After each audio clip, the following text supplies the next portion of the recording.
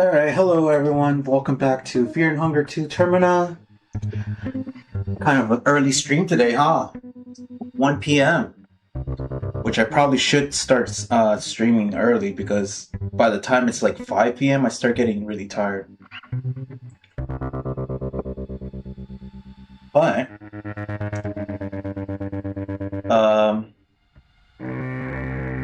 we're almost done with Karin's Maso mode run. We just stopped before we started going to the end. We still need like a couple of little more things to truly finish, like activating the bunkers. But we are this close to greatness.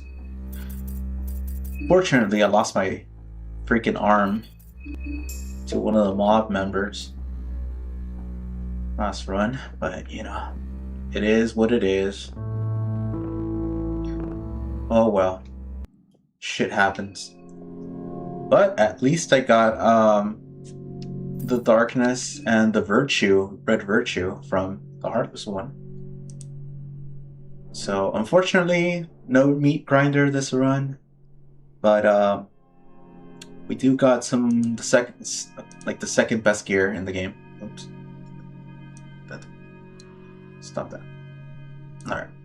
So, what we're gonna do now is we're going to start activating. Let's see if I.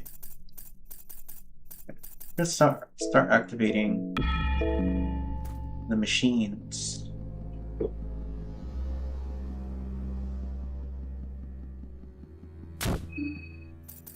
Yeah, I wonder if I can like one-shot these guys if I just rot them from the start. Wait, where is it?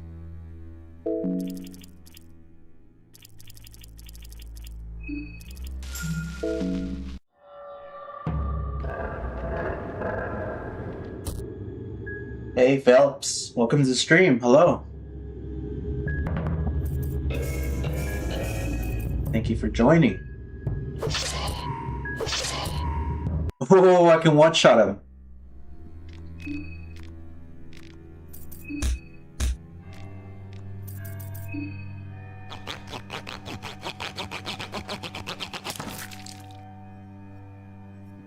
Nice. Those guys always give me trouble. Now I can just rot them right away and be done with it. Alright, so we can we have to activate the machines. Luckily we dropped the ladder next to the starting area. This asshole's coming out.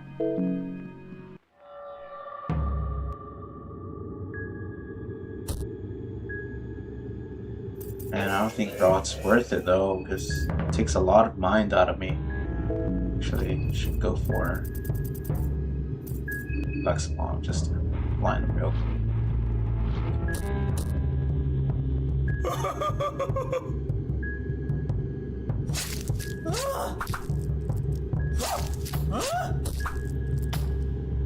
Oh man, I already lost my other arm. Oh shit. Alright.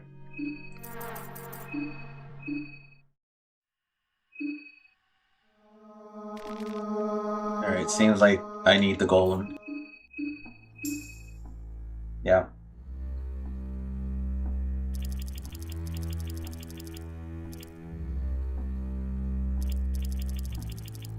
Yeah, I need the golem. Great. First step of the stream. Fuck it.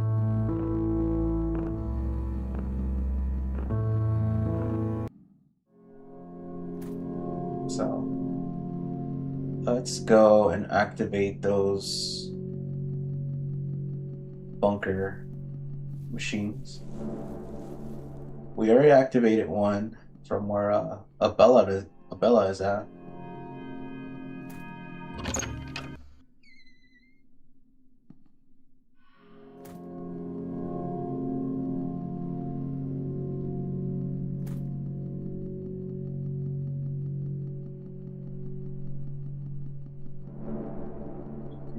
go somewhere for me?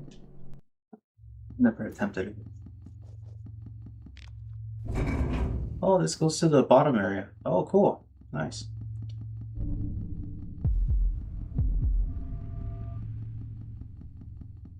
My body is bursting at the seams.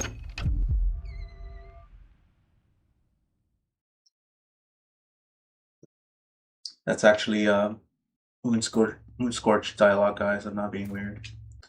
Okay. You're close to the forest. Well, as close as you can call it from this side.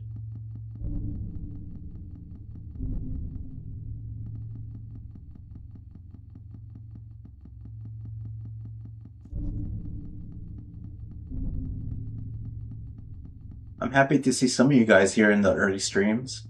I know I tend to stream pretty late at night, but I kind of don't want to do that if I can help it. Because I get really tired. So I'll try to start streams like at 1 p.m. PST.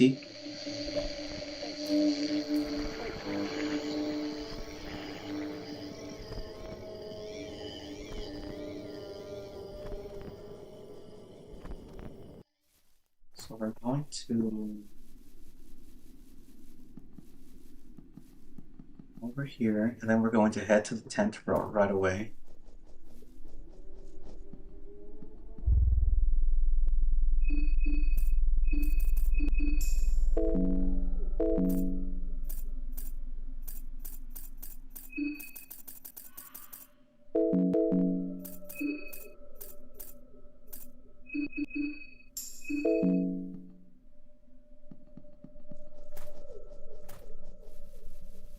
Unfortunately, we exhausted all the circles to on Grogroth and 1 on Sylvian. So unfortunately, we cannot heal back our arm, but it's okay. We'll be fine.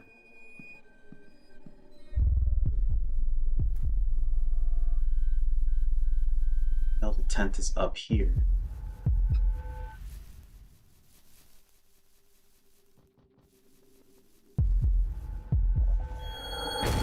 Are you serious?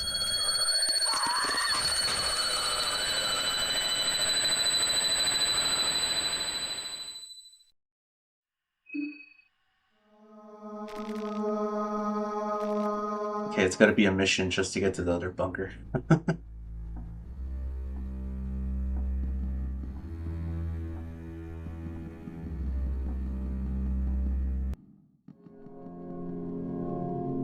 Damn, yeah.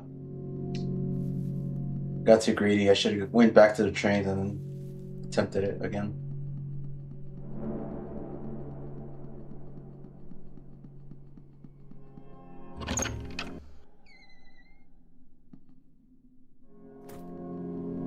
Can you believe that there's a mod that someone made a mod that increases the time that rare takes to kill you in the overworld? And when I saw that mod, I kind of think like, what's the point of doing master mode then if it's not going to be hard or harder? Like you're just diminishing the experience.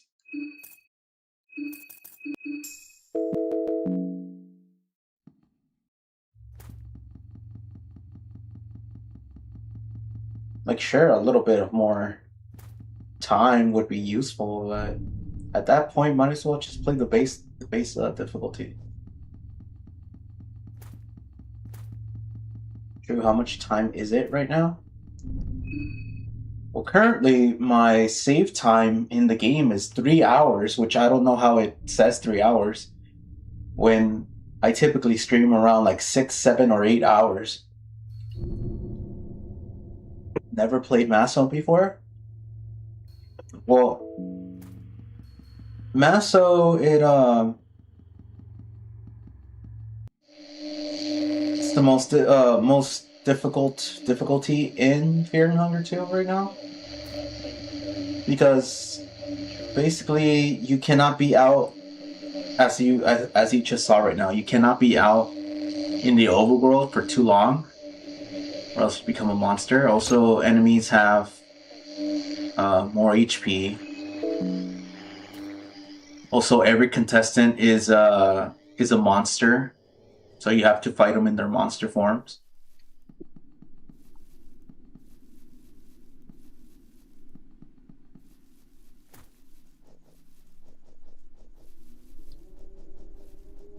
I believe every enemy has more HP.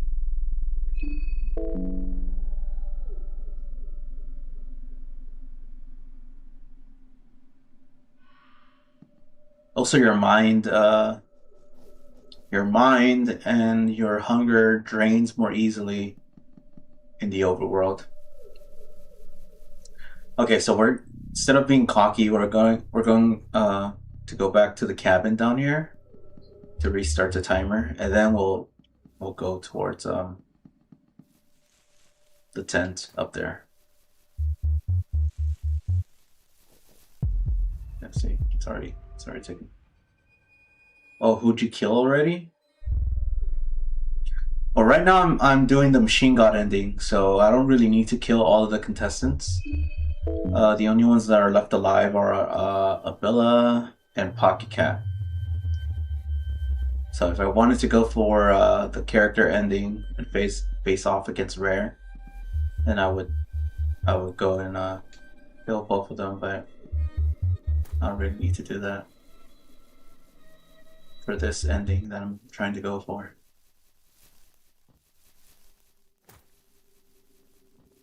Alright, you stupid tent. Also, I gotta be careful not to step on the traps here.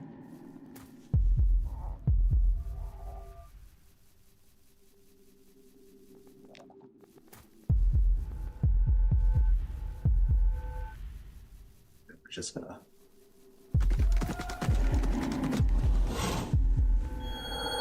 Damn it, we're so close. We needed to find the tent. We need to go to the tent.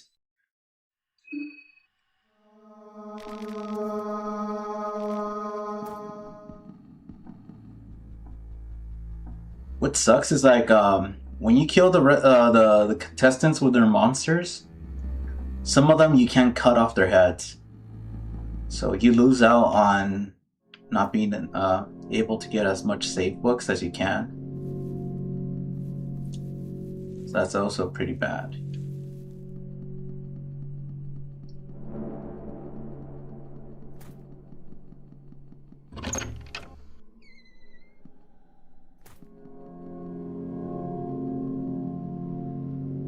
So everyone that I just said that's still alive, the rest of them I've killed.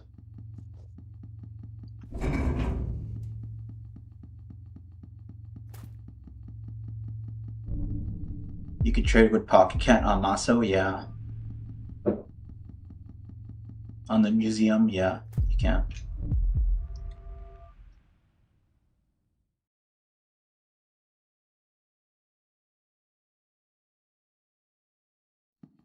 And then after you're done getting all the books you need from him, you just kill him.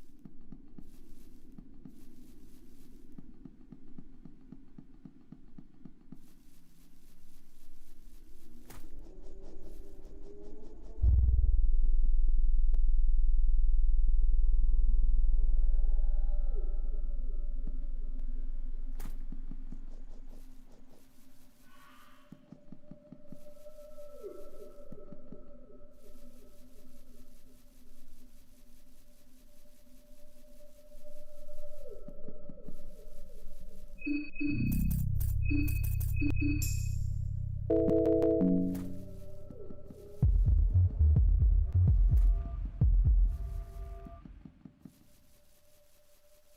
I'm not sure, but I think your heartbeat starts doubling up when you cross into another area.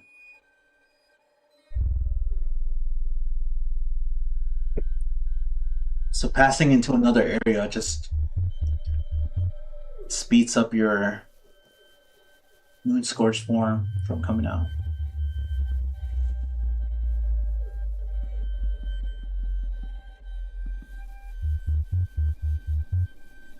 We need to find the tent this time, not just like rush in. Find it again.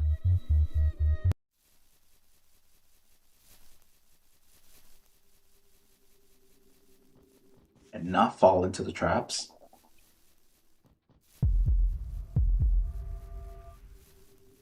I think it's here. There we go. Cool.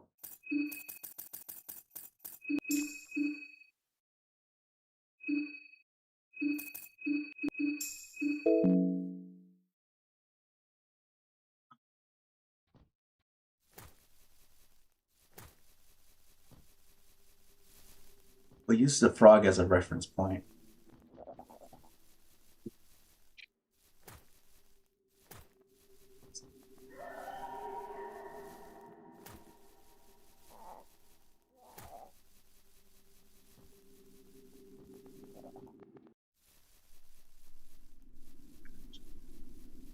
I passed where I need to go. Get back to the tent. I think it's this way.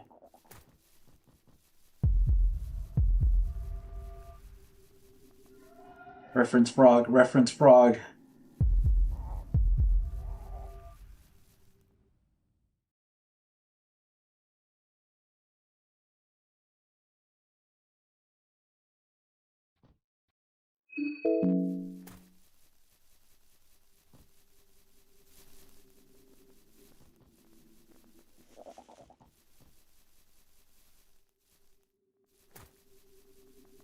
Oh, is that other place?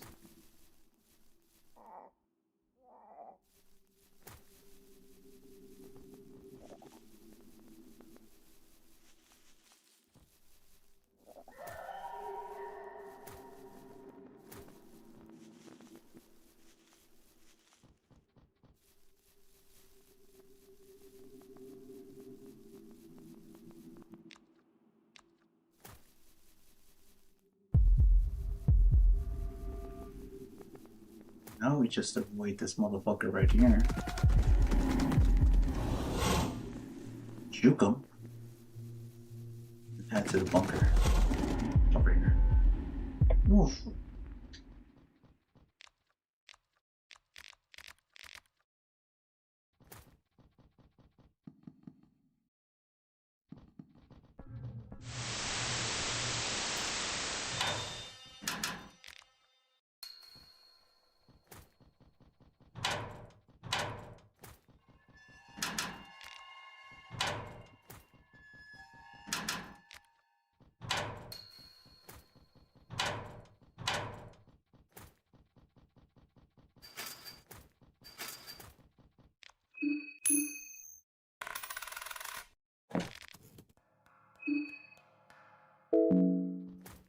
That axe is my butt teeth.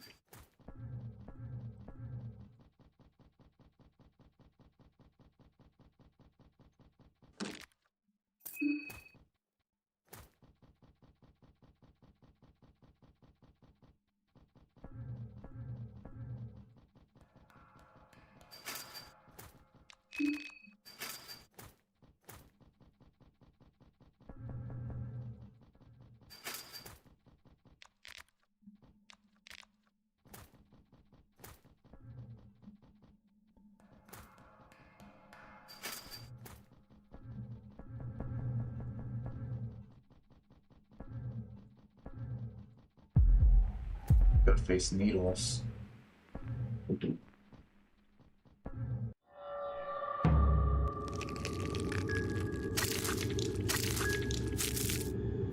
not needles.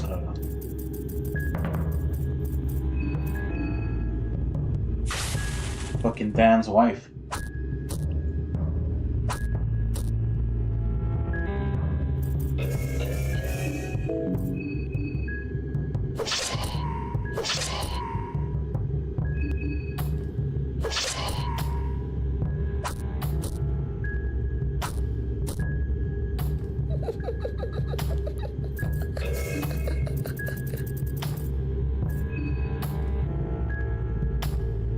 The hell, I didn't want to do that.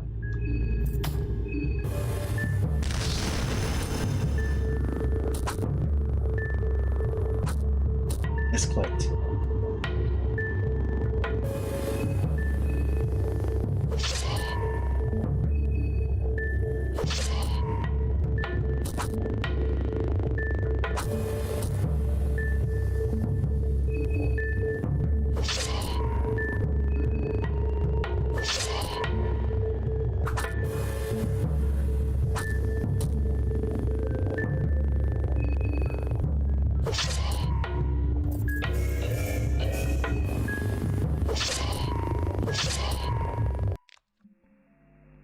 God.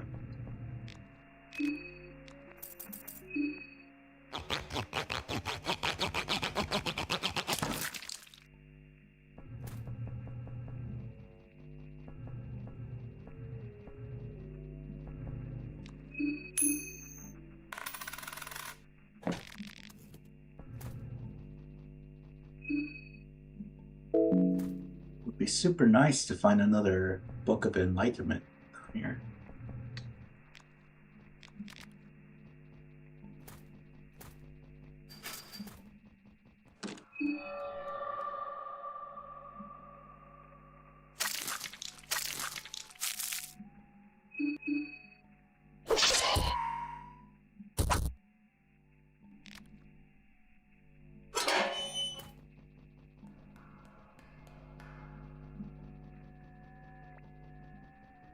Need to activate the generator, which is down here, if I remember correctly. It's over here.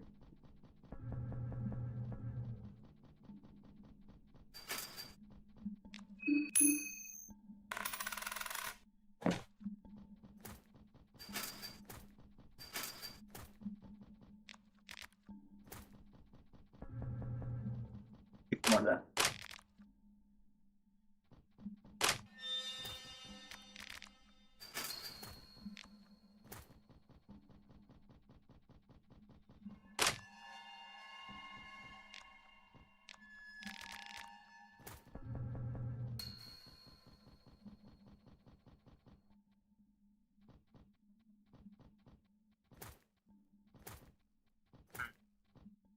Can't go that way.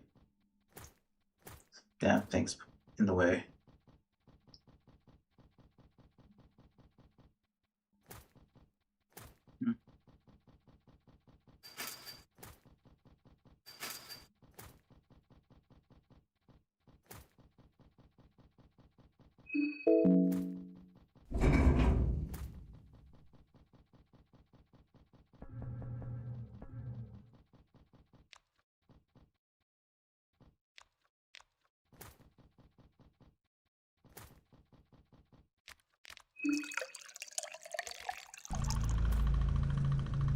Go.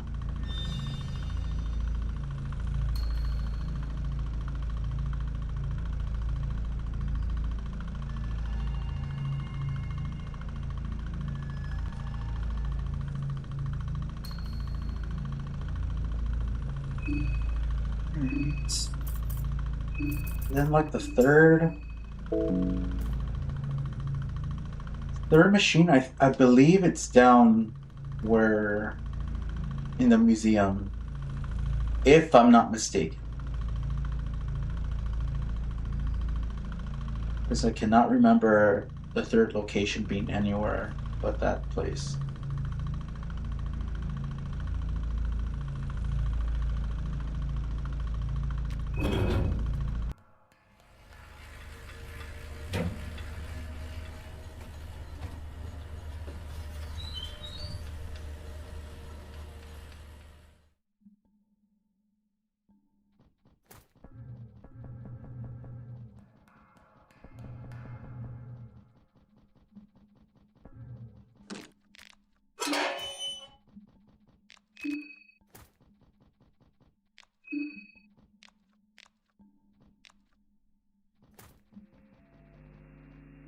Euro could have put in like a guaranteed book of enlightenment down here at least.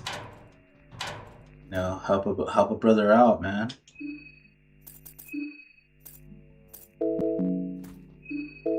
He's like, nah.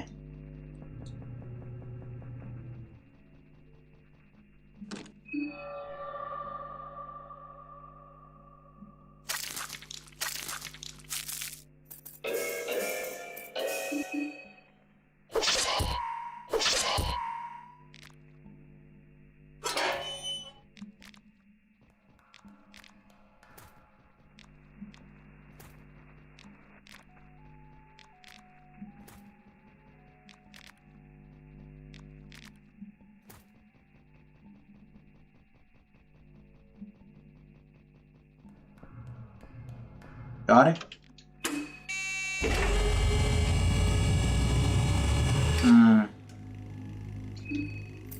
Now my question is, where's the third one?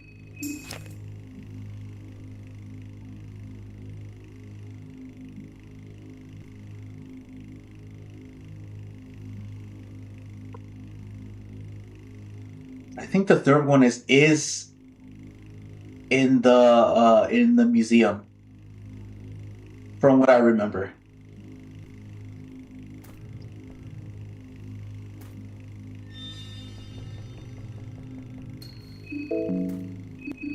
My mind is bonkers. It's in the bunker where you recruited Osa. Well, this is the bunker.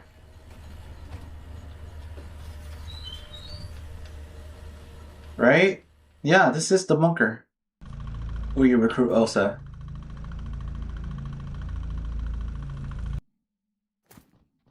And the one where Abella is at, I already activated it, so the third one must be in the museum. Whoa, dude. Fuck off. Fuck off, dude.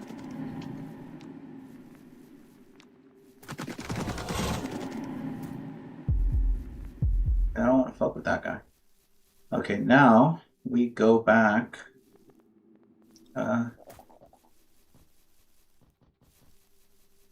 Reference frog. We go back over here.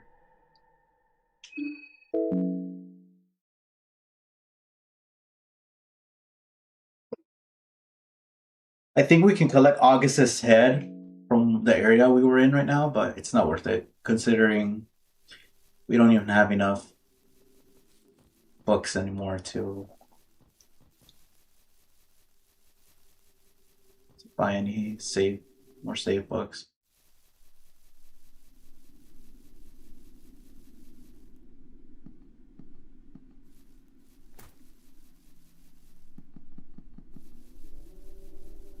Good thing is we could just go back to where we were pretty easily.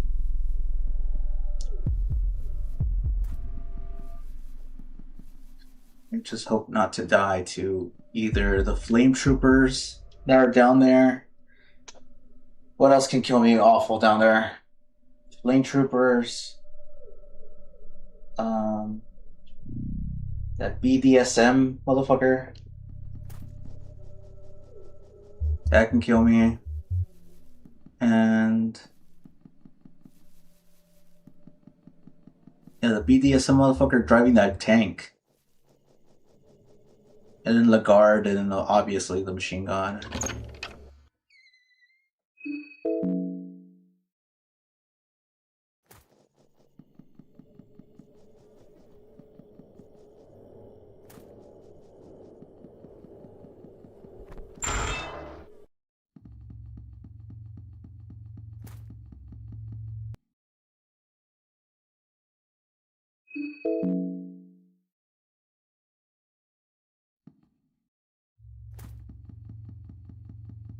Back to the museum.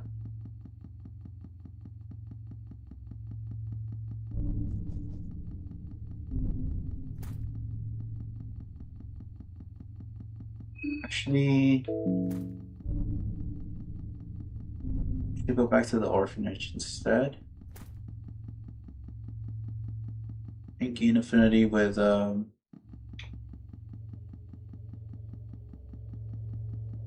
with Sylvian and one more with Greg Rose.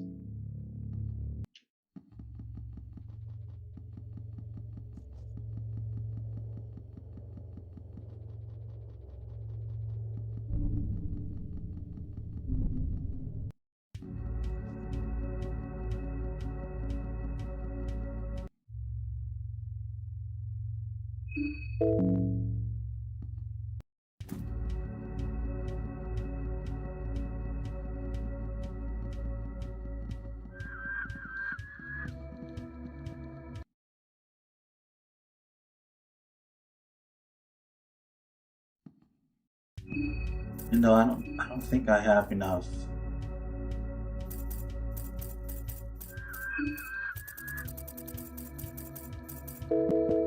Cell stones left. I think I didn't waste them on stupid shit.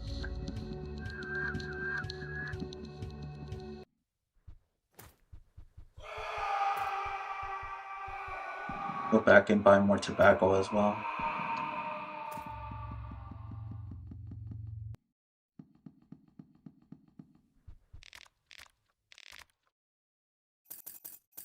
Oh, one tobacco. Or two. Imagine you can sell stuff. Not me.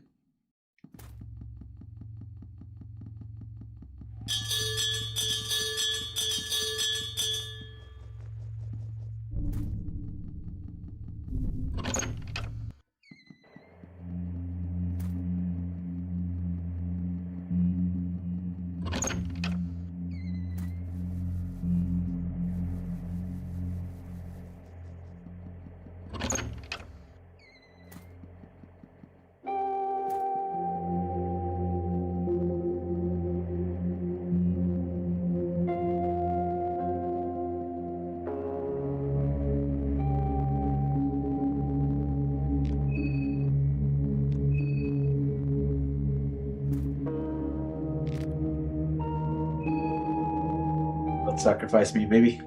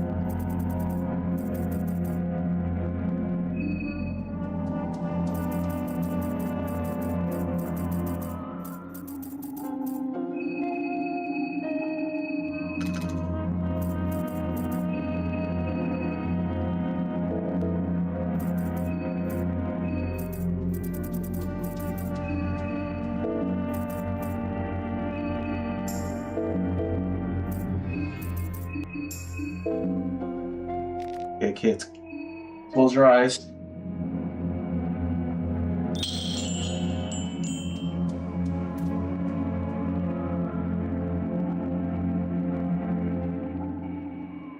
Now we get the rest of Sylvian's skills so I can heal myself up, because my healing items are quite low. And might as well get Black Orb to go get the armor.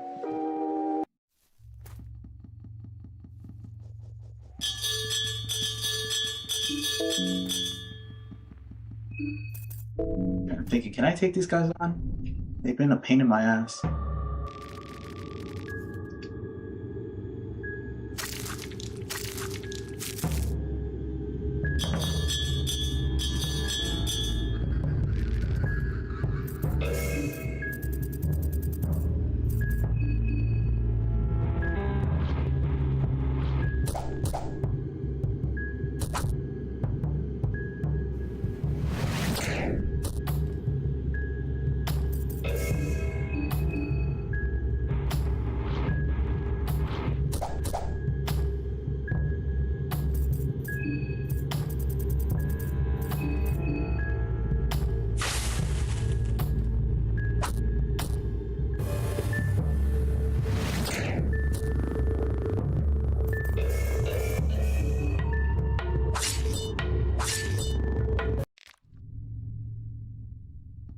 Wait,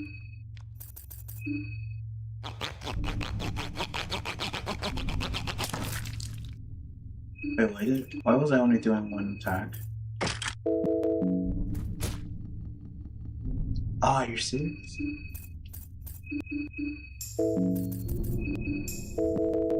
Did not see that rusty nail.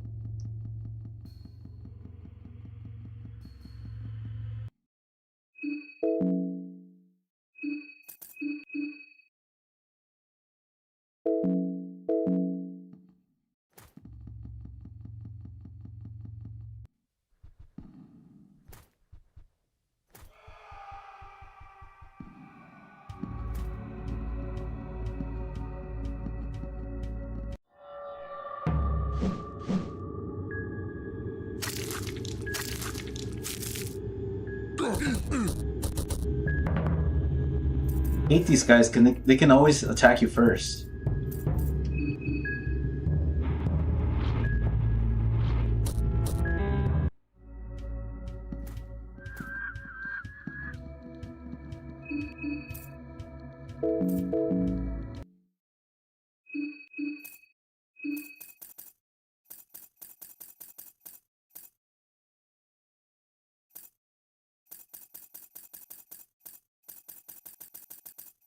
It's always one.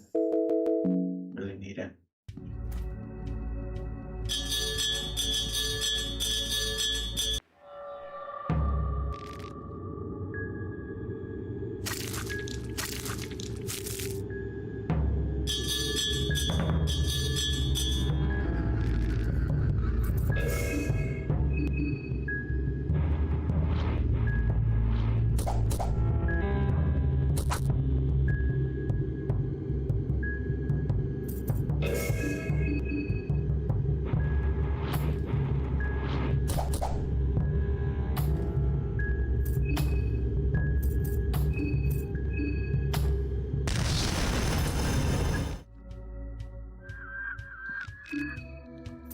At least it gives you tobacco.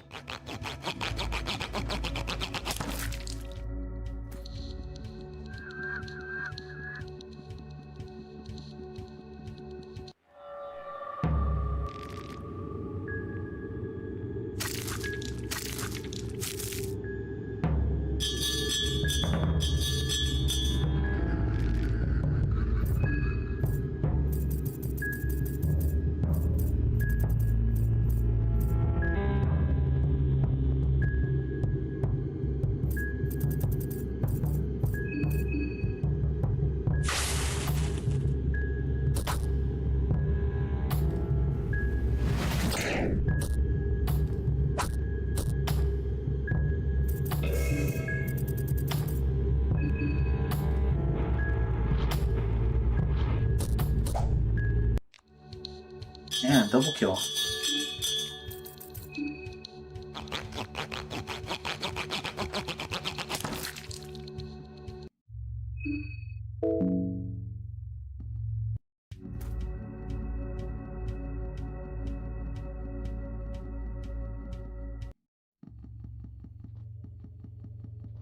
It's funny because I could have just opened the gate from the other side to not come all this way down. But fuck it. It is what it is.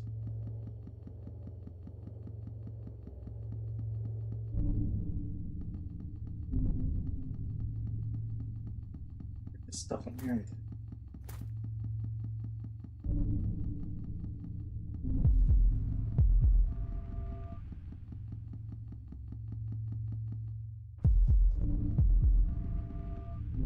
No, I'm crashing out. I'm crashing out.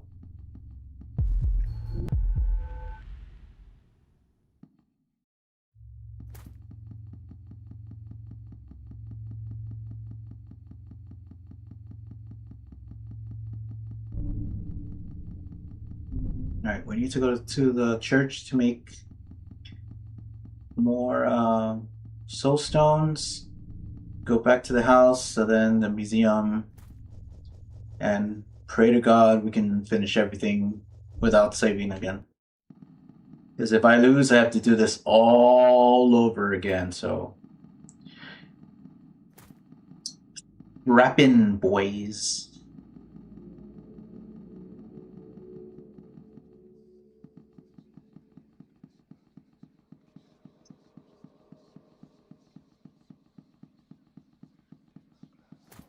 They were gonna turn all members into Xehanort.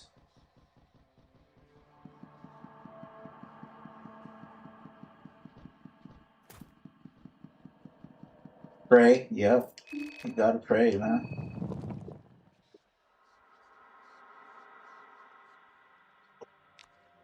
Gotta pray, because I would like to start going on to the next character, because I think I still, even though I got this far, I still feel like I could have done things better, you know?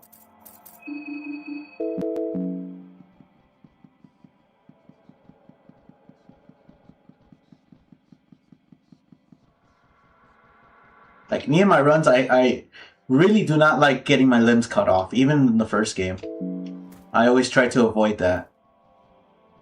Even, yes, I could continue the game without the limb, but it just kind of looks ugly on my character, and I don't like that. But at that time, it was either reload the save and then do a shit ton of backtracking all over again, or just accept it.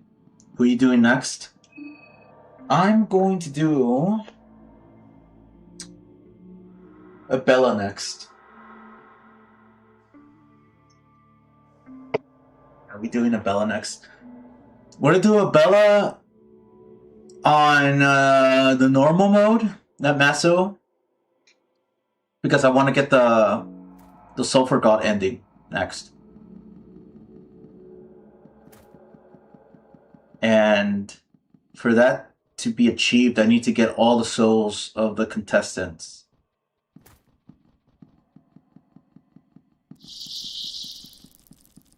Which, I looked it up on Google. I don't remember if I could get the Sulfur God ending on Massa mode. Google tells me yes, but I think it's kind of confused because did I make the work now? Yeah, I made it. Because it says to get their souls, to get their soul tree, right? So that means I have to kill them personally. But right here, they're already all dead, so I can't really get their souls. Unless I'm wrong, please correct me if you know better than me. But yeah, so I can't achieve the Sulfur God ending on Massa mode because everyone's already dead or moon scorched. And the moon scorching ain't a problem. It's just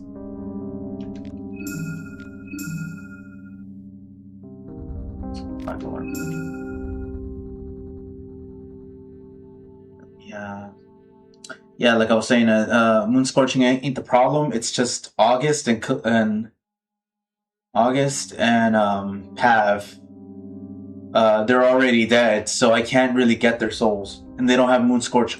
Yeah, I don't think you can. Yeah, they don't have no moon scorch form, so you get jack shit.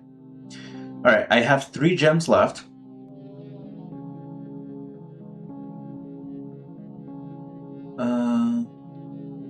I hate how they really fucked up Almer's skill tree in this game. It really sucks. You would think the blood sword would be so fucking powerful, it ain't.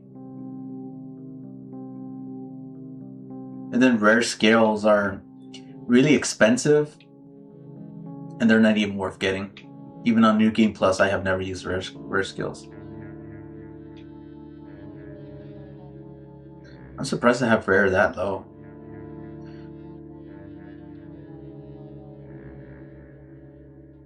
So, French toss, weapon,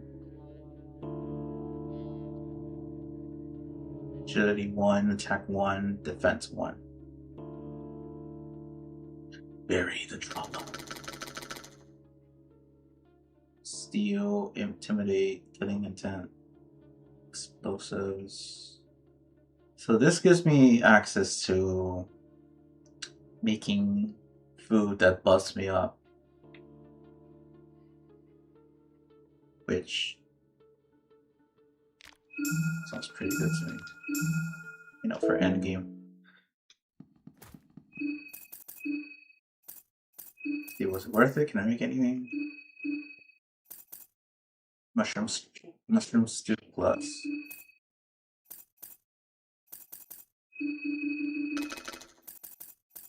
What's that do again? Oh, it gives me evade up. I'm okay with that. Okay, and then we got three of them as well.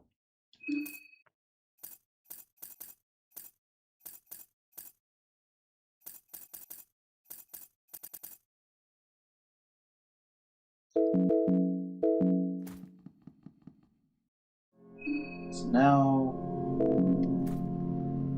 we should go.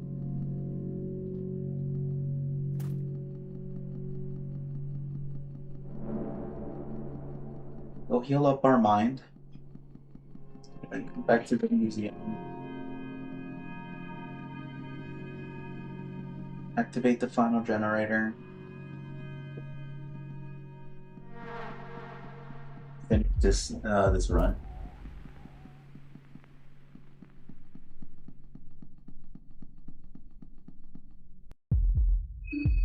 Especially since there isn't a new game skill for that. I'm sorry, new game skill for what? I'm sorry, I kind of lost track of what I was saying. Or what you were responding to during that time. Are you talking about like rare or Almir skills? Because I think the new game plus skill for Almir is the Thorns Crown skill, which is really fucking useful. It's just a fancier suicide skill. Oh, I'm sorry, YouTube. Can I even say the word suicide or whatever? Yeah, it's just a fancier word for that. Well, fancier skill for that. For doing sulfur ending on Maso.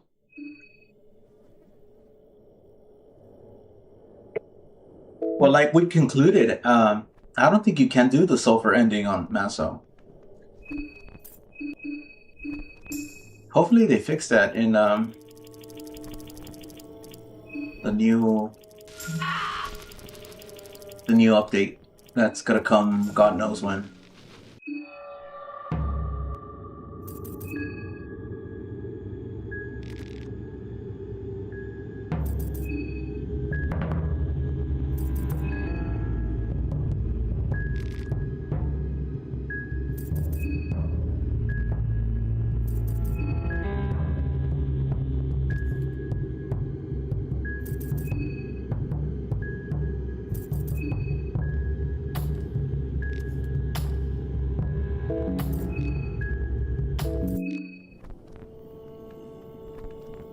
Also, I hope the ending adds more. I mean, the update adds more more ritual circles that you can pray to.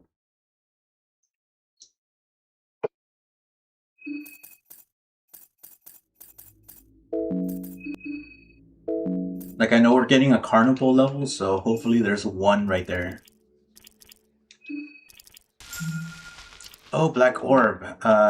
Get that armor from the Mayor's Manor. Almost forgot to go back there.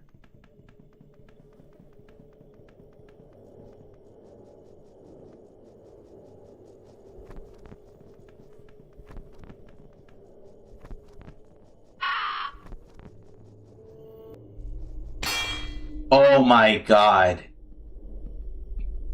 Oh my god. That really just happened. I really just ran into that.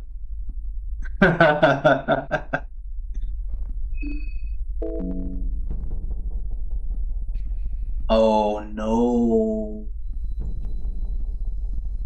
Oh no, boys. Oh no. got too cocky. I got too cocky. Okay. Next character run. Absolutely save a circle for Sylvian, just in case shit goes wrong. Okay, guys, we had to go back and do it all over again.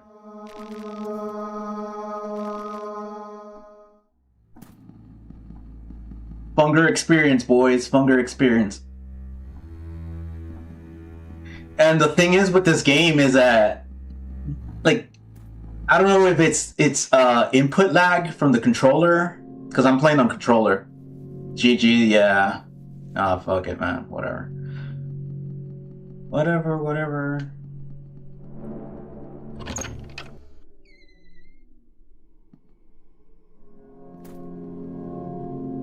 We should unlock the gate over here, actually. Well, that asshole's gonna come out. We should unlock the gate over here. That way we could just come back. Right? Oh, that's, yeah. The IRS has tacked my legs.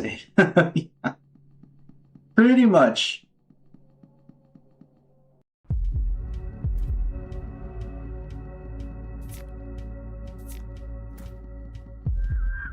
Hurry the fuck up.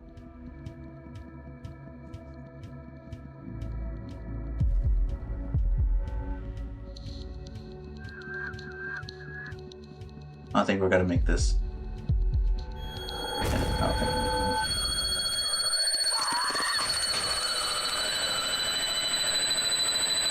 Valkyrie is born.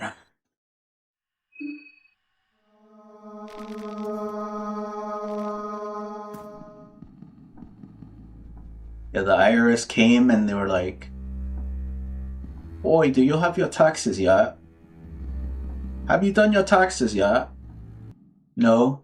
I'm sorry, mate, we have to tax your legs. There's no way about it.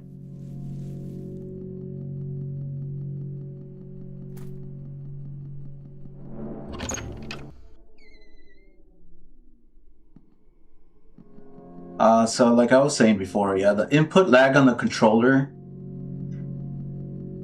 like slings my character forward.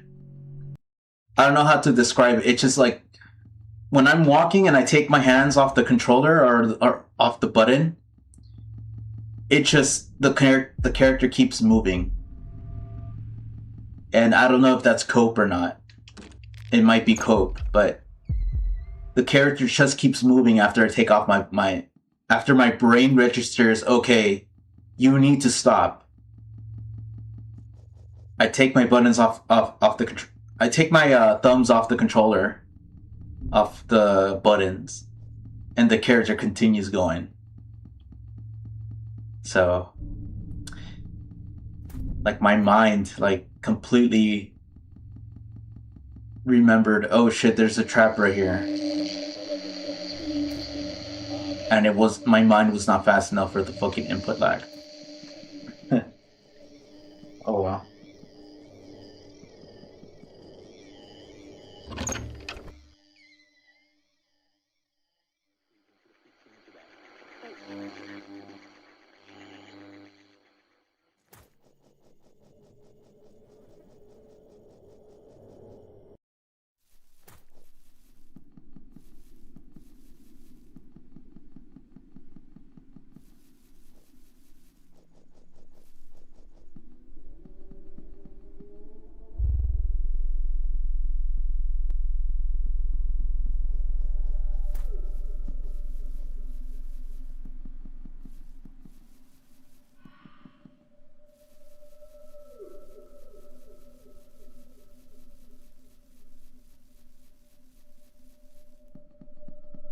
We're going to go to this cabin down here, yeah.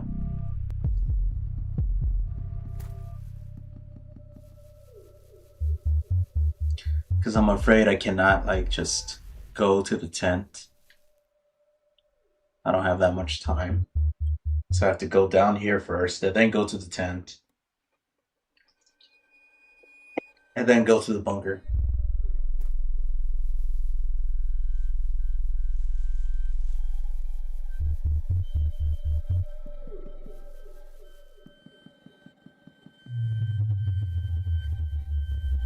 You know, now that I think about it, I remembered some cheeky Funger YouTuber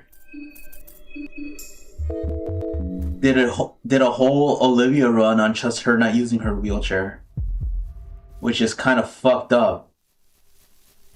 It's fucked up a lot. Oh, what the hell? What the hell? What the fuck? But yeah, it's kind of fucked up, but you know, it's also kind of funny.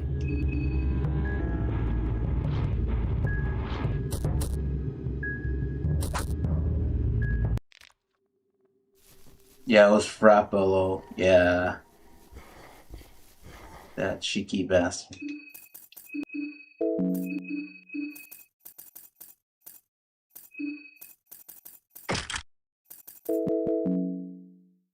It was also his first time playing Maso. Yeah.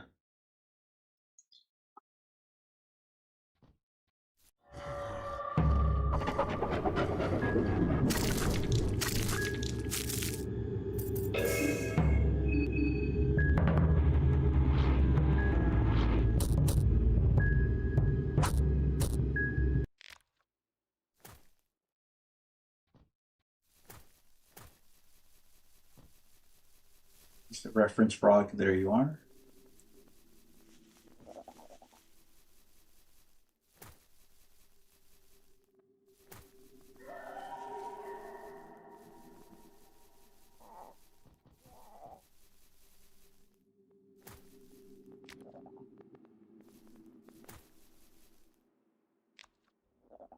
I get confused where the entrance is.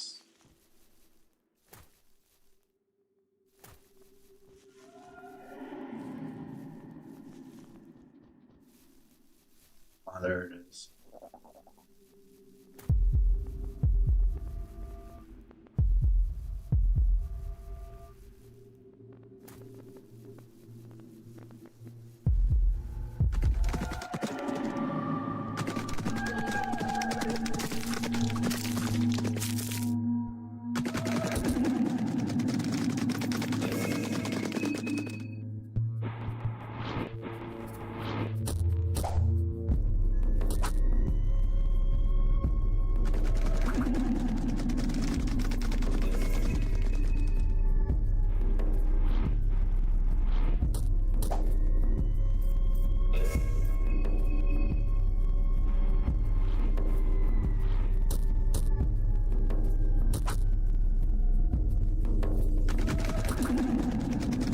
Oh my god.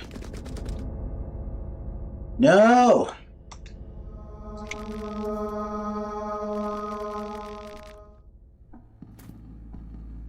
Here's a Fear and Hunger idea. Take a shot every time you die on Maso mode.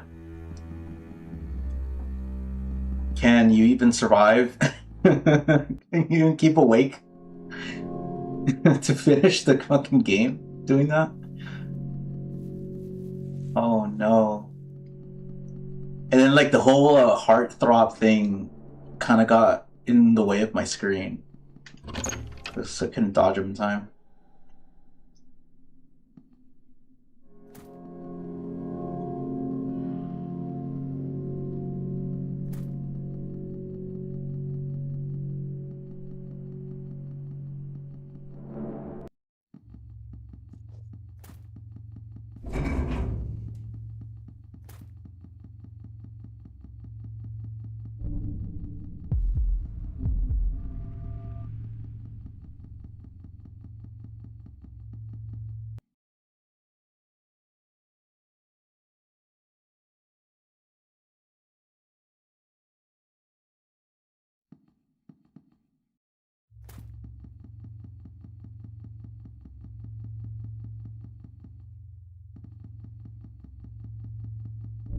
Alright, we just go back here again.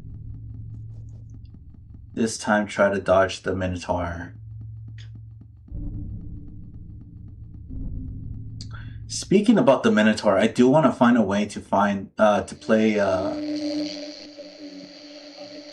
eventually once I'm done playing Fear and Hunger, like everything it has to offer. I do want to play Shin Megami Tensei 4 on stream.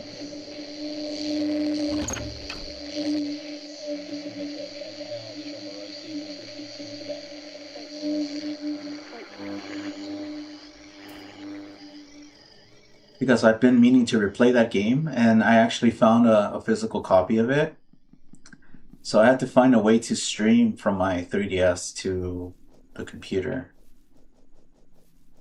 I think I have to buy like some capture software or something.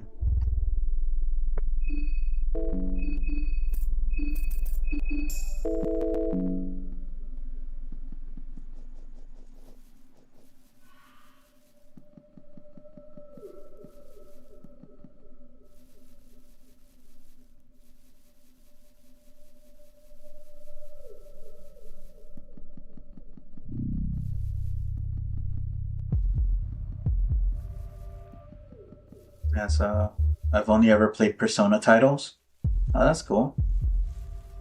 Actually, my first experience with Shin Megami Tensei or any Atlas, or any Atlas titles was Persona 3 Portable.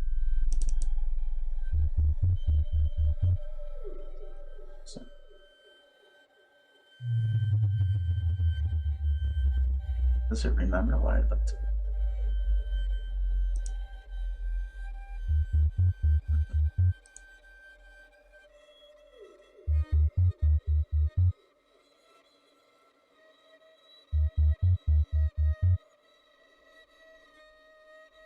Sorry guys, I was looking at something. Yeah, my first experience was playing Persona 3 Portable. Shin Megami Tensei good? Yeah. Well, Shin Megami Tensei is just like I'm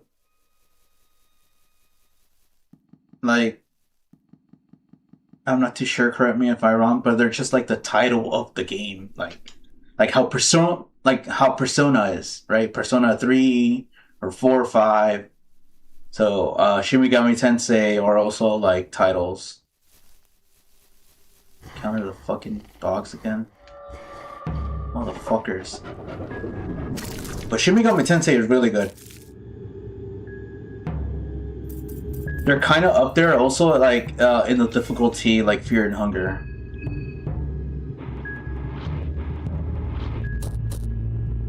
Where any enemy can kill you.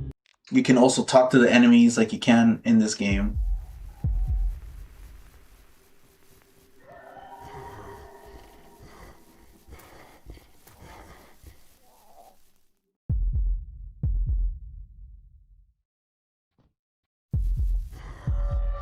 You can recruit enemies to your side except bosses.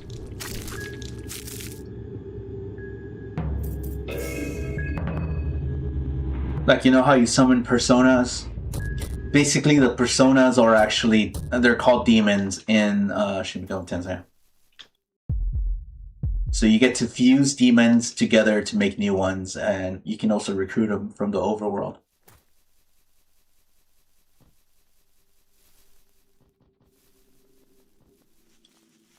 Gotta memorize where the fuck this place is at before I start unscorching.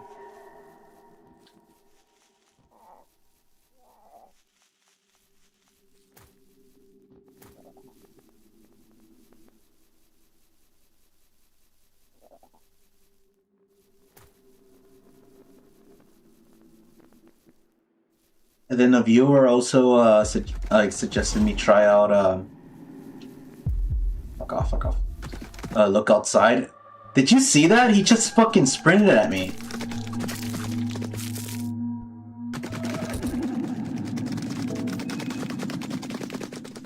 Fucking asshole. Oh, look at, there he goes again. Yeah, they suggested me try out Look Outside, so I do want to stream that game later down the road.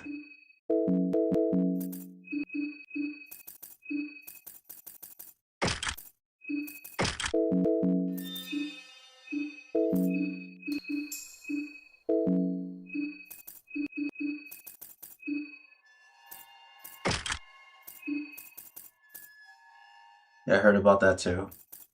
Yeah, I've seen gameplay of it. I'm gonna be honest, I'm not too keen on the art style. Like, the characters look too purposely ugly, but I'll still try out the game.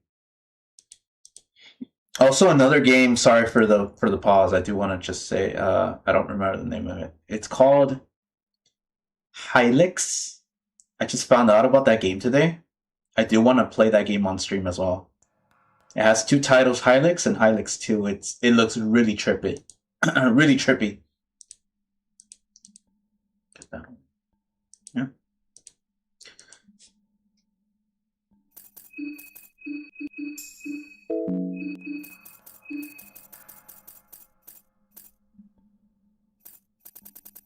Did I waste my wine? No, I should waste tobacco first.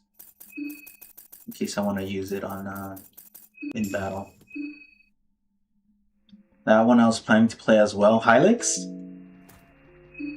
If you do play it before I do, tell me how it is.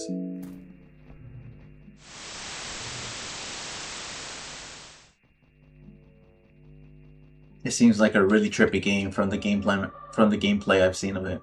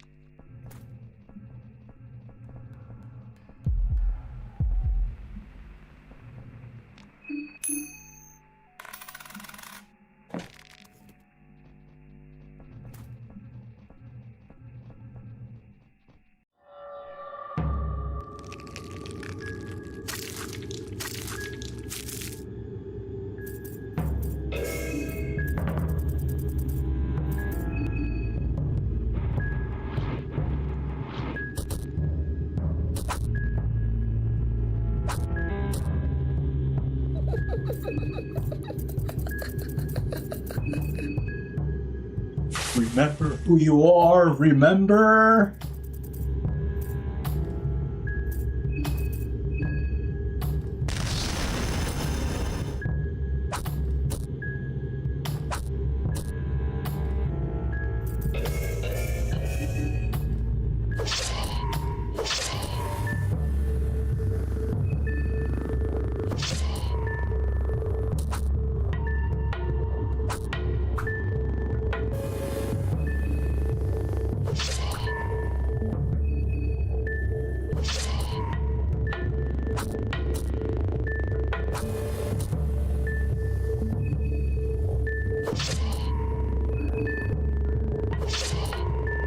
Come on, die, you big blob.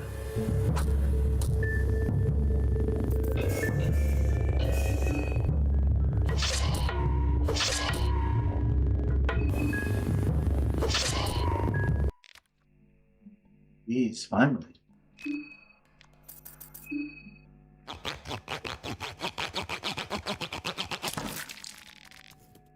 Oh, Stitches is her name, I forgot. Where's the generator?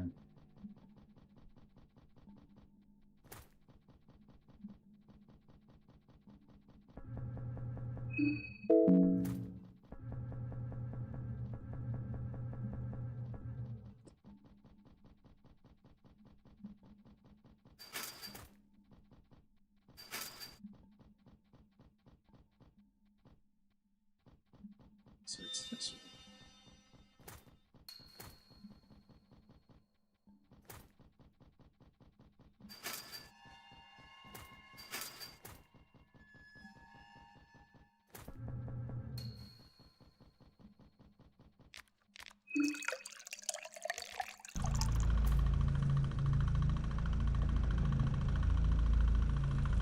Then I also have like Silent Hill F in my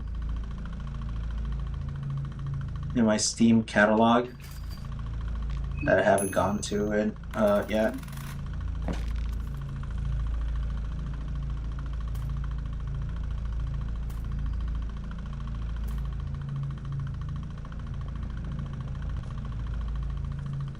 I don't know about that game. It's kind of iffy for me.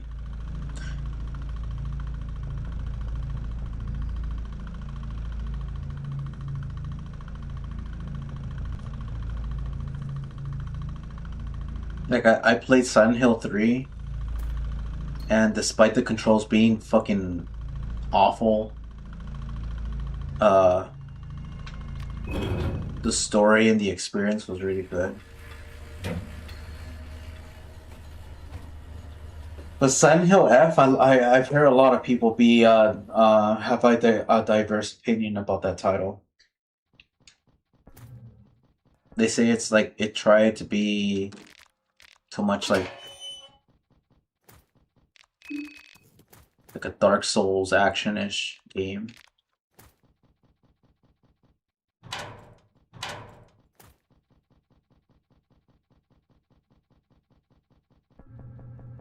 And I played it. I played it a little bit,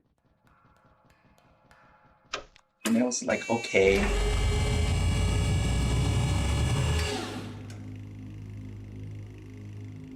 Should I even bother going here? Can't even make the meat grinder.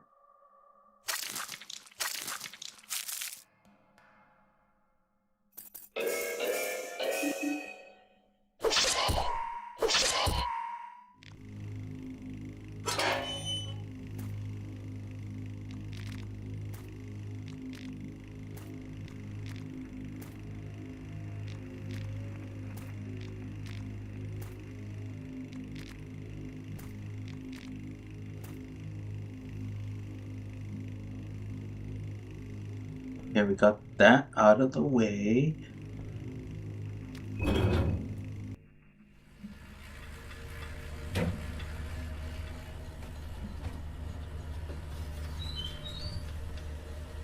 Now we go back to the school. To the whole thing all over again. And try not to...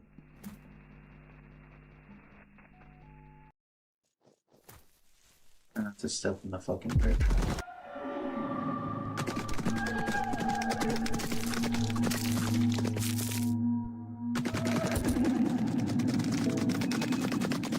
That motherfucker came from nowhere. He was hiding in the trees. Oh! Oh, are you fucking serious? Oh my god, he got me. He's too fast. He's too fast. He acts on the first turn.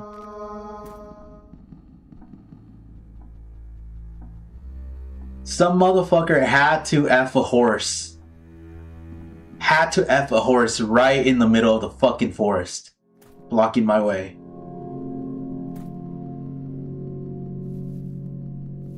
They couldn't do it in their, in a secluded area where people might not have like traversed into. They're like, nah, let's make a Sylvian marriage with a horse right here in front of the bunker and lose my freaking mind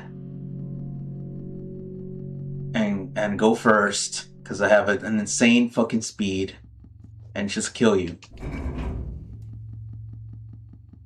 The Hunger experience, exactly. These guys just become monsters in the most inconvenient of ways. Instead of becoming monsters in the privacy of their own home, or like, they're just in there, trapped.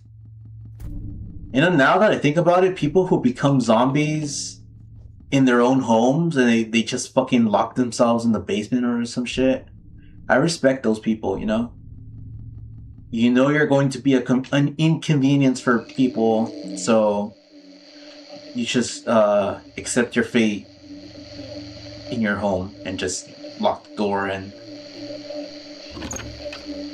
if you're extra nice, just put dead inside or some shit like that. But these people right here, they're like, oh well, let's become monsters right in the open so we can bother other people and form a Sylvian marriage with a fucking horse.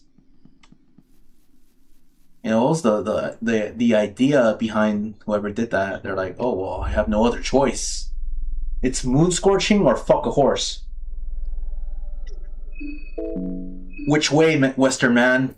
Moon scorch or fuck a horse?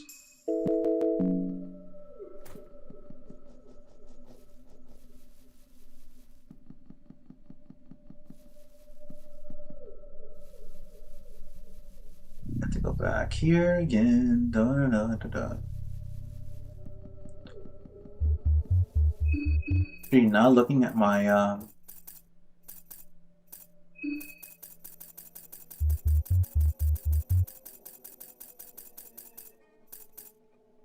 think I have enough for what I need without killing extra hits.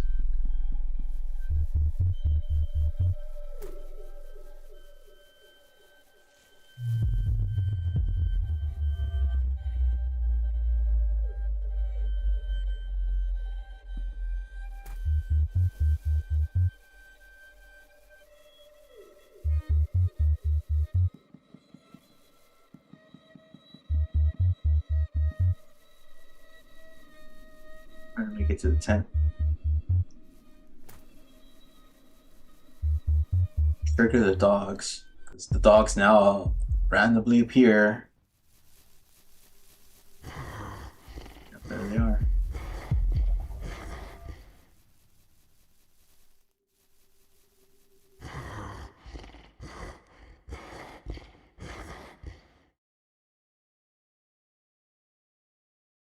You know, if I weren't so tired in my previous stream, I would have saved right at that tent right there. But I was so tired, guys. I just wanted to go to sleep. And I was like, damn. After getting the save book, I was like, I gotta save like right away.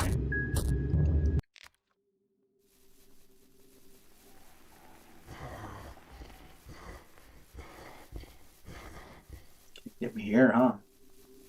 Bastard. Oh, you can.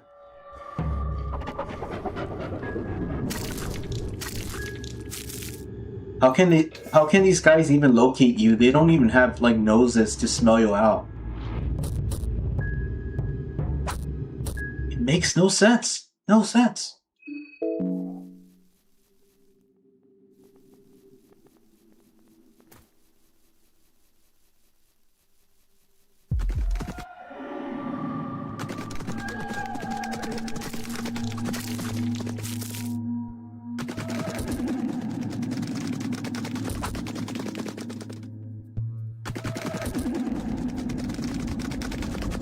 What?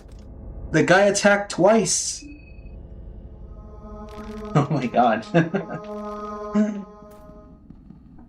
Okay. I don't even know how I dodged them the first time.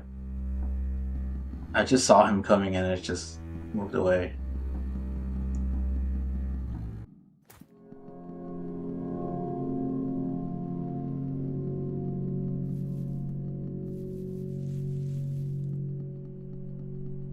I think he's extremely hard to kill too.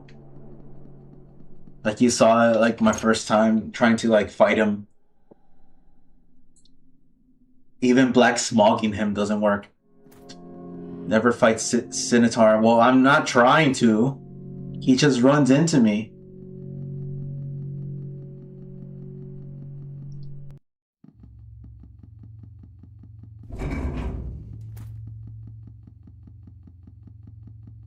The guy's like, oh, well, I gotta run into you.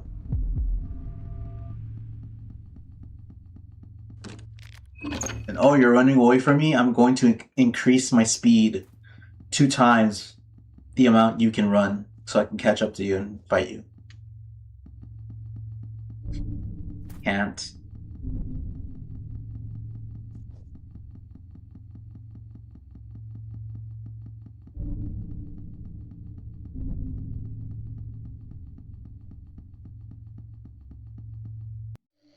And you know, I managed to dodge him and do everything like the first time, and I died to a bear trap.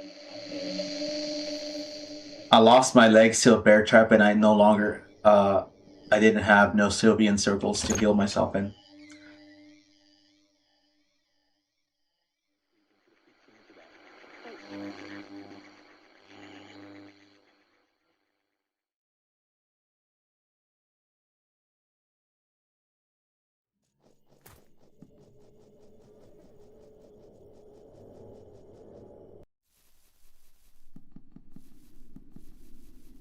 Though to be honest, like I'm pretty sure I'm going to fuck up and run into the flame troopers, and they're gonna burn me to death. Having me to do this all over again.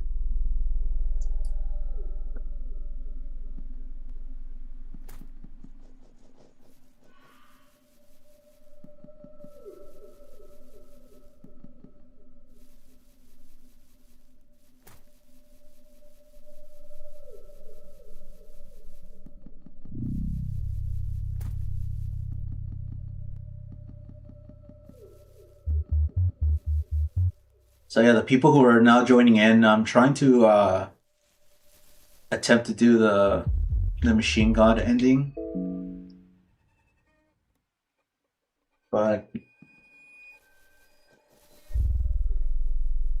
having to do that, I have to activate all of these bunker things.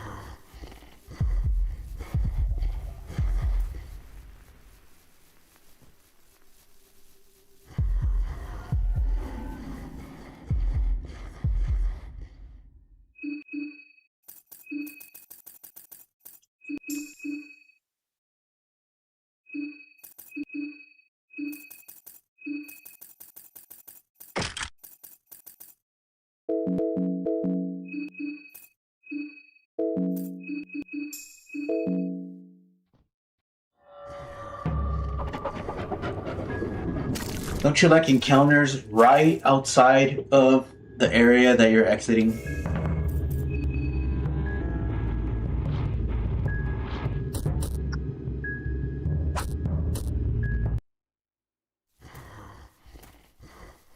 Like these guys who will literally spawn camp you if you give them the chance.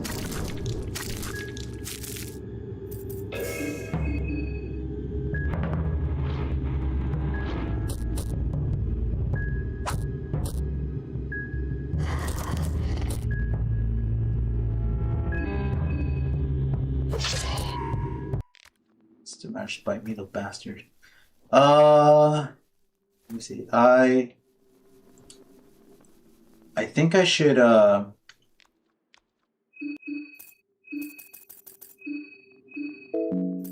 still, I should, since like the blood golem is kind of useless right here. I should first black smog. That way, I at least have a chance of blinding him, and he doesn't fucking fuck me up. Oh my god.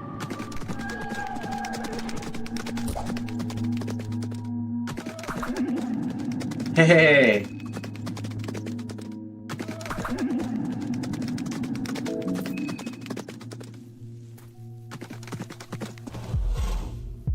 10,000 IQ, guys. 10,000 IQ.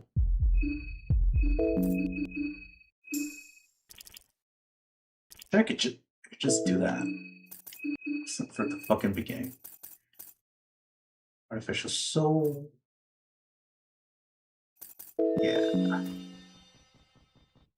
Let's do that.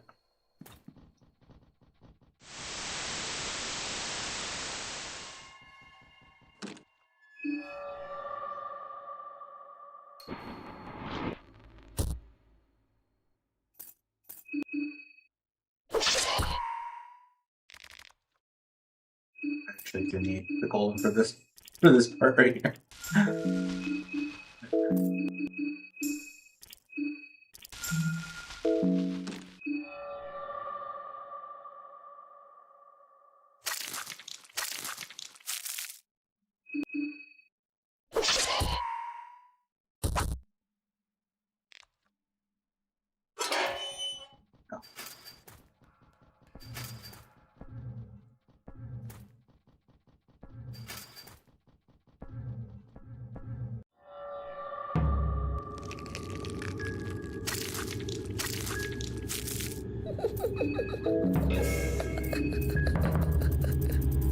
So funny, so funny.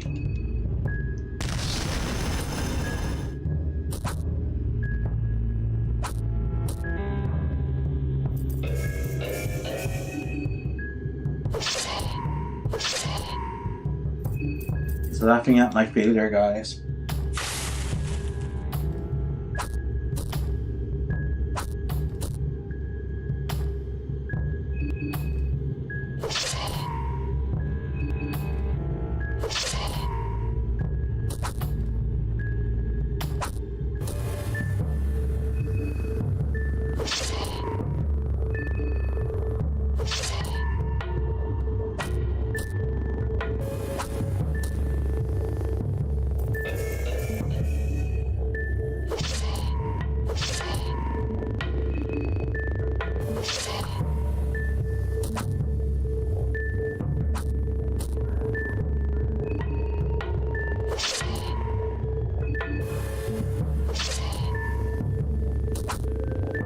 This guy is so beefy.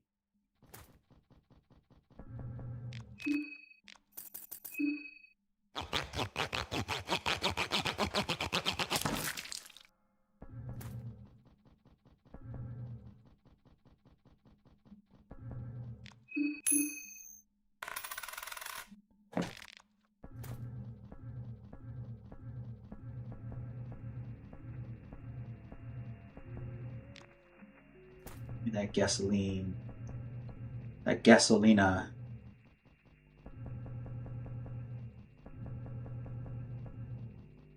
Alright, then it should be down here somewhere.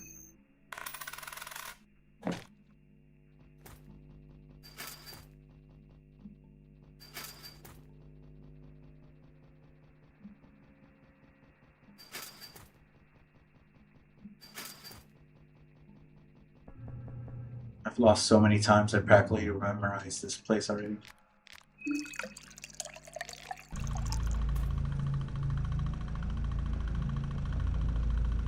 Now, we go back to the school, get the stuff that we need for the final fight. Final skills.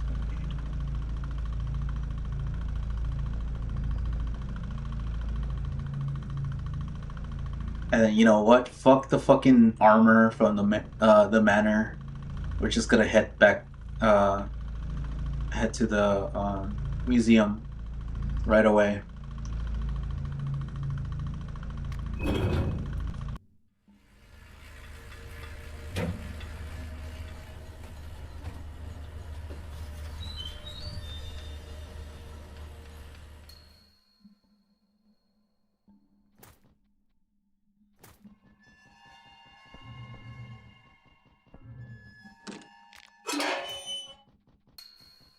Yeah, let me get an item that I cannot use.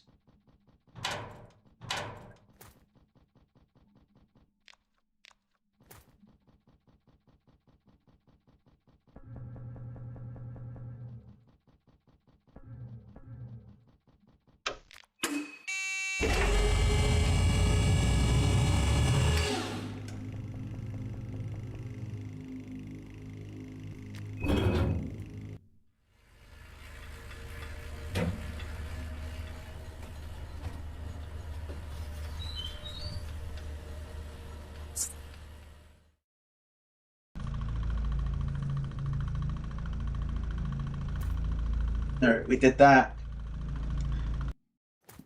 And now to re-put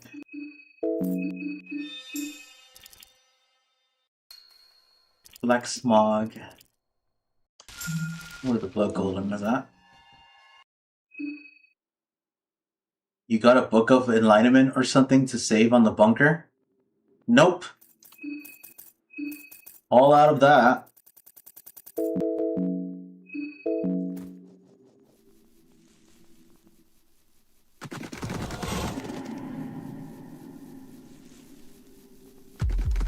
Ah, bitch. I juked his ass. No, unfortunately, I no longer have the means to save. Because Miro, in all his wisdom, thought it was appropriate to make some of the contestants that are Moose Scorch, you can't take their heads off. For example, Monster, you can't take his head off. The Giant, you can't take his head off. Shornir, or what the fuck his name is, from Abella's Moonscorch, you can't take his head off. So that's already 3 heads that could have been a potential safe book for me. I can't get them. Hero's like, oh well, their neck is too strong for you. You can't do it. Or use tobacco. Or they have no neck. You can't take off their heads.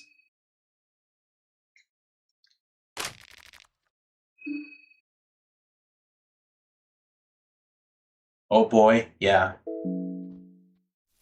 Yeah, we are in a predicament where if we lose right here, we have to do it all over again. So, like I said before, just strap in for a long stream.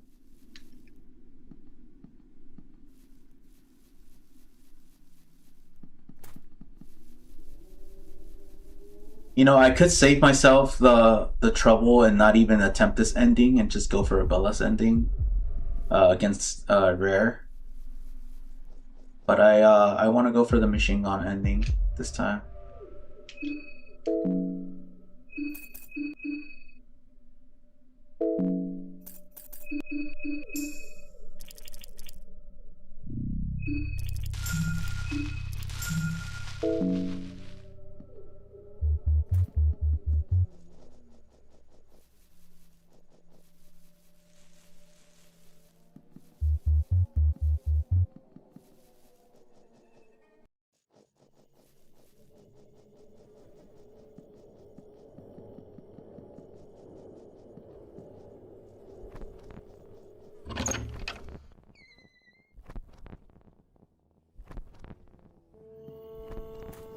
Alright, so we're going to go back to the orphanage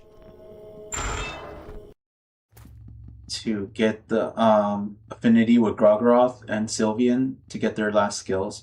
Actually, I don't even need to do Grogroth since I'm not going to get that stupid armor from the Mayor Manor anymore.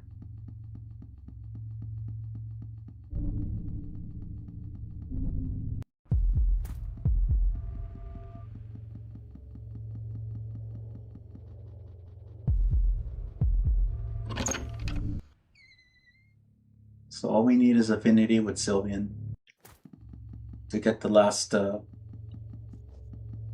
circle for her skills, and that's it. We book it.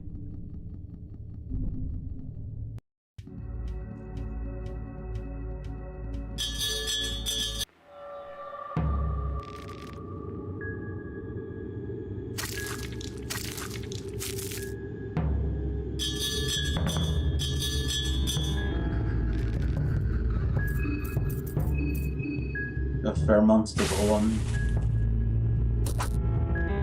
Just in case, because hurting, I know it's gonna take off one of my legs and shit. Gonna ruin my run again.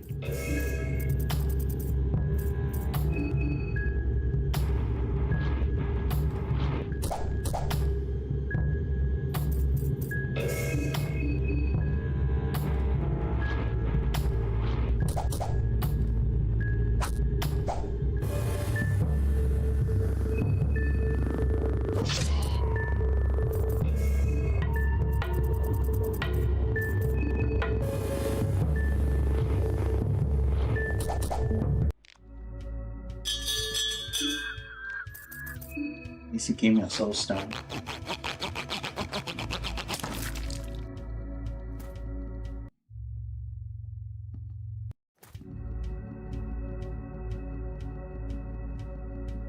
Oh, so I think I have a little bit of shillings to buy some more tobacco from the Mr. Karin.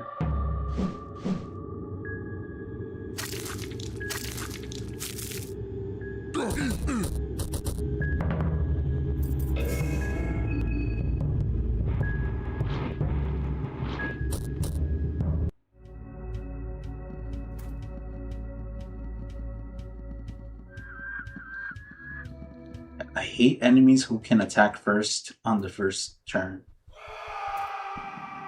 It's those guys and then the Minotaur. Centaur guy.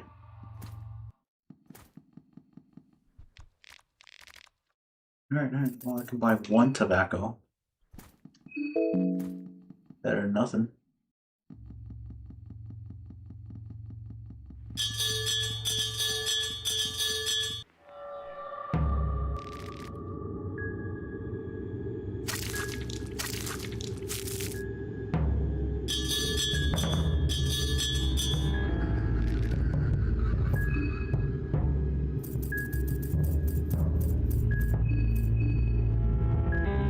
Don't miss. Because in case you guys didn't know, pheromones can actually miss. Which has ruined a couple runs for me.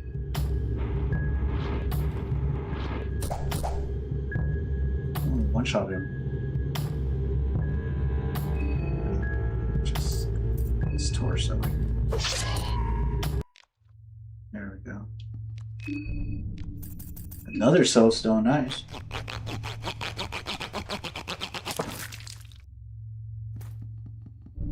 I don't know if it's the same thing in the first game. Whether it's like a 100% chance you'll pheromone the enemy or not. We should go down here first. Not the enemy, your ally. It's like a 100% thing that happens.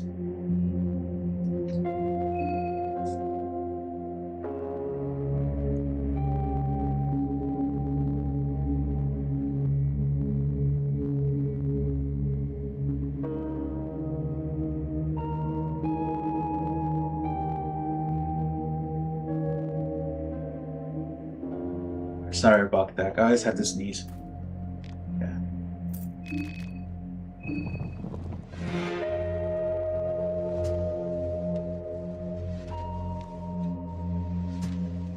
Just 4.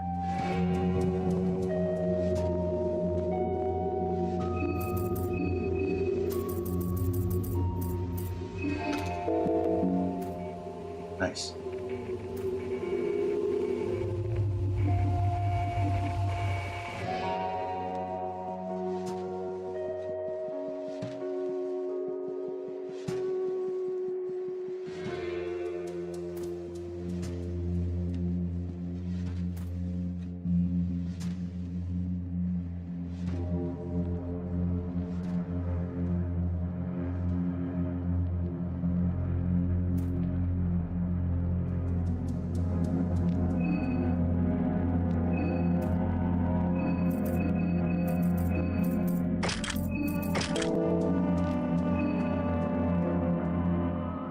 Let's sacrifice me, Captain.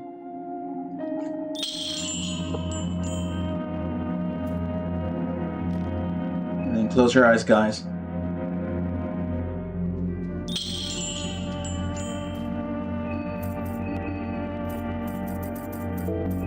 And myself.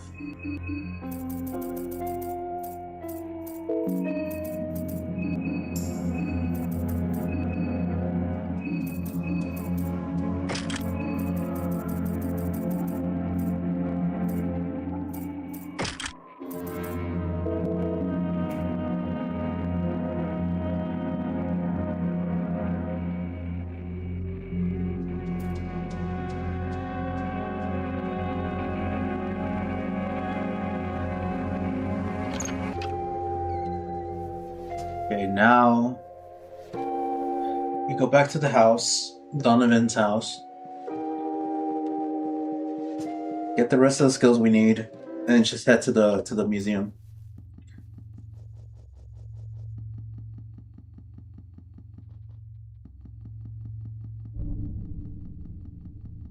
hope to God not to get one-shotted by a flame trooper. Watch it happen though, because it does happen if you like you don't see them and you just walk into them and they just char you to death. Oh no.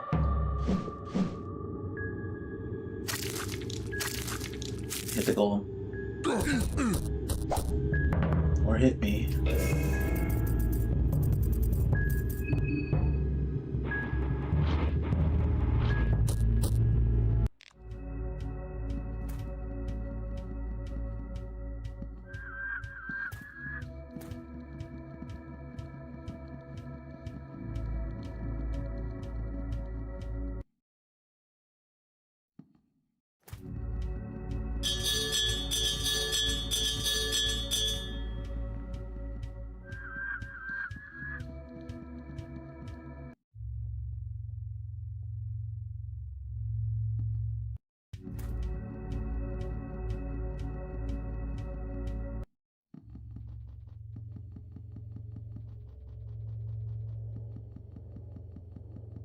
That mob took my arm right here in this area.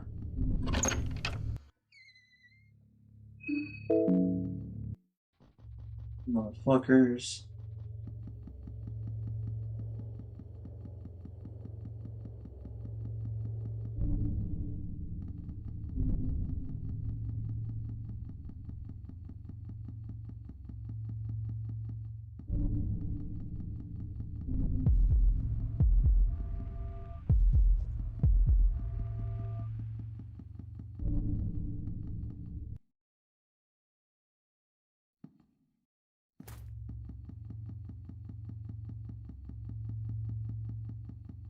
I think we unlocked the shortcut over here. So we don't have to go all the way in the bottom of the church.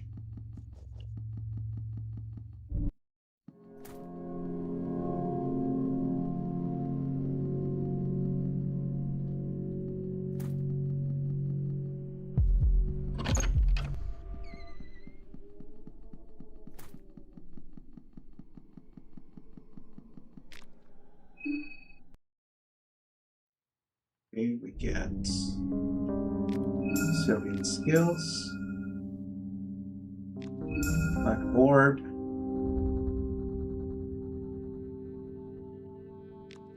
then this guy is a chef skills.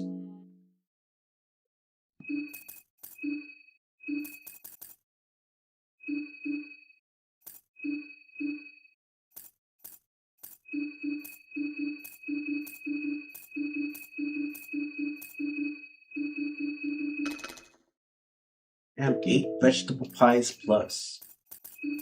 What does the vegetable pie give? Oh, they're both evade. Nice. Okay.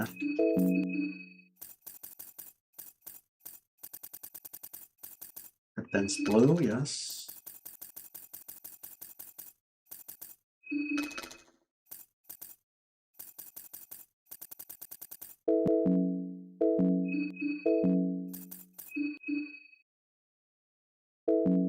But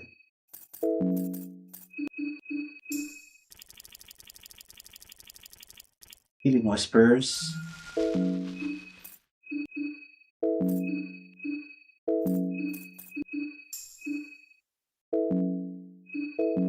Yeah, I think we're good, guys.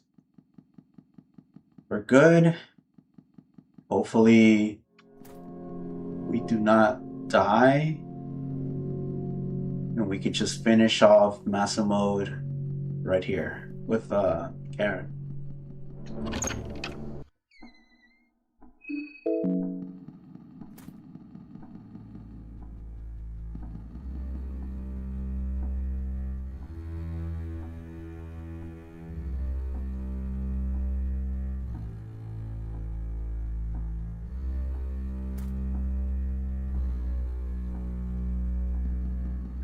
Right in the beginning. We got to go down this way.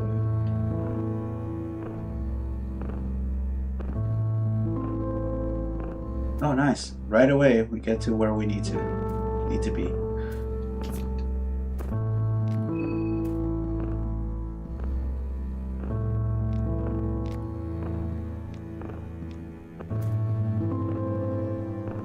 Okay, we have to solve the puzzle right here. Uh,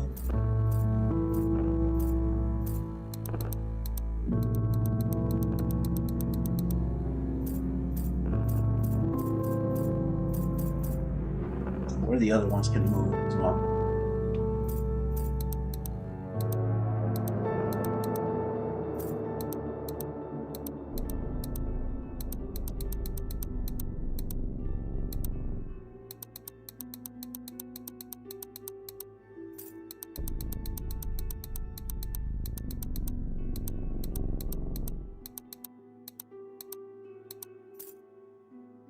See, I kind of forgot how to do this puzzle here.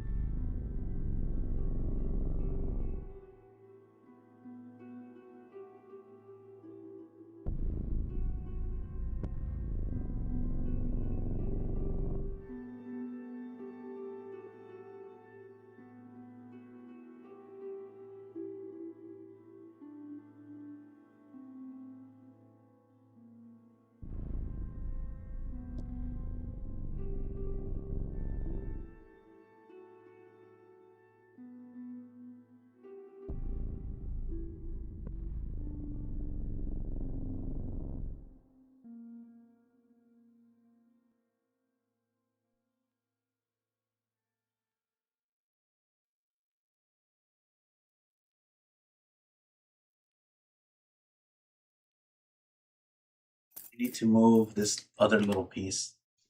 Yeah, that's between. Yeah, that's already good. Now we'll move that big piece here. And this little piece, we move it over here where the snake is at. There we go.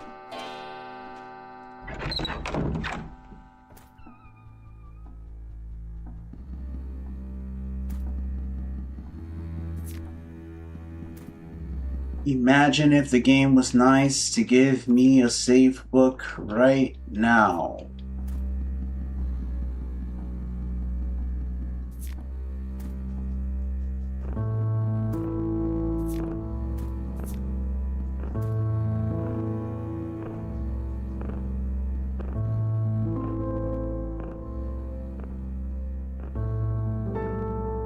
Nothing but darkness engulfs awaits you below.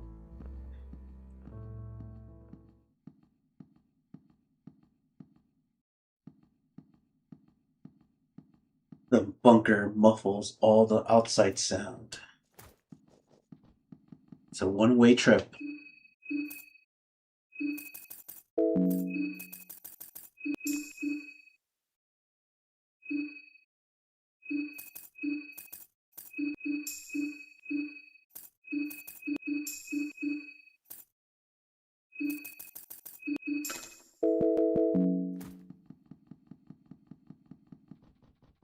There, it's the last one, right?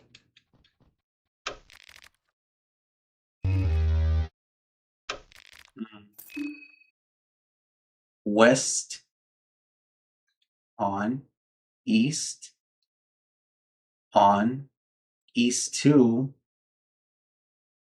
off.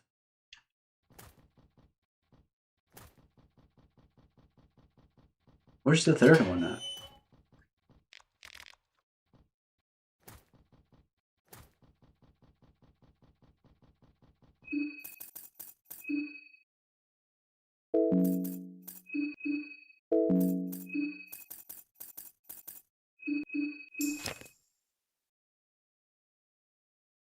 Where's the third one at again? I completely forgot where it is.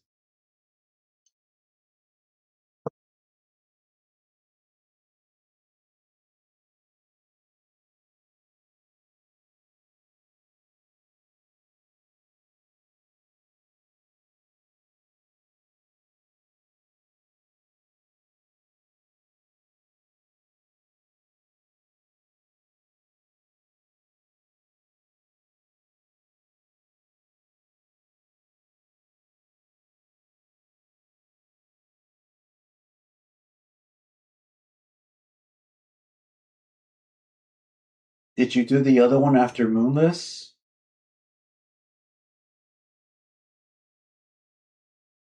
It's down there where Moonless is at?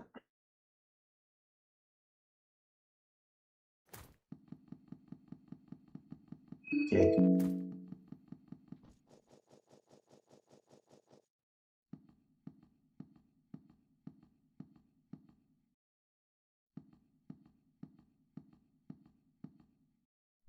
Seems like our journey is not over. Yeah? Huh, okay. Alright, we need to go back to where Moonless was at then. You have to take the elevator down after the fight. Oh, you mean, since there's two elevators, I have to take the left one, right? I never take the, I forgot you could take the left one. The left one leads you to the third one, right? Okay, we'll do that right now.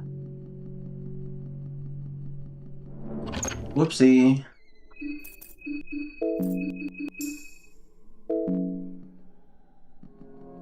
Oh, okay, thank you.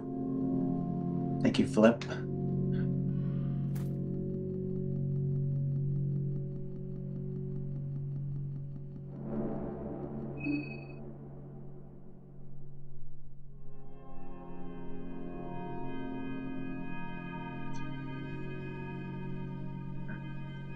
Sorry about that.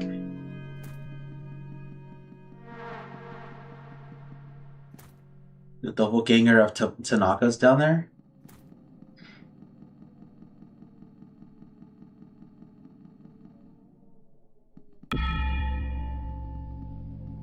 Would be cool if somehow I can get 2 more heads after that to get a save book.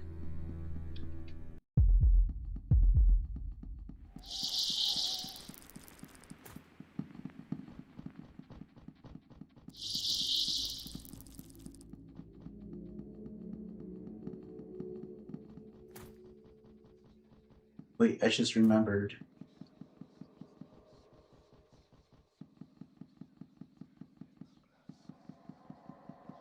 You can kill the doppelgangers for heads. Yeah, I already did Olivia, Levy. I never found Tanaka's head, so yeah, no, I already. The only one I haven't killed yet is Tanaka.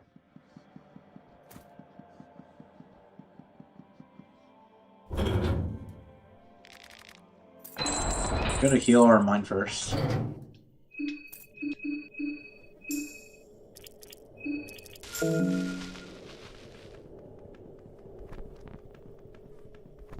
There's also Marina. Where can you find the Marina doppelganger? In the bookstore?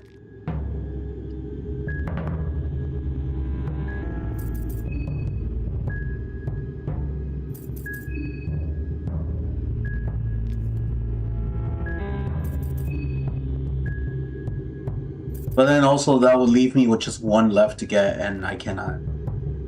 In the bookshop, yeah.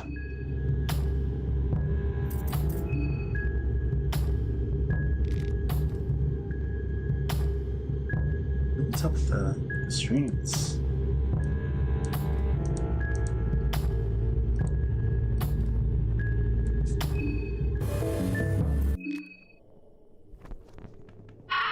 Yeah, even if I did all that, I don't have the third head to save.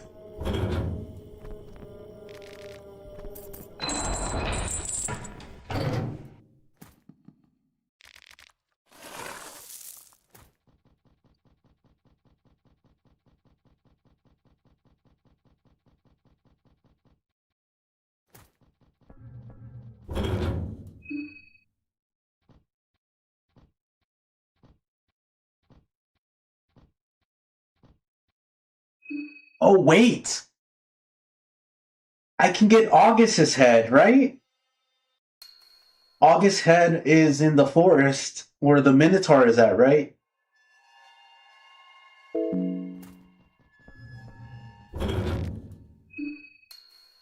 Maybe kill the mechanical dance. I've killed all of them except Abella's Moonscorch and Pocket Cat. But I forgot that you can get August's head, right?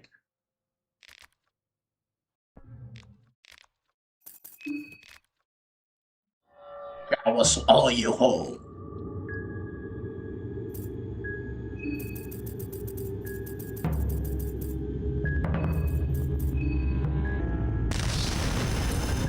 I'm not sure, but you should try.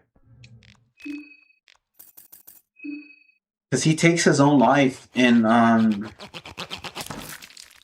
day 3, so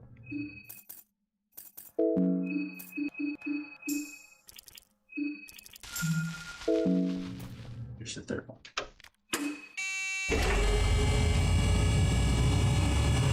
I forgot whether he takes his own life next to the Minotaur, where he like on the upper level, or next to the shrine, like in the middle of the forest. I know you can encounter him there when he's alive, but I don't know where he's at when he's dead.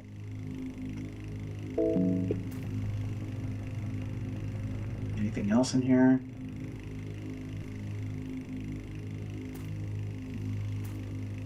It's just junk. No, it's to the right, where the Minotaur is at.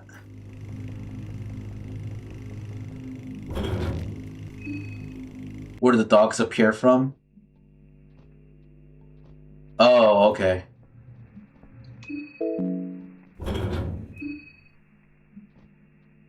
We can go and try and do it. Fuck it. That way we don't lose our progress.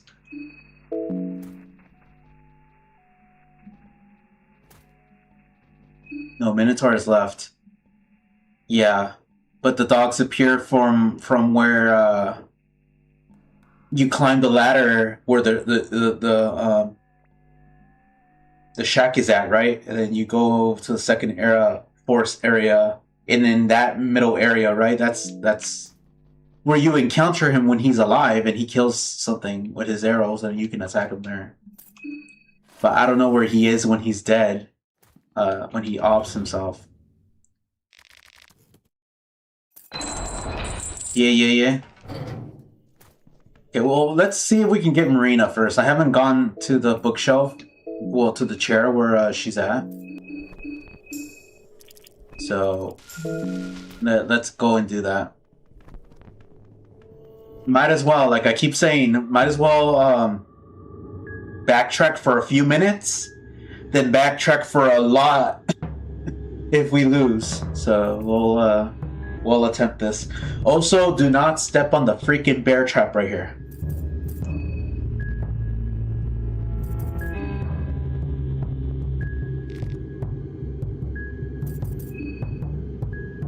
I forgot last time.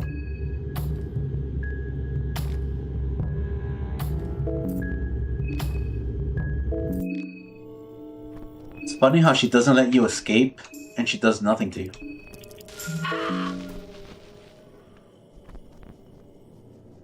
Don't forget the bear trap. Don't forget the bear trap.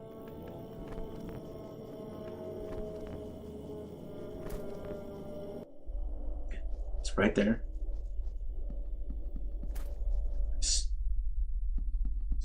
Nice.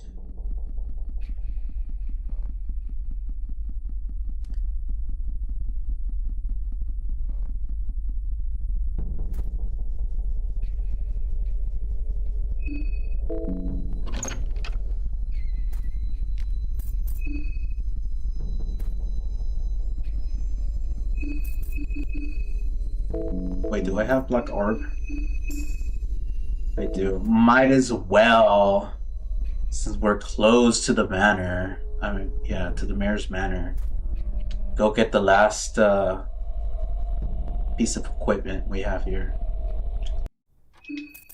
Because, you know, it's hard to get, but the darkness does not protect you from limb loss.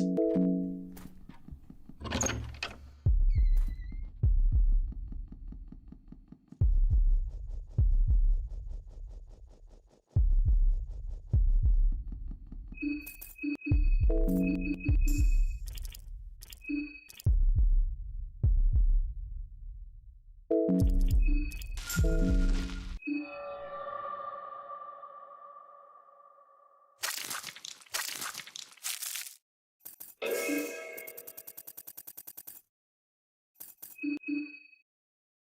orb.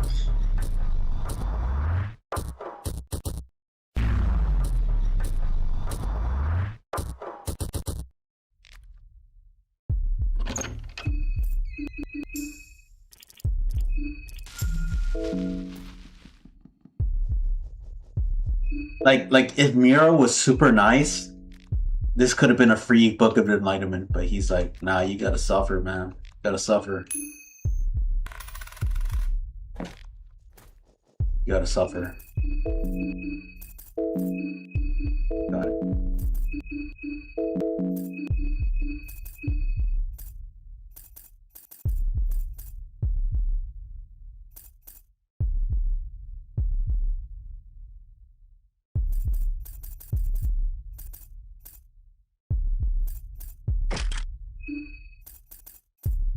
So unironically, okay, so this ruins your... It prevents limb loss, but it has the same defense as the darkness, right? Yeah, it's just magic defense, which is a meme. So we want to increase back our speed. We have to equip small things, but we have to sacrifice either Bethel or Artificial Soul. Excuse me.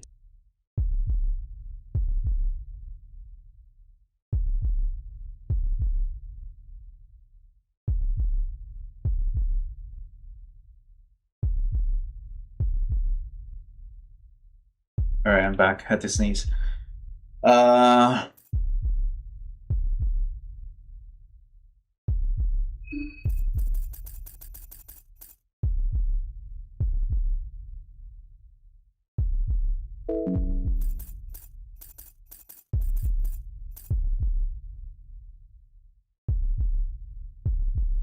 Fear&Hunger 1 had 2 free books. Yeah. It was the first free book was in Mahabre, in the place where you talk to the old gods, and then the second one was where was the second one at? Oh, the second one was where you meet Enki the second time, down next to the dungeons. You're not using the dark armor? I could use it. I should, I guess. But the other armor prevents me from being limb lost. But it's at the cost of my agility, so that means I have to put a small things amulet. Oh. But fuck it, we got both of them. I think in endgame it doesn't really matter though if I lose a limb. So I don't think nothing down there takes away your limb anyways.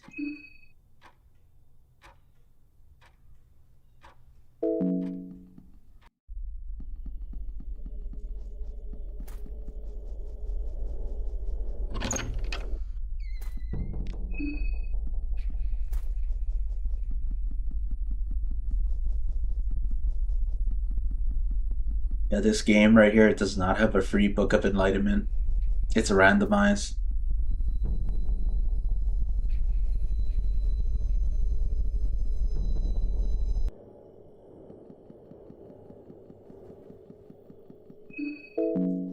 Going back to the bookstore. You would assume the bookstore would have a free Book of Enlightenment, but it's not. The guard has leg sweep. Yeah. Yeah, unfortunately, leg sweep did not make it to this game.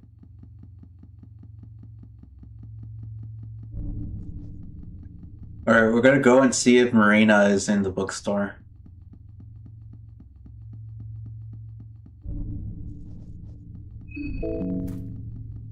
Did I get everything over here? Oh.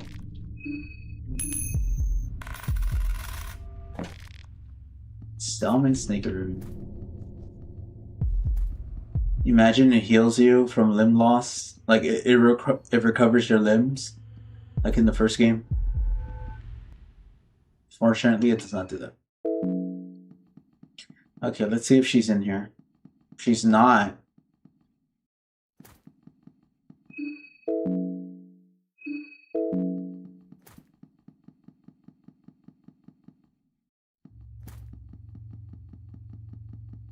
Yeah. If she's not in there, then there's no point in going to try to get the head of August.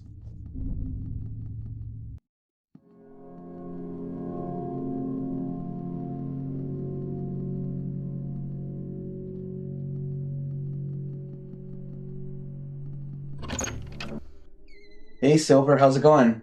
Thank you for joining the stream.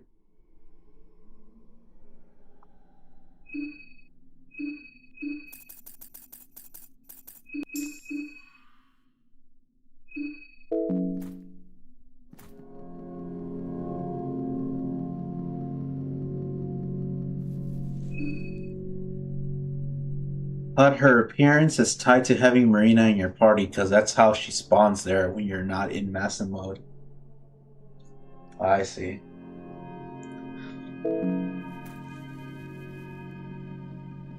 Well, I killed Marina a long time ago, so...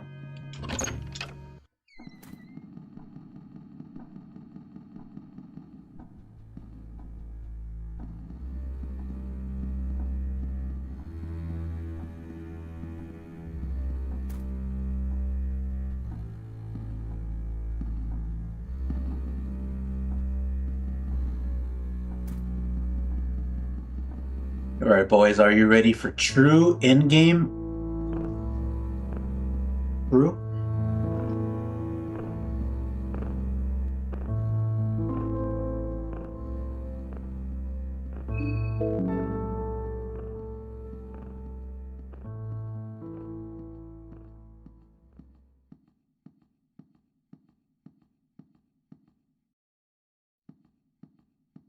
I know for a fact I'm going to run into a flame trooper. I know for a fact I am.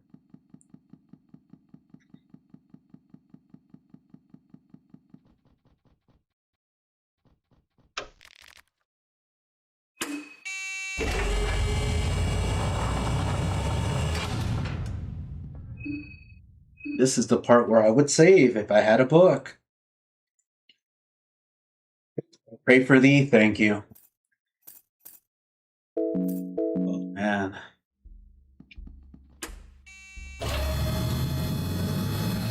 Honestly, guys, if I fail here, I don't want to backtrack all over again, so I might just have to attempt this ending in another run and do things properly. So if I lose here, we're just going to go for the standard ending against Rare. I hope you guys don't mind,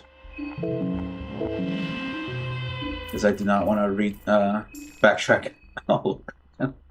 So I'll try my best not to die here.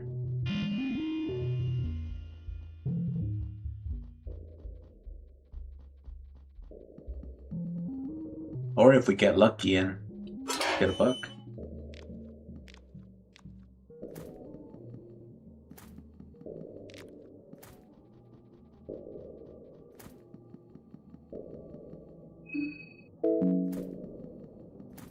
There's the...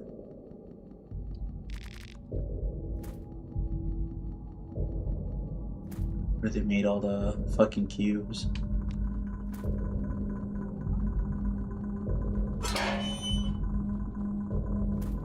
Yeah, I know one of them motherfuckers is over here.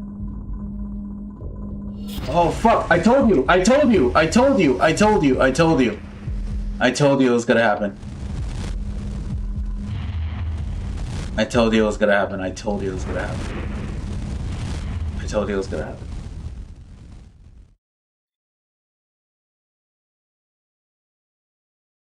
Okay, we're gonna go kill. Might as well kill Pocket Cat. I knew it was gonna happen. I knew it was gonna happen.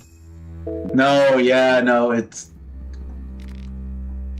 Honestly, I thought they were going. He was going to be on the top, not at the bottom. Yeah, we're just gonna. Wait up. We're just going to do her standard ending, and the next character we're going to try to be smart about the books that we waste.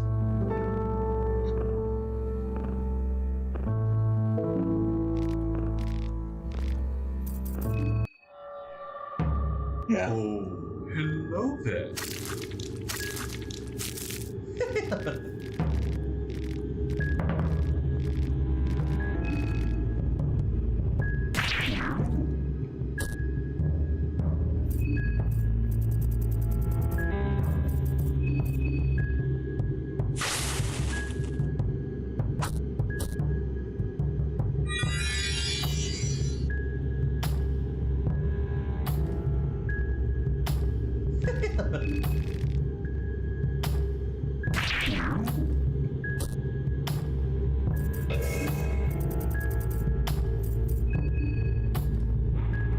Yeah, we definitely need to save. We need to save a book for before we enter the bunker. Like straight up.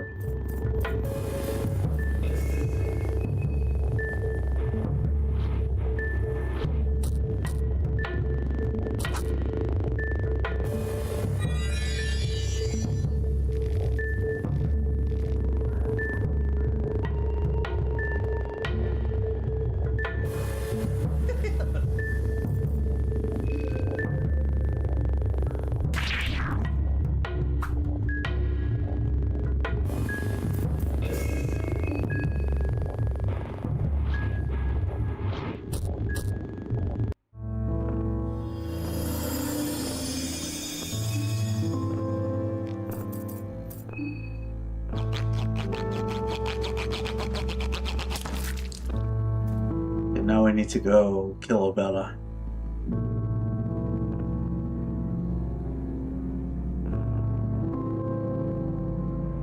I knew that was gonna happen because those motherfuckers are just an instant for you, instant death.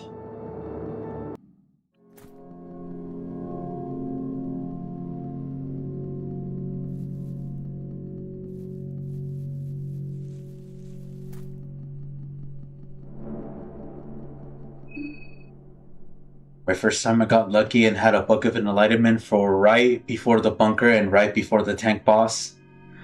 Thing is, I also like before I took when I first was trying to attempt this boss, I was also doing the same thing where like I also had like books to heal, but taking a break from a game for like a whole year and then coming back to it, it's like just playing it new again. So you tend to forget. You tend to forget everything. So I'm really playing the game really sloppily.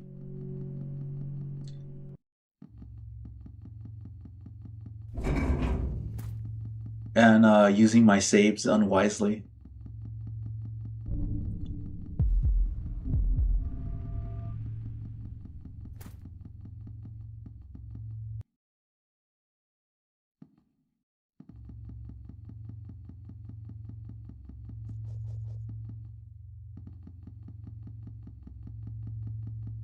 You know how they say if you take a break from doing something that's your skill or something that you've like trained yourself to do, you end up losing it eventually, and it's so true.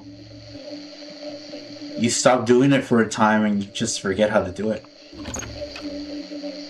It's been exactly a year since I've touched the game too, yeah. Where is she at? She's over here.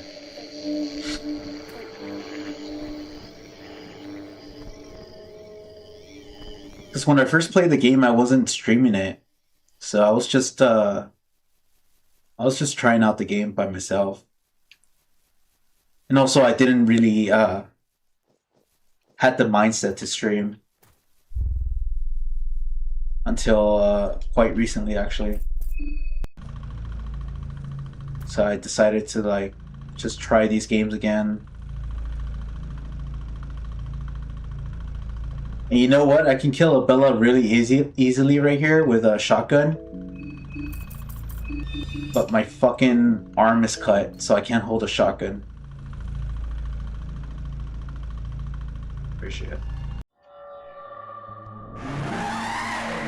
Yeah, I've heard that, but in reality, you just lose a portion of the skills, like 40, 50%. Yeah.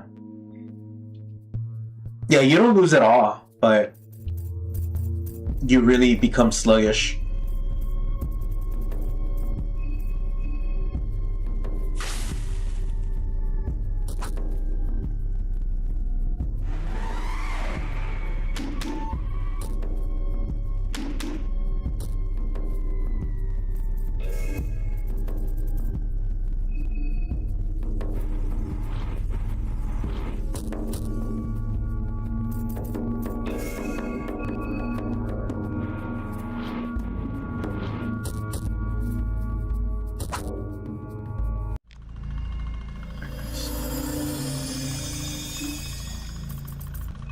See right here, you would think, oh, let me cut off her head for another head. The neck and head feel too hard for a saw. Really, Miro? Really?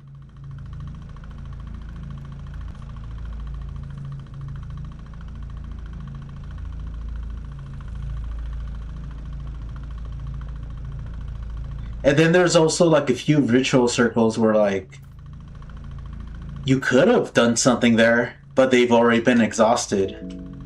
It's like, really? Can't you add like a bucket and like some soap just to wash out the chalk and redraw what you need to do there again? But nope.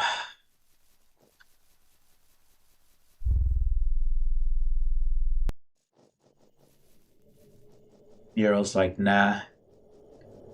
Once you draw on that circle, it's there forever. Sorry, man.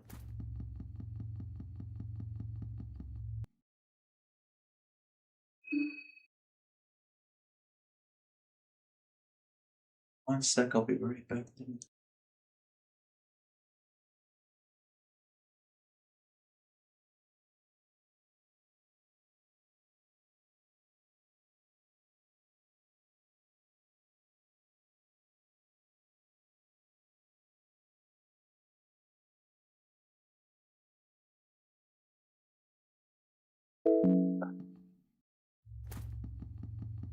Okay, we're still going to go to the orphanage to get the Sylvian and yeah, just the Sylvian's thing stuff.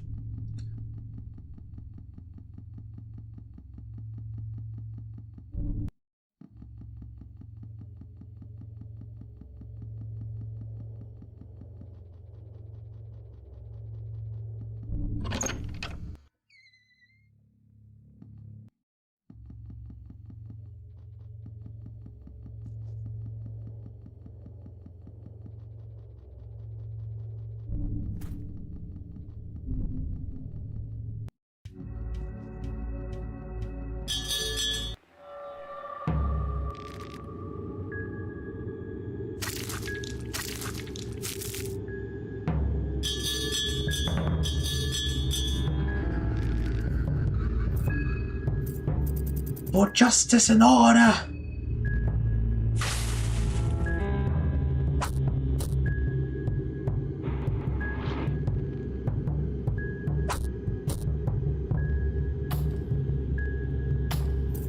And you know, I used up all of my bucks saving for the Heartless one fight.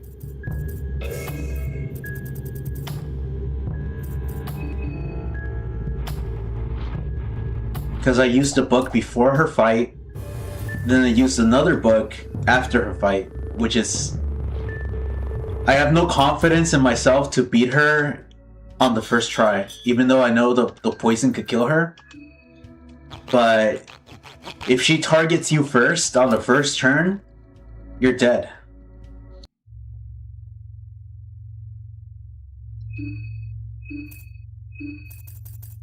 So what I need to do next time, if I'm going to face off against her, is save on one of the perfect circles, go in and face her, kill her, and then save with a book, and then I'll have one more for any ending that I wish to achieve.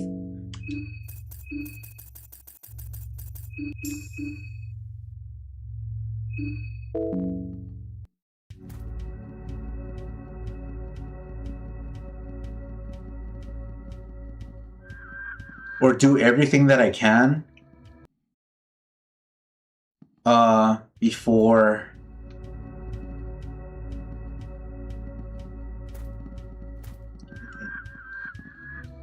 this guy's giving me a hard time. Spice Forge, Black Smog. Right. No.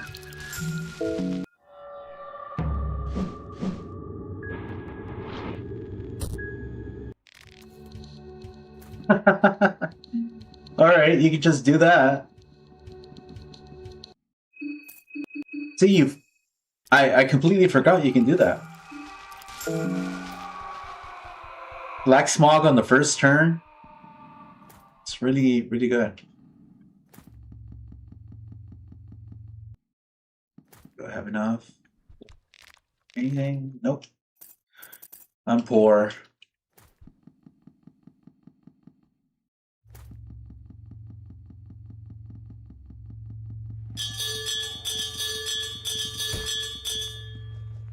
Of course I would step on a nail.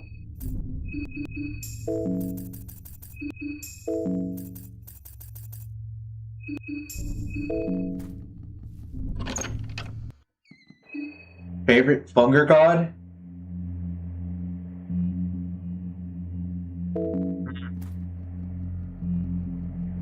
I would say from the first game, it would be Grogroth. Because his description is like he's just a force of nature that exists to wipe the slate clean. He's not really evil or good. He's just doing what his nature dictates.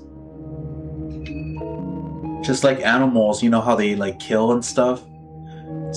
They're not doing it because they're evil, it's just in their nature. It's whatever's. And he gives room for life to continue existing or become something out of themselves. And the second game would be the God of Fear and Hunger. Mostly because you're if you played the first game, you're already like attached to the girl. So you know it's her as the player. So yeah, she's my favorite on the second game. What about you, Phillips? Yeah, the older gods are just concepts, yeah. Even when you face off against his like traces, he tells you like, can you even imagine the perfect shape of a concept in your mind? And that's just brilliant writing right there. It's like you cannot imagine the perfect concept of something that just exists. It's not within our nature to know. Yeah, same. I like the God of Hunger most. Yeah.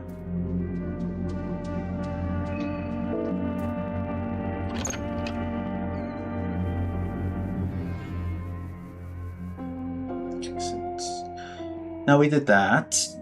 We go to the Hexen Circle, get the last skills we need, and then get the character ending for Karin. And then we'll start another character run.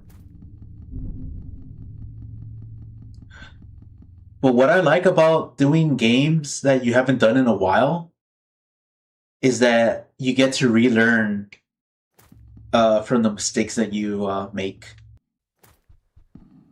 and thus the game becomes like fresh and fun again.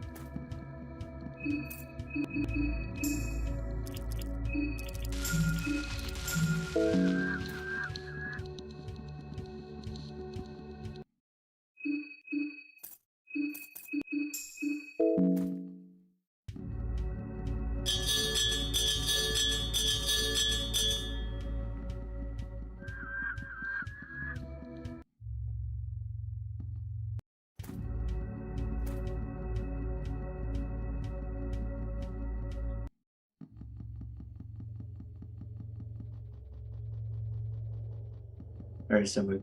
We're going to go back to Donovan's house. Get the skills for Sylvian. And then go challenge the Moon God.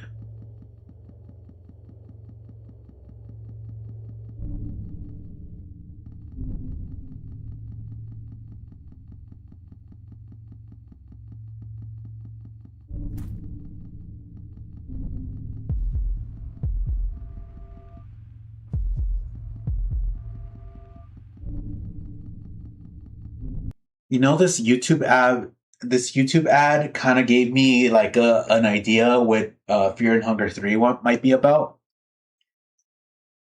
I don't know if you guys have gotten it. It mostly appears in the YouTube Shorts ad.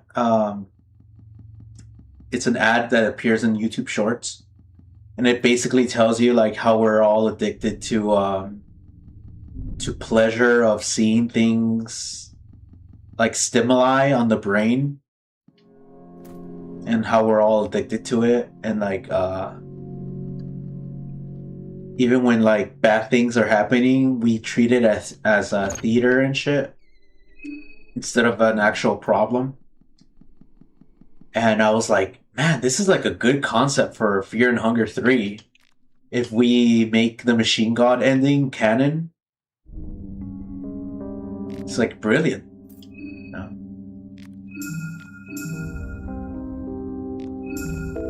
What sucks about the ad is that it's made with AI. I don't know why people just don't, you know, there's a shit ton of artists out there. They can pay them to make something. Oh, they gotta be lazy and use AI, but that's my only gripe with the ad. But the premise of the message that it's trying to convey, I'm like, hell yeah, this would be a good game. Like concept for Fear and Hunger 3. Okay, so we got all of the... We killed all the contestants. Now we go and face off against Rare. Oh, I've seen that ad? Yeah.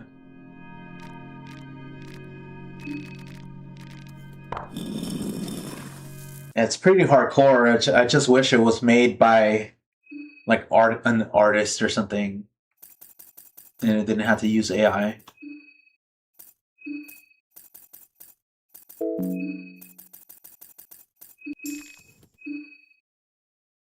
And I wanted to comment on the ad because the comments are open. Well, were open. I wanted to comment, oh, Fear and Hunger 3 leaked.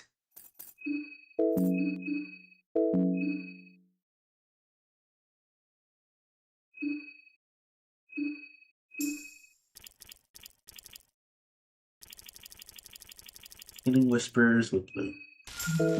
And take the prep pills. Also, do we have...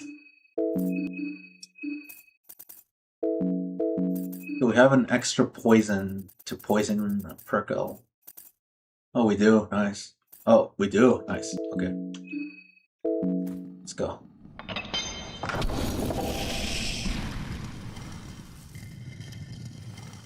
Imagine if the horrors from Hunger 3 are just malformed creatures created by AI. I can see that happening. Actually, someone... I keep forgetting his name, but he made like a concept of how Fear and Hunger 3 would look like. And he created like a bunch of characters, like OC characters, and like in the style of Fear and Hunger. I don't know if you guys have seen it. It had like a punk girl who looked really cute. And then he had like an enemy from the machine god that was like 3 television screens, like all stitched together with one eye, like just peering out of them. It was like a really good concept.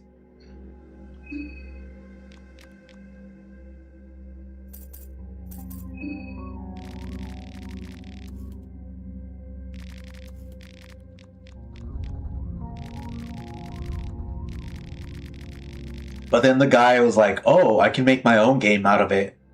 So he started a Patreon to make the game, but I haven't heard nothing out of it since then.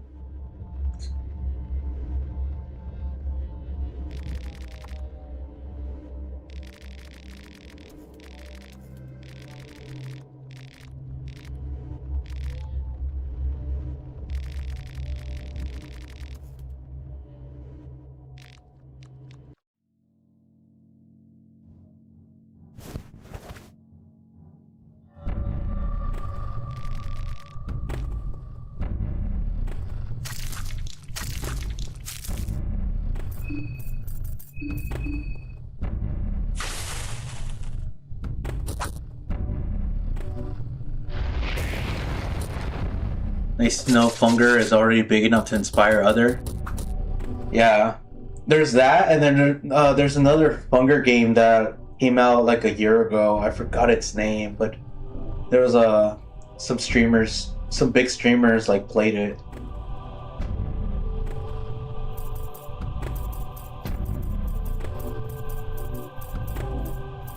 Right here, let's just don't use red arc on his fucking head or he'll reflect it back to you. It's my mistake.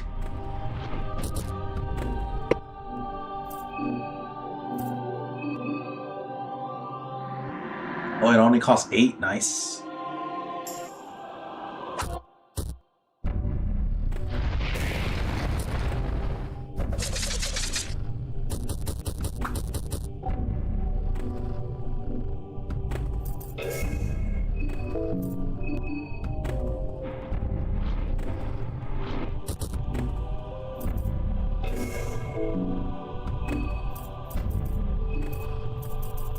One other game I've seen Fear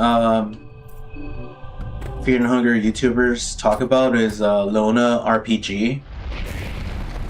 I've given the game a try, and I think it's much harder than Fear and Hunger.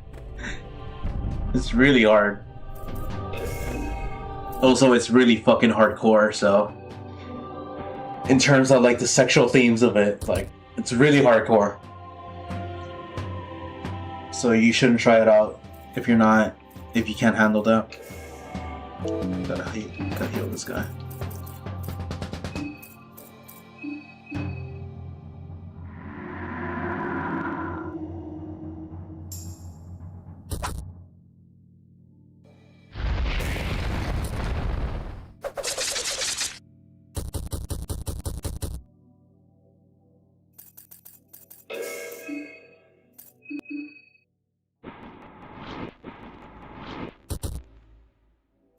Oh shit, I forgot to poison this guy. I could have beaten him by now. Whoops.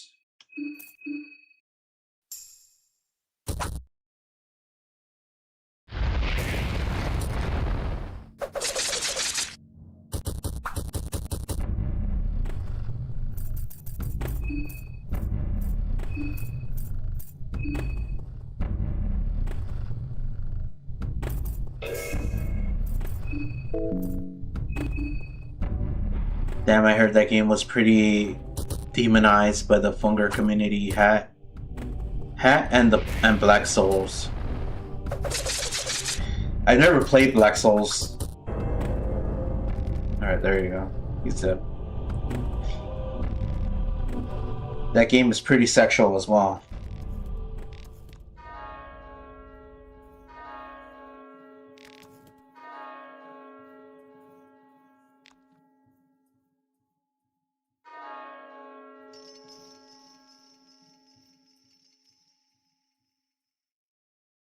But I mean, if you're coming from the Hunger community, you've already kind of delved into kind of like the hardcore aspect of RPG Maker games. So, in my opinion, like Fear and Hunger is kind of like a baby step into that genre.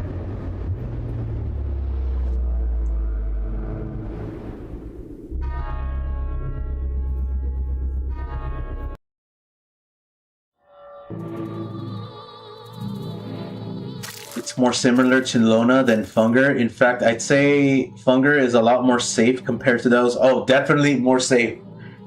Even in the first game,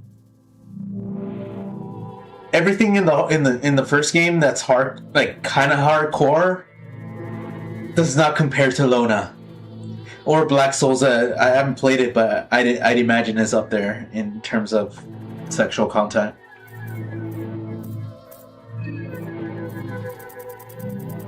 Like this game pales in comparison. I think someone in the comments once on Twitter asked Miro if we're going to get any like sex scenes in the Fear and Hunger 2 or something like that. And Miro responded by saying this ain't the kind of game for that. Or like you're looking at the wrong place for that.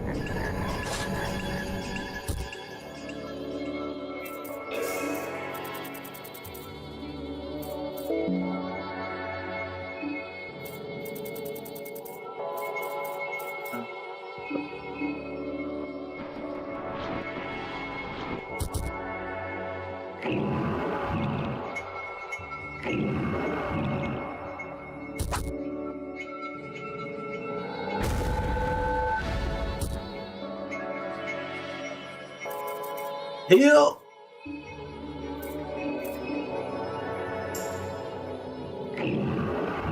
Oh, I forgot this guy is faster than you.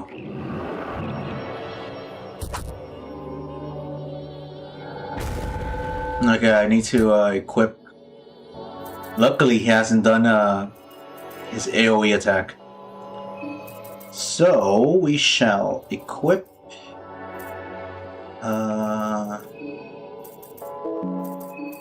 We shall equip small bags.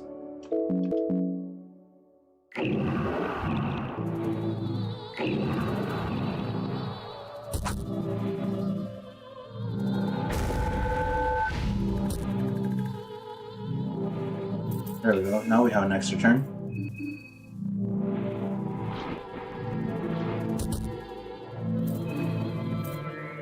Greater healing whispers. Heal me!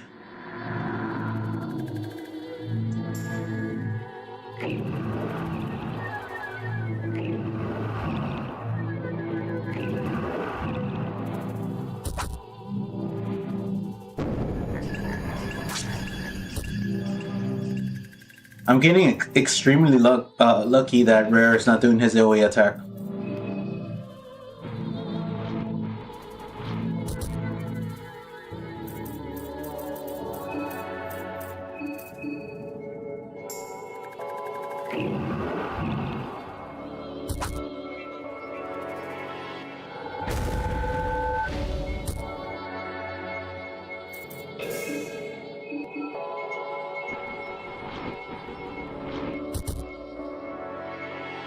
Honestly, thinking about it now, I should try Dark Souls, maybe down sometime in the future. Do these recover HP? Nice.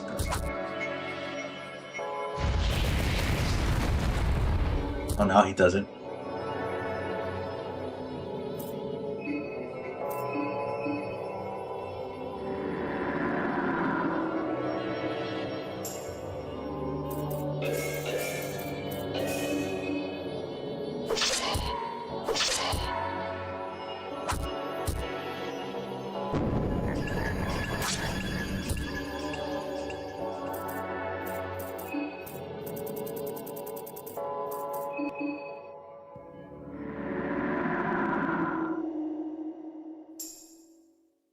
This could have been the machine god, guys, if I didn't get burned to death.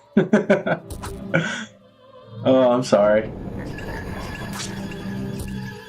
I haven't done that ending in a whole year, so I kind of fucked up in my placement. But now we know, guys. Now we know. Okay, we're out of healing. Should I?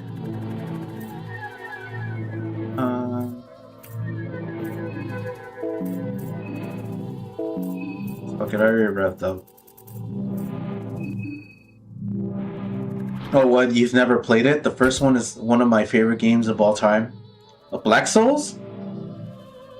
Never tried it. Or Dark Souls. I tried Elden Ring. I still haven't even finished Elden Ring, to be honest.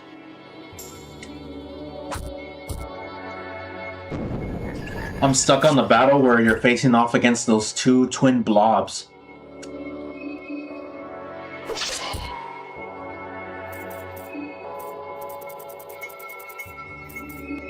Oh, Dark Souls.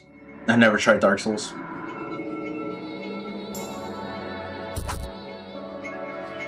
Yeah, my only Souls-like game that I've ever tried is Elden Ring.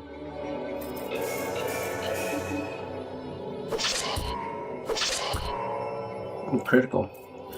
I gotta heal this guy like once, like by himself. But that takes a lot. Yeah, Elden Ring kind of broke up. It broke my controller, so I can't like light attack anymore. And I haven't bought in a new controller since to fix it, to try the game again. Because I was just doing light attacks a lot, and it kind of broke off my my right trigger. I can't do it anymore. Haven't played Elden Ring yet. Waiting for a friend to finish Dark Souls 3 so we can play Elden Ring at the same time. That's cool. Unfortunately, my only friend that I had play, like, he's like a huge Elden Ring enthusiast. He only plays it on console,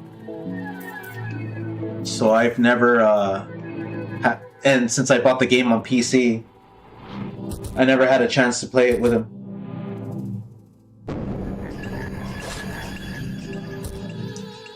So I mostly did the game solo.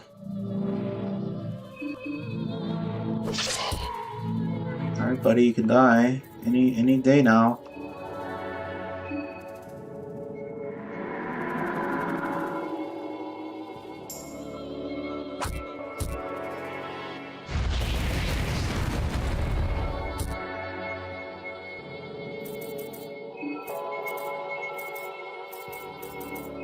One wine left.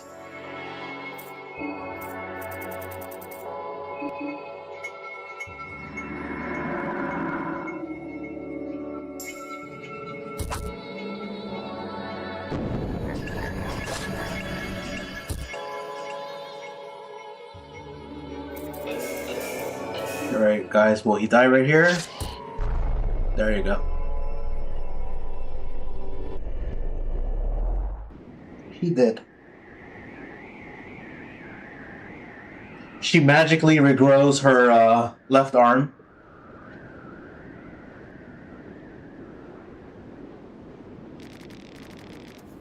How nice of her to recover her left arm.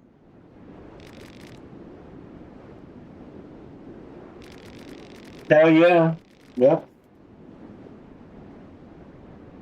There's like, oh, you beat me? Okay, let me regrow your arm.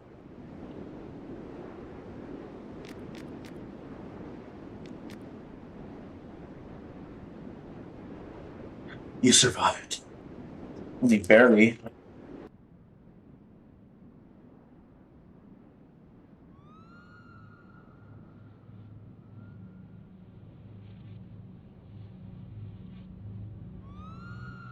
And B.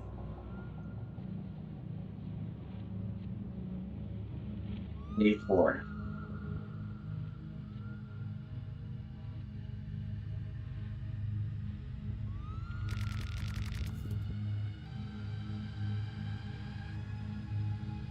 The only soul that returned from the trip was you. The events of Prehevel shook you to the core. Suddenly, many things in life felt meaningless against this overwhelming realization of what hides behind the veil between the known and the unknown.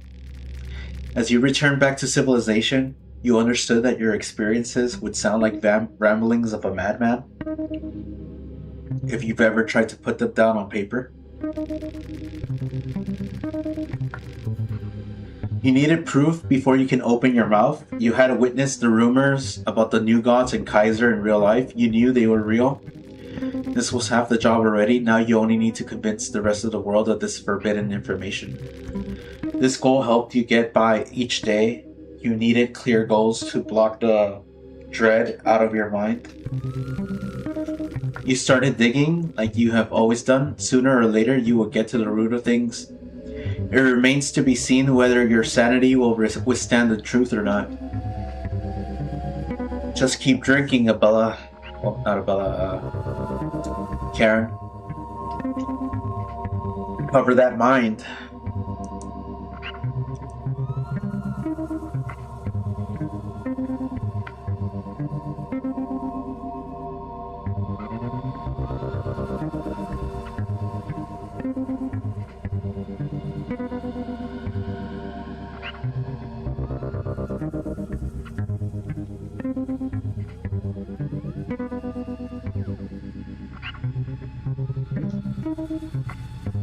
We're done with her ending. Fortunately, no machine god this time around, but we'll get to it.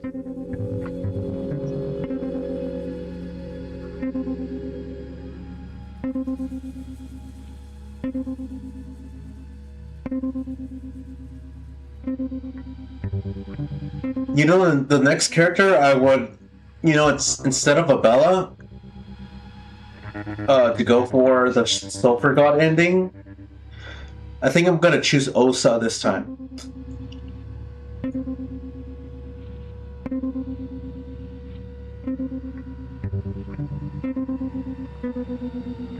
Because Osa offers like a snark remark on everything. If you manage to get like read minds and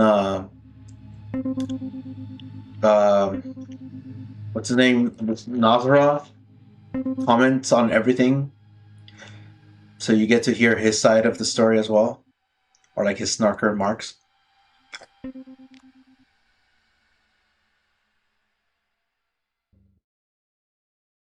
When's the next time you're streaming? Tomorrow? Yeah, maybe tomorrow. It depends. I don't really have a set streaming schedule. So if you want to catch one of my streams, you have to subscribe and turn on that notification bell. I usually make like I set up like a stream. What do they call it? Like a pre-stream, like a waiting room. That's what they call it. So I do those. Okay, I'll put notifications on. I appreciate it, man. Thank you. All right. We're gonna name this guy. Kingdom Hearts reference. Where is it? Name him fucking Ansem. Oh, I don't know.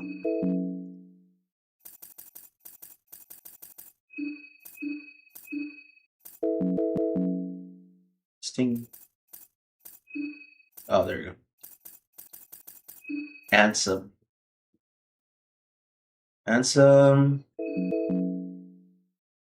Seeker of Darkness.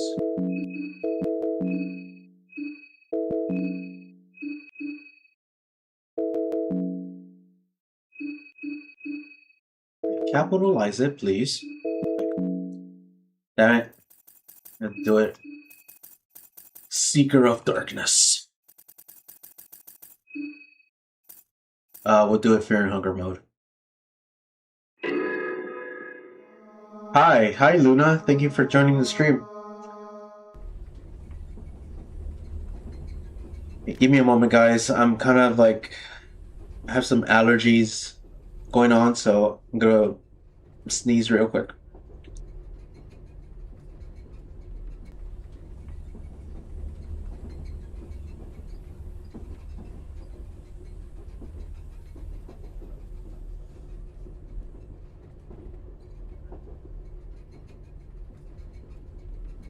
All right, I'm back. Okay.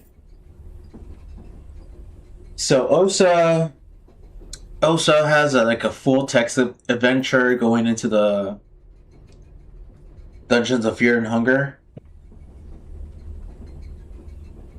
type of minigame. We'll have to look up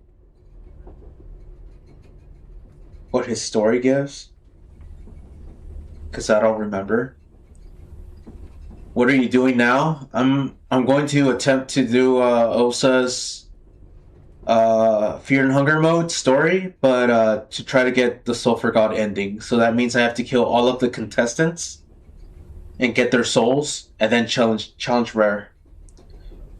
I have to get going now. I got college exam and shit tomorrow. Bye. Oh, good luck on your college exam, bro. See you tomorrow. Thank you for joining the stream.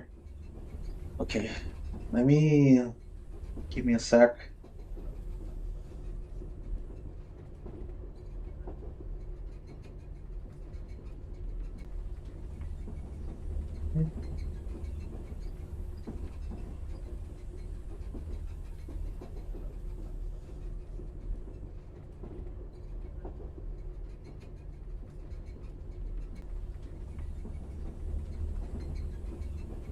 Okay, we got a rough draft right here. So we're going to do the full text adventure.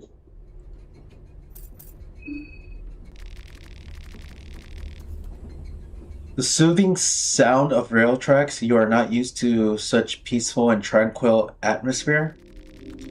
You can't help but let your mind wander. You reminisce what has led you to this point in life. You can get meditation from his story. Yeah.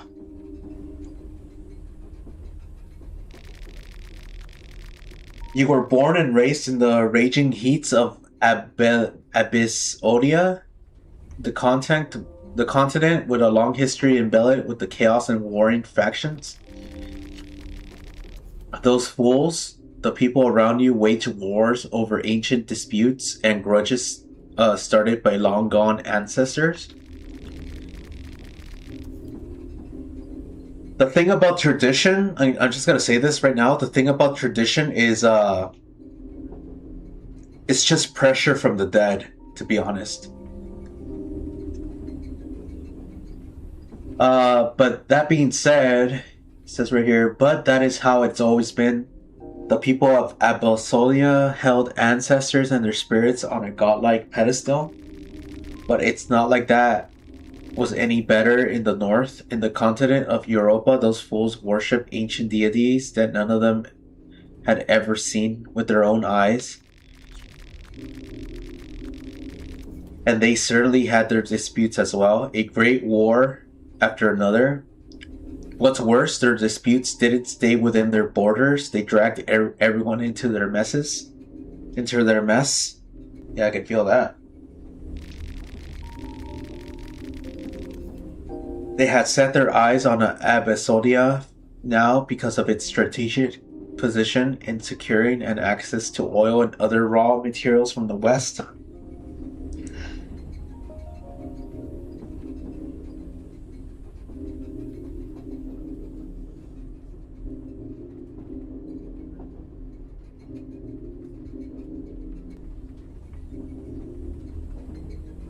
Alright, sorry about that, guys. Allergies got me. Oh, allergies got me. Alright. So it was only a matter of time before their troops would march on your land. You are not going to die because of some faceless puppeteers chose to focus their magnifying glasses on your home country this time. Despite your young age, you decided to leave. Your siblings and mother would mourn your departure. They wanted you to have something to remember them by. Your father's memento was a soul stone? Sorry, guy. Something so common? Really? Gotta take the cat. You took the cat with you. You had considered yourself as successful.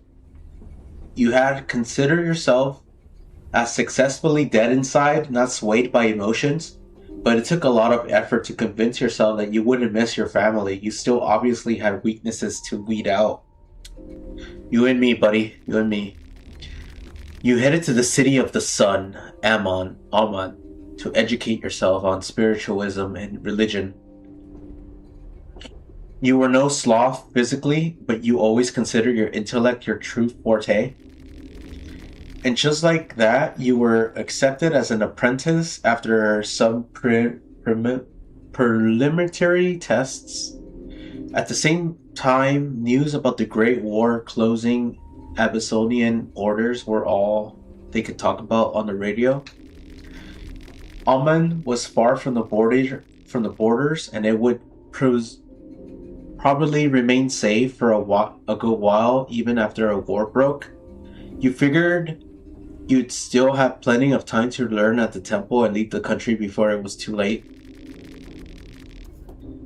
At the temple of Ammon, you were given a choice to learn various different schools of spiritualism. Let's see what that gives us.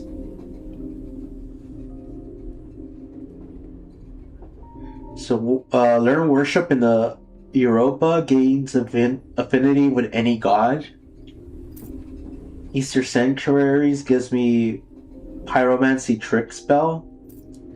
And then learn methods of the home country gives me meditation skill. Meditation, is it that good? I forgot.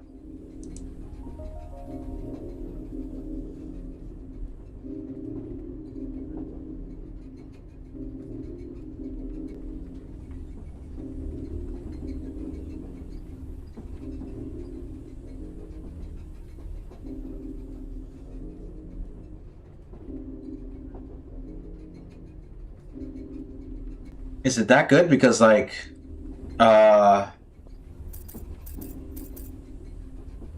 gaining affinity with any gods is much better than meditation, right? But I'm not on massive mode, so I think I'll learn meditation. Fuck it. You were talented and praised for your quick learning at the temple, but that came as no surprise for you. You knew you were smarter than most of those old geezers. They only possessed knowledge you wanted. Once you had that, they served no purpose to you. Yup. Osa is literally me, guys. More time you spent at the temple, more pathetic the priests of Ammon started to look in your eyes. Religion in general started to look dubious too after examining how the world functioned. Most religious doctrines were molded to accommodate the current ruling class. Religion was used as a mere tool to control masses more than anything else. Dictating your life to worship would equal dedicating your life to kings and queens of the time. You had left your home because you wanted to die fighting You left your home because you didn't want to die fighting someone else's war. So why would you waste your life serving someone else in turn? Around this time, you found an old scroll from one of the many Ammon libraries. The scroll mentioned an old sect of magical practitioners originating from the eastern sanctuaries, whose worldview seemed more appealing to you. Yellow mages differed from typical priests. Instead of dedicating their lives to worship, gods existed for them. Their force was to be harnessed to further one's own personal growth and agenda. Instead of finding order from the commandments laid out by the older gods, yellow mages reveled in chaos. Chaos was the natural state that the world would return to time and time again. So why even try to force it to anything else? You quit you quit at the Temple of Ammon and decided to head east in pursuit of these yellow mages.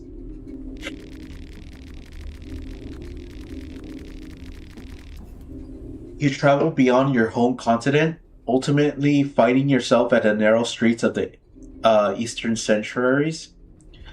You got acquainted with the local temples, even they had adopted the worship of Almir as their main religion. Eastern sanctuaries were no better than the temples of Ammon in that regard. If anything, religion was even more prevalent there and dictated the way the people were to live and die. You were looked down upon by the scholars and religious leaders of the area because of your very public opinions. That didn't bother you, you knew better. In time, your conviction convinced the feats you wanted. You were approached by a group of traveling mages who wore colorful attires. The yellow mages that were still around in this day and age were reduced to a small separate groups, wandering around the world to study all fields to the otherworldly. The group saw the potential in you and offered a place among them. Also, sorry guys, I have not read stuff in a long time since like high school, so my reading is not that good compared to other people. So just bear with me, please. Also, my pronunciation is not that good as well, so bear with me, please. You liked what you heard and decided to join the wandering group. What did you specialize in? Also, I'm kind of like getting allergies, so that's also affecting my reading. So I apologize. So learn basic teachings or learn more advanced magic would grant me a dance macabre or learn hurting spell. Of course, I want the dance macabre. Yeah. You learn dance macabre, the traditional dance of the yellow mages that channels otherworldly powers close to you.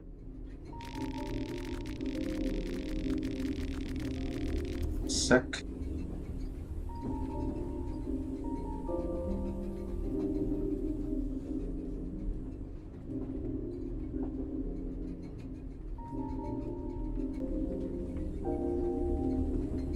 Kind of a bad time to choose Osa's route that has a lot of reading to it when I have my allergies raging right now. I'm sorry. Your path of learning and self-growth knew no end. Your travels brought you to a small border town in Eastern Sanctuaries. There you met a curious person, Hadel Azef, a self-proclaimed wizard from the Far East. Despite his pretentious appearance, his family name Azef was well known and even somewhat feared in certain occult circles, which gave his claims at least some credibility.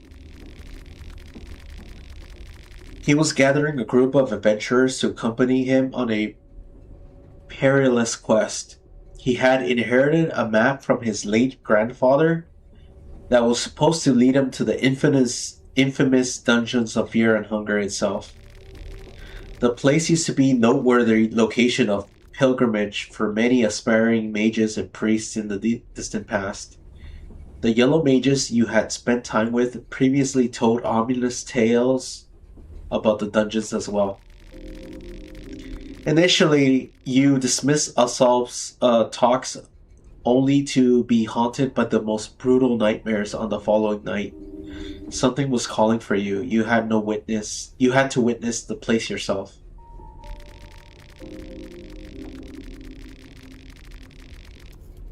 You joined the motley crew of adventurers Asal had managed to put together and traveled through war-torn Europa. Most of the crew quit halfway to Rondon because of how difficult it was to cross borders during these chaotic times. The closer to the destination you got, more feverish your dreams became. The remaining members of your ragtag fellowship who were visibly sick from stress and otherworldly pressure that had befallen on you the moment you set out on your quest. The breaking point was the day you were The breaking point was the day you were finally to arrive at the dungeons. A heavy fog drowned your camp and made navigation impossible. Using a compass did you no good, as the thing was just spinning circles wildly. Distant growls and howls created unrest. Not that there was any need for that, as superstition and constant misfortune had already convinced your fellow travelers that this trip was cursed from the start. Your companions panicked and scattered to the mist. Asif himself had been sick from constant nightmares for half the trip already. You left him curling in a fetus position in his tent and ventured forward on your own. After walking for a while, you started to make out something behind the thick white veil. The mist revealed structures of some kind. You got to a set of old ruins, or they looked more like a measly pile of rubble now. If it weren't for the dreadful aura emanating from deep within, you couldn't tell there was anything remarkable about this place whatsoever. Near the entrance arc, there was a makeshift archaeological site with tents and digging equipment. The site looked abandoned. On the other side, there was a side entrance to the dungeons with stairs leading down to the darkness below. So examine the tents, head to the main entrance, or head to the side entrance. Let us see.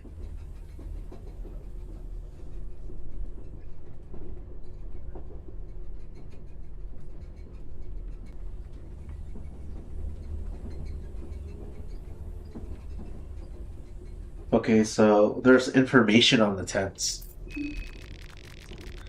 The archaeological site seemed relatively new, maybe a couple years old at tops.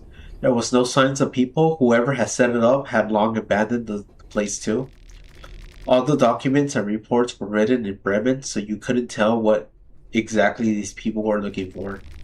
This might have just been a regular archaeological excursion that stumbled into their certain doom unknowingly. If these truly were the dungeons of Fear and Hunger, then even in their current state, they would surely swallow unprepared tourists whole. Near the main entrance arc, there was a makeshift architectural. Alright, we already read that. So we read the main entrance advance to 2. So main entrance.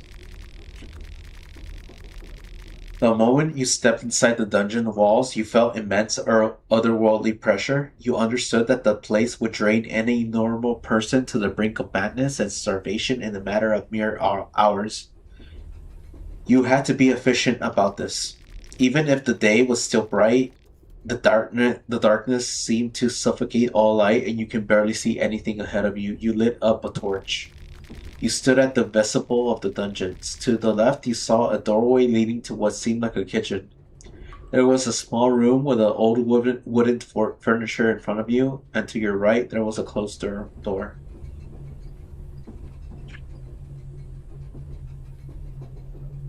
So we get flour and we go.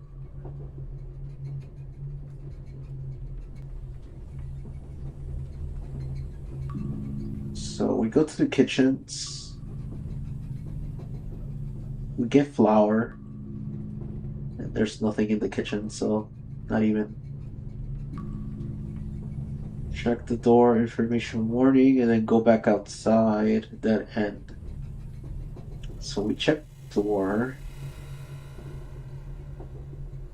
To C3. Check the old.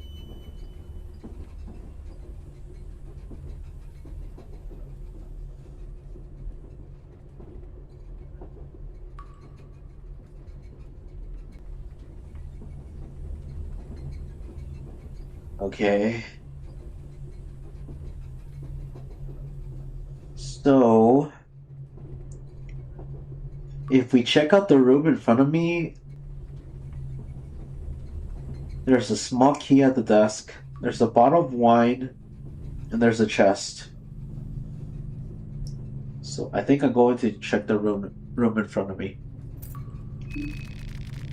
The room had a old wooden desk in front of a partly rotten flag that hung on the wall. The flag was that of old Rondon. The opposite wall had half-empty bookshelves facing you.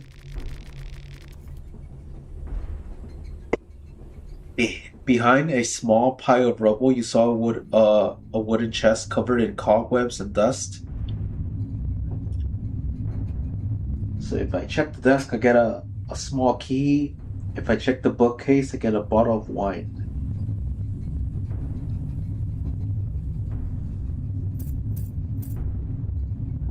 I'd rather get the wine, to be honest, so check the bookcase. A few books were still left. Were all in terrible condition.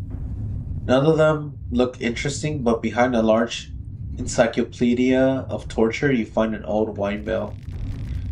Suddenly, you heard a loud banging and screeching come from the entrance hall. Adrenaline was rushing through you as you ran back to see what was causing the noise.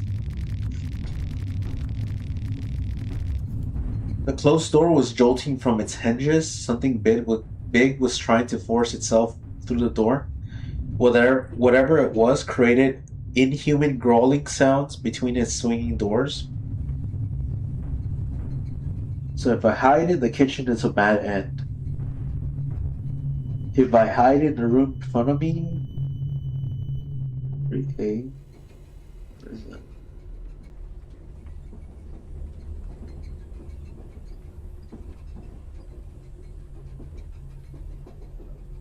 Alright, so I can wait and see what it was to initiate combat.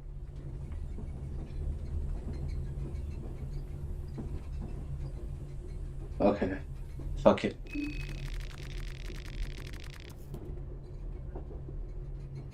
You braced yourself for whatever was to come. You figured that was a trained mage like yourself doesn't need. You figured that a trained mage like yourself doesn't need to hide in from dangers. The door crashed open and violently a huge deformed beast pushed itself in from the open doorway. The creature looked like it could have been, once been a human, but the darkness had distorted its features beyond recognition. The malformed Ancriologist had extra members pushing through its trousers, some of which had grown talons just to perverse the human physique even further. The beast had noticed you and charged towards you with intense hatred. So we're going to cast Hurting and hope to God that we get it. Good. Nice. The creature tried to swing wildly with its arms, but you managed to dodge and finish your chant. You focused all of your hatred and rage on the small radius around the monster's shoulder, which created a violent vacuum of energy. The void erased everything in its path. And just like that, a lump of flesh was ripped from the upper torso of the malformed anthropologist. To your surprise, this did little to slow the creature down. After gasping for air for a second, it got right back to its feet and resumed pursuing you, blood running down its stretched mouth. Instead of risking your life, you decided to head straight to the dark corridor the beast had burst through before. You ran as fast as you could, creating distance to the malformed beast with each step. You couldn't see much in the darkness, but a door frame that had light shining through its cracks caught your attention. You tackled the door open and stumbled to an overgrown courtyard. Quickly glancing back to the dark corridor, you noticed that the beast was nowhere to be seen. You figured that the last rays of the setting sun still kept it at bay. You took a breather and slowly walked across the yard. The grass had taken a Sickly yellowish color, and the setting sun created ominous shadows as its rays hit the lone gallows standing at the center of the closure. As you managed to focus your thoughts, you realized that there was an additional voice echoing in your head. Something or someone was calling you from the depths of this forsaken fortress. There was something very curious about this echo. You needed to find its source, not like you had a choice, but to delve deeper as the sun was rapidly setting down, stripping you from the last barrier that kept the murderous beast hiding in the shadows. The courtyard led to another door into the darkness. You pushed forward. You were at the foyer of the dungeons. The hall was large. To your left was a laboratory. To your right, there was a long corridor leading to the total darkness. And before you rose a large stairway up. So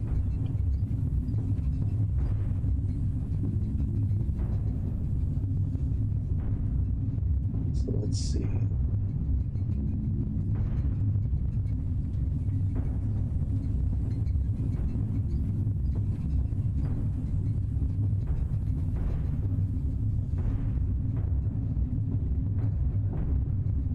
Okay, so if we go to the stairway, yeah, wait.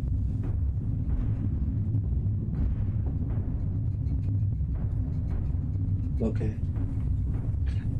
So we go up the stairway. The white stairway, excuse me.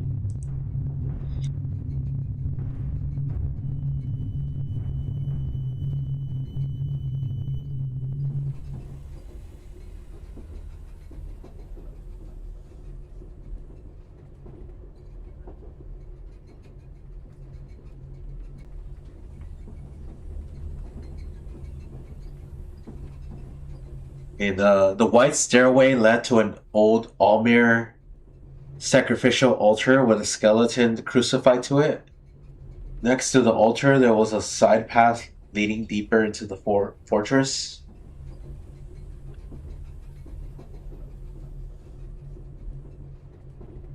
So let's see. So check the side path.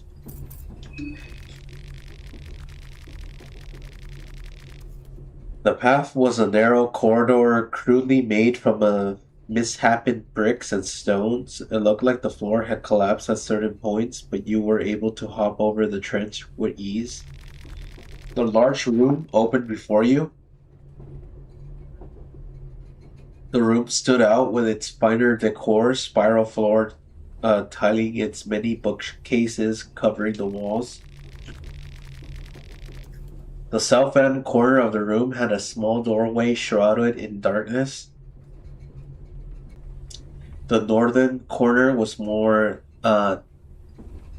dilapidated with its caved in ceilings and all. Okay.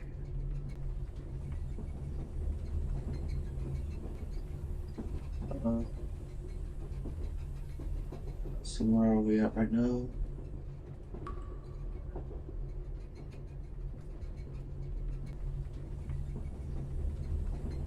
Yeah, 6A. Um, search the bookshelves. Okay. Get a skin Bible selection. We'll do that. Most of the books that were still left have been growing mold for hundreds of years, but there were still a handful of manuscripts that appeared surprisingly new. So we're going to get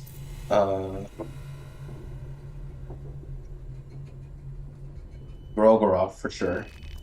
Got a skin Bible Grogoroth.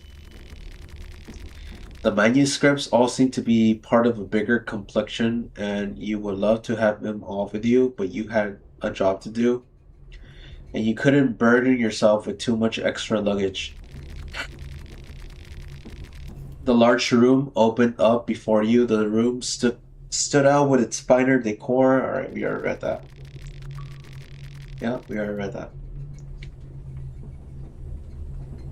Choice 4. Choice. So that's 7A. Just check the doorway.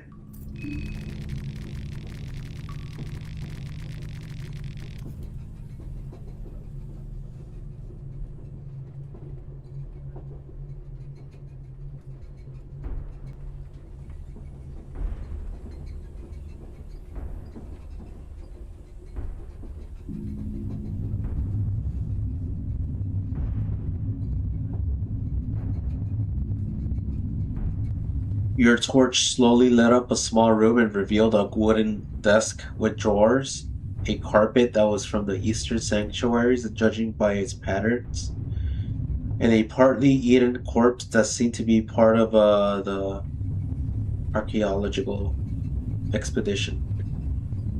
So, if we examine the body, we get tobacco, blue vial, and prison keys. It's going to initiate a combat. The corpse belonged to one of the adventurers who had delved here with the archaeological expedition. That was what his outfit told, at least. It was the traditional safari outfit you had seen in movies. Someone or something had been chewing on the body. There were human-like bite marks all over the torso and neck. He found tobacco, blue vial, and prison keys after searching his pockets. Faint wailing and moaning could be heard from the partly eaten archaeologist. The corpse had trouble getting back on its feet, but after a small stumble, he had already turned his attention on you. Slowly, one step at a time, the ghoul approached you with its mouth stretched unnaturally open. So, what happens if you fight it?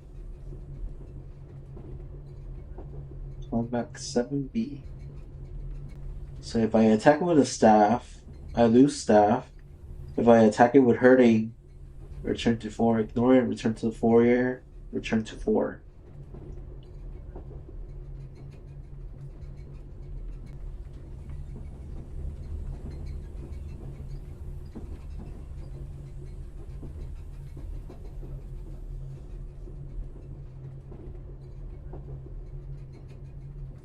Okay.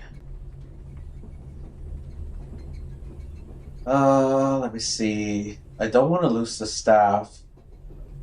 I don't want to cast hurting or wasted 1 point toss. It just returns me to 4, so ignore it and return to the foyer. You backed away from the room, yet the ghoul kept on following you. You cautiously hopped over the collapsed floor in the corner leading up to the library. The creature was not as agile, and instead face planted on the ground as it tipped on the rubble. The ghoul was waist deep in the trench, unable to climb back up. Desperately, he tried reaching out for you with his blood-soaked hands. The wails and growls turned into agitated shrieks as it furiously tried to snatch you. It looked like the creature was stuck. You figured you'd best just leave this area for now and explore elsewhere. Good. So we're back to 4. If I check the laboratory, there's nothing there. Check the small 6B. Okay, so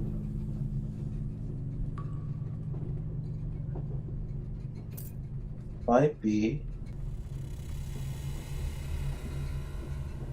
So we check out the dark corridor. Your torch slowly pushed away the darkness as you advanced towards the unknown. The further you got, the stronger the echo inside your head became. You couldn't make out the words clearly, but this was definitely the right direction to head. The larger room opened up behind a set of rusty iron bars. Your torch revealed human-like figures that stood still just beyond the radius of the light. Upon closer inspection, you notice that the figures were medieval Iron Maidens, human-shaped torture devices that had seen practical use, judging from the old stains that had formed from the steaming blood of their victims. The room had numerous other torture devices as well. Most of them would presumably be inoperative in this day and age. Among them, you saw an old reinforced chest at the back of the room. You saw a corridor leading to the cells. Okay, so if we get the chest, we get small key. Okay, we'll do that. The chest looked old and might as well have been medieval for all you know. As you tried opening, you realized that the lock was still fully functioning. You couldn't open it without a proper key. Oh well. I don't have the key. Small key. So advance to check the corridor. Advance to 6B. Okay. Okay. So check the corridor. Loud cracks and groans can be heard behind you. Something big had just entered the foyer. You figured it must have been the malformed archaeologist from before. The sun must have set, which made it possible for the creature to advance through the courtyard. The creature must have had your scent as his footsteps clearly closed in on you at rapid pace. You had to act fast. The corridor that had opened up was a long one with multiple cell doors covering each side. At the end, there was large bars sealing off a staircase. Only a rusty old lock stood in your way towards the deeper darkness. Alright. So we got... so check the gate at the end. Need prison keys. I have that.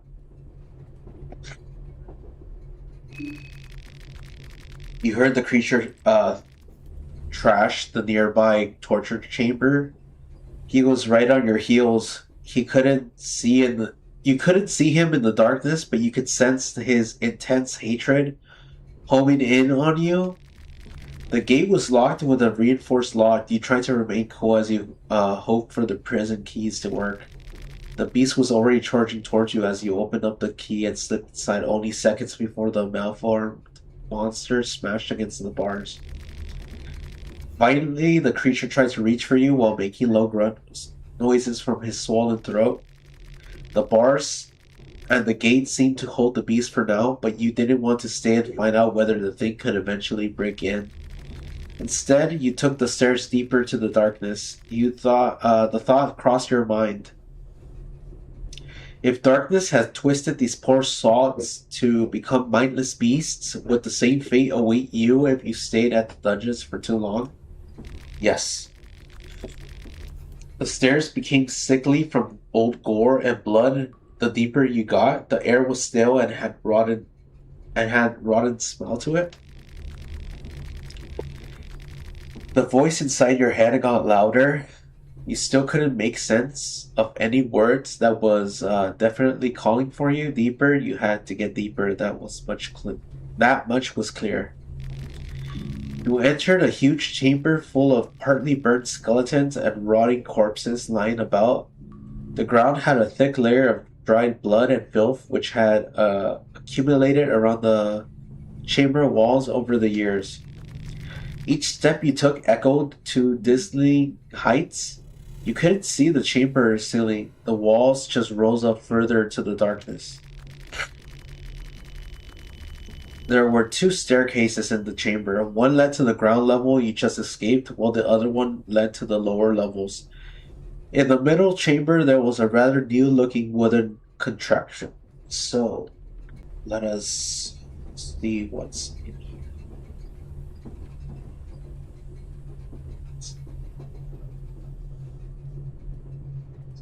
So we don't want to take the staircase up. We want to take the stairs down. Examine the contraption. Need rope. I don't have that. Examine the piles of bodies. Nothing. So we'll just take the staircase down. Yep. The stairs leading down were sticky with grime, like everything else in the chamber. A cold draft moved you along the chasm that awaited you at the bottom. A giant underground ravine opened up before you. Even your torch couldn't properly light up the area. There was iron grid platforms suspended above a seemingly bottomless chasm. The platforms were mounted on cavern walls and linked together with a shakily looking bridge. The side you were on had a few individual prison cells in a row. What awaited on the other side of the bridge was shrouded in darkness.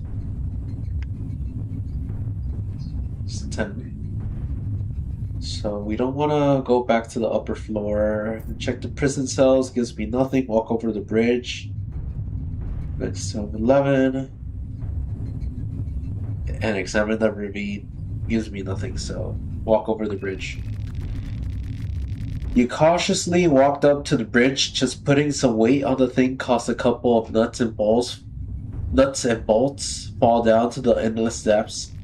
You braved across it. The bridge felt like it was about to collapse at any moment, but somehow it remained together. The other side of the ravine was more or less identical to the one where you just came. There were 3 cells in a row. At the end of the platform, there was a corridor leading away from the ravine back to the solid ground. Okay, so what do we do here? Check back at the chasm, returns me back. Check the small room, advance 13, head deeper into the darkness. Okay.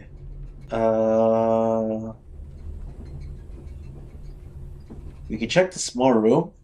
Wait. Okay, wait. So we checked the corridor.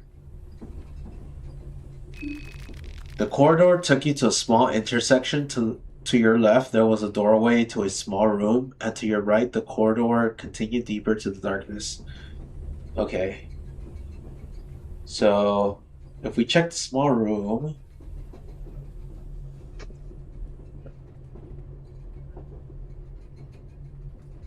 We check the small room, bad end and choosing more than 2.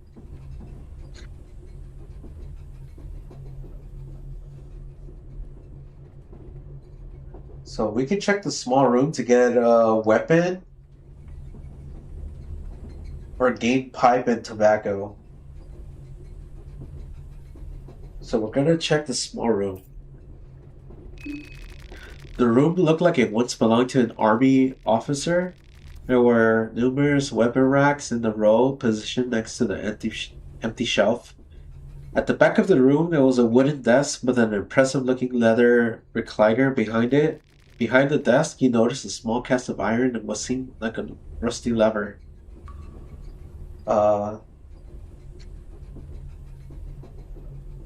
So if we get too greedy,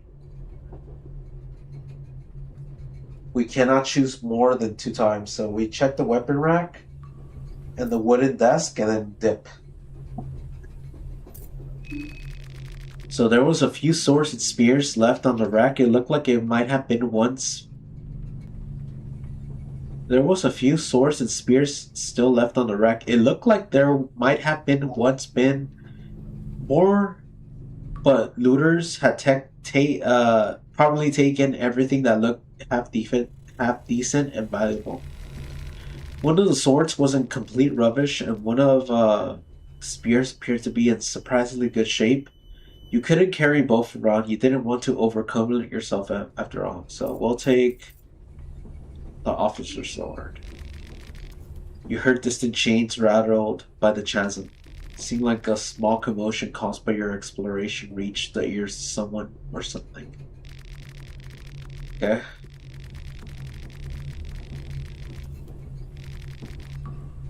Alright, so we can search one more time. If we choose the wooden desk, we gain pipe and tobacco. The desk and its drawers had been ransacked long ago already. Instead, you tried looking for things that were less obvious to common thieves and treasure hunters.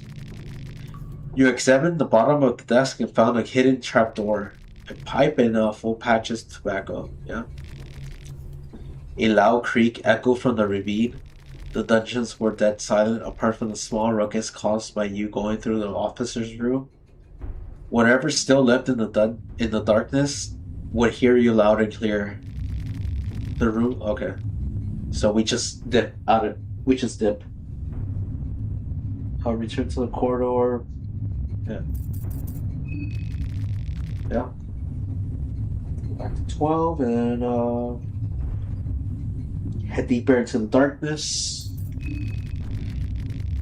A torch pushed away the darkness. Dancing light flickered on a lone skeleton chained to the wall. The corridor circled back to the great chasm its suspended platforms. The grid iron bridge connecting the two sides had completely collapsed on this side of the ravine. You noticed a rope tied to the platform. On the other side of the rope, you saw a corpse belonging to one of the archaeological expedition. This person had apparently hanged himself. The horrors of the dungeons would have been too much for him. Well, that's what happens. We can fuck around and find out. Alright, so lift up the corpse, you gain rope. Needed to activate the elevator in 9. Okay, so we'll just get the fucking corpse. Lift up the corpse. You pulled the corpse up. You were right in your assessment. The person had modern clothing that looked like it was a stereotypical Western archaeologist. The person had nothing of value. You did pick up the rope though.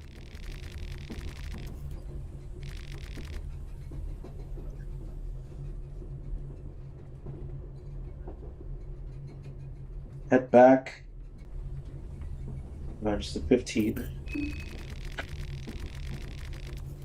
Your footsteps were the only thing echoing in the air apart from the occasional water droplet heard in the distance as you headed back. There was a doorway to a small room on your right, and in front of you was a vast open area with all the cells, the prison area.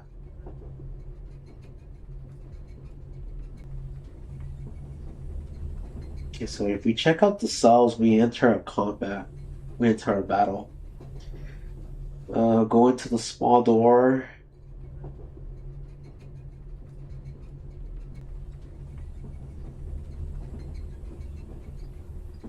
Yeah, go into the small door.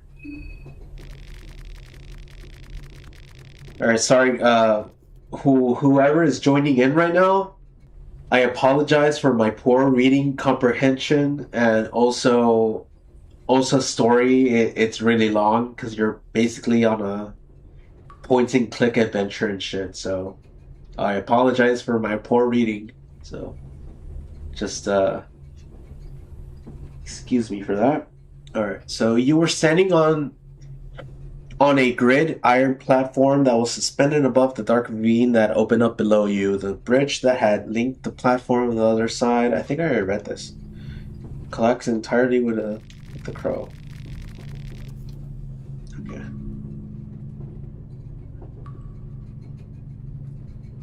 Okay, so if I return to the upper floor, I activate the elevator. So the bridge remains gives me information. Examine the ravine gives me information. So let's just...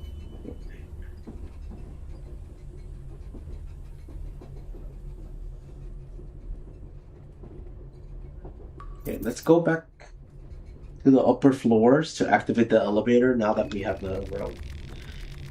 As you walked back up, you once again heard the echo inside your head. This time you could almost understand some words. Deeper. You must delve deeper. The correct path must have been somewhere at the bloody chamber. There were 2 staircases in the chamber. One led to the ground level you just escaped, while the other one led to lower levels. In the middle of the chamber, there was a rather new-looking wooden contraption. Okay, so go back to 9, right? It says to 9.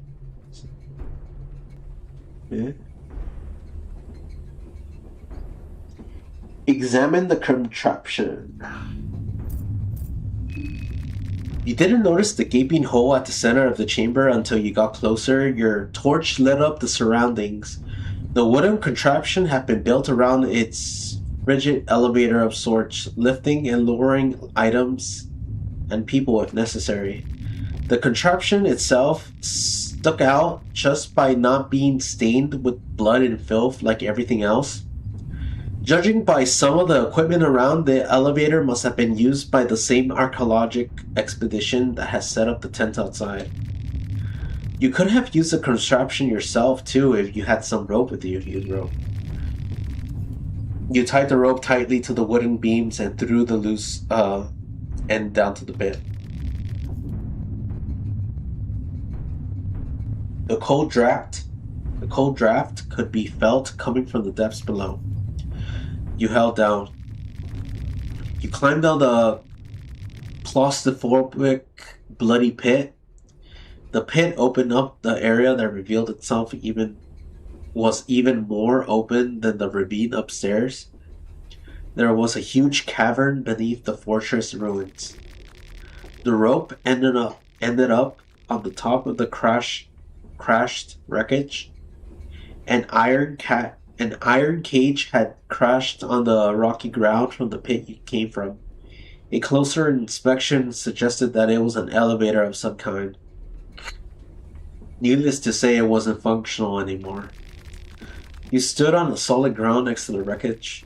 The cavern was huge. Your torch light left you standing in the middle of darkness with no point of interest apart from the makeshift campsite with a couple of tents and some archaeological equipment.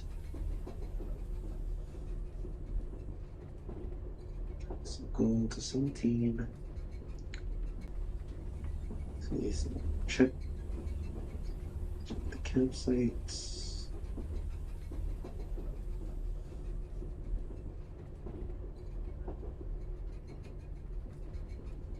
So check the campsite. Check the campsite. As you walked up to the tents, you noticed that there were no signs of life there. The archaeological crew was gone. The campsite had a couple of tents side by side, open crates of full digging equipment, and a makeshift table full of various documents scattered around. Behind the camp, you found a larger digging site. Okay, so if we check the tents, we gained 5 matches. And then if we search 3 times, we get small things.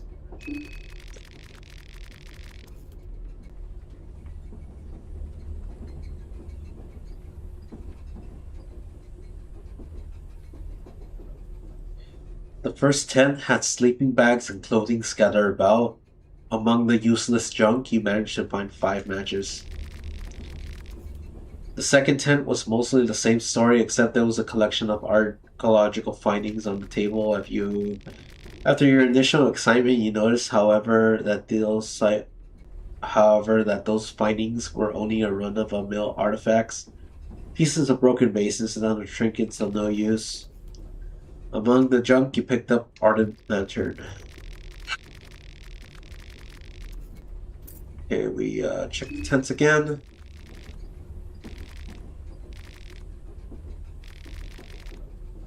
Check the tents again. Only this time you notice something hidden under a sleeping bag. Someone from the archaeological crew must have tried to hide it from the others. You found this small thing's amulet. Nice.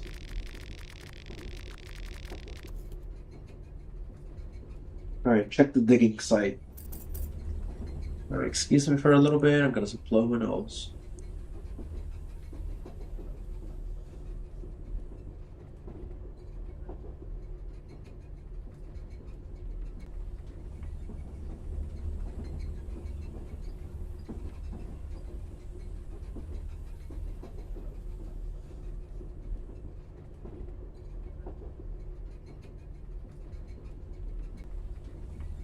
I'm back. Alright, go to the digging site.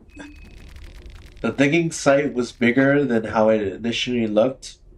The site was expanded to nearby cliffs with wooden platforms leading down to a dark chasm.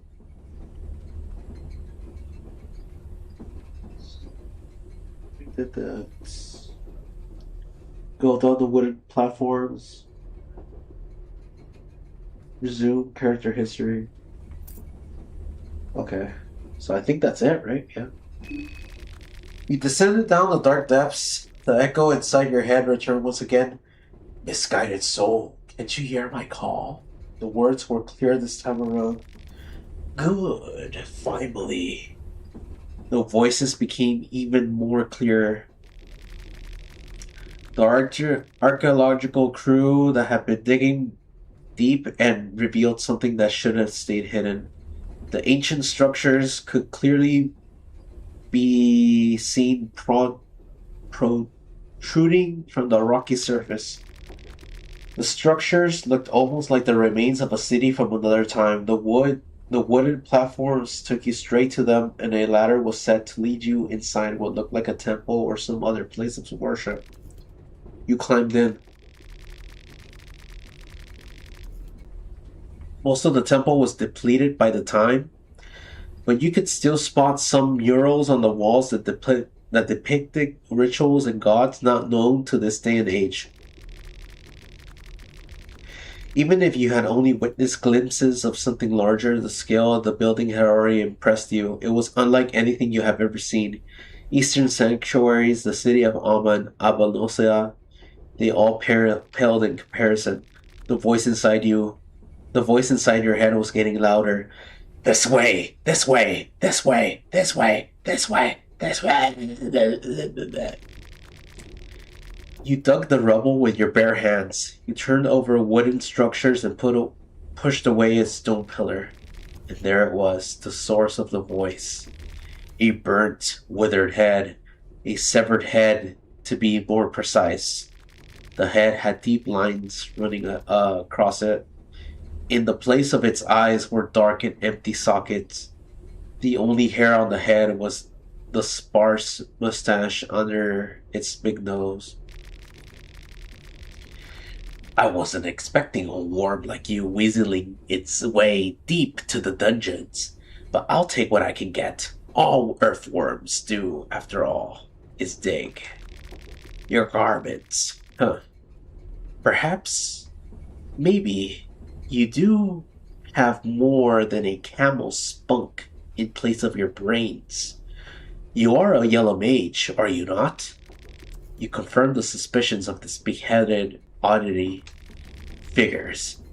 That is why a measly maggot like yourself could hear my call. Very well. Kneel before me, for I am your master, Nazroth, the doom and terror of the modern man. That name, Nazroth. That was the name you were not expecting to hear. It was a name even the yellow mages only talked in the darkest hours of the night. Nazra, the harbinger of the burning crusade. Nazra, the bringer of torment. Nazra, the doom and terror of the modern man. The great wizard from the eastern sanctuaries went by many names. He indeed was your master, for this beheaded wizard was the one who gave birth to the yellow mages and their ideology. Only that had happened over 1,000 years earlier. There were no records of Nazareth for at least 500 years. You are a lucky bastard. Lucky indeed. There is a man I want skinned alive. After that, I want to rip off their spines, those maggots. They will slump before me, limp and feeble. Your master seemed to be surprisingly up to date with the twists and turns of the world had taken since his absence. He had a mission for you. As a yellow mage, you were supposed to follow your own ambitions and greed. But there was a lot you could learn from this death-defying wizard that could further your knowledge on the dark matters greatly. You decided to play along. You were sure that this terror of the modern man was perfectly aware of your reasoning too. That was the that was the typical relationship between a master yellow mage and their apprentice after all. You were to travel to a small country in the eastern Europa with the beheaded wizard to the town called Prehevel. Your master promised events of cosmic proportions. The stars were aligned for something big to happen, something that would turn the tides of the world for good. The head left out details for his story on purpose, but that did little to bother you. You had just jumped to the deep end of the otherworldly world. You couldn't have asked for more. With this little information about the task at hand, how did you prepare for the trip? Okay, so how we just go back all the way to the beginning. Sorry, guys, looking at the wiki right here. Um,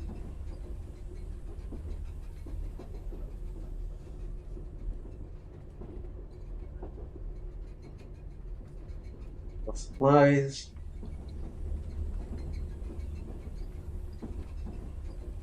That just gives me medical supplies. Gains me two blue vials and one cloth fragments. Magical goods gives me more tobacco. Food gives me fucking food. I think I'm gonna take the medical supplies. Tobacco I could just fucking buy. Alright. You felt tense since the moment you embarked on this journey. Every night you see nightmares of the horrors that would await you in Prehebel. Whatever the price, the opportunity was too interesting to pass. With mixed feelings, you continued onwards. Save your character history? Yes. Skip the intro? Yes. Oh my god, guys, that's the most I've read all this year. Oh god. You hear voices echoing from the beheaded wizard. Wake up, midgets! The train, it seemed to have stopped. You hear voices echoing from the beheaded wizard. I trust you got the gist of things. Let us proceed. We have work to do. We have work to do. Alright, how does the white witch from Narnia says to the fucking gnome when he asks are you going to kill me? And then she says, we got work to do. Okay. You hear voices from the beheaded wizard. Something seems off, though. This is not Moon God's usual Motius Operdani. I don't even know what that means. You hear voices echoing from the beheaded wizard. Trust no one. But me, obviously. As long as you do what I say, I don't actually care about the trust part either. You hear voices from the beheaded wizard. Now move, maggot! So demanding.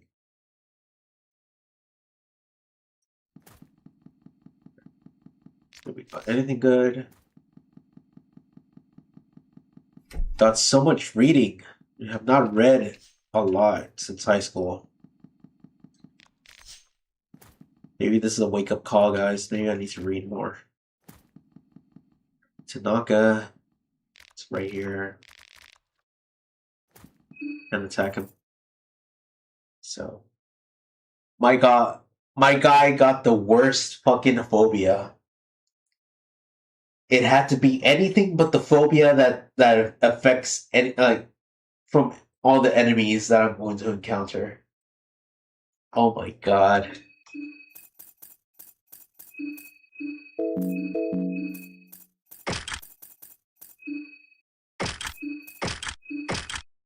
But we got some good things already.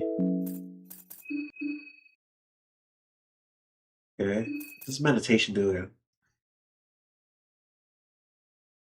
So reach a higher state of awareness, meditate while guarding to gain extra rep points on that turn. Oh, okay. Okay.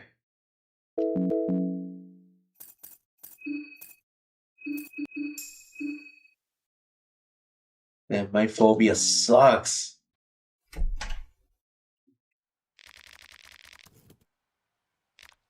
Okay, we're gonna. Oh! Wait, I missed some dialogue.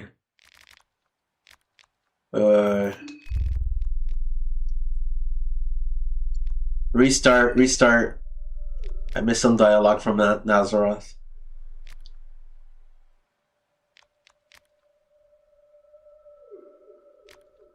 Sorry, guys, we're gonna restart. I want to read what Nazareth have to say. Kind of fucked up there. My bad.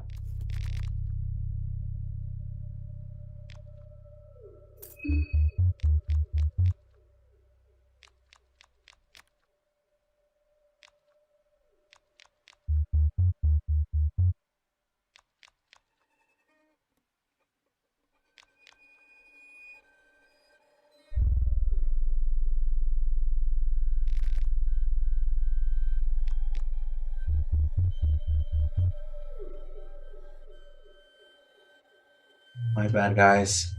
Forgot he has something to say for every character interaction.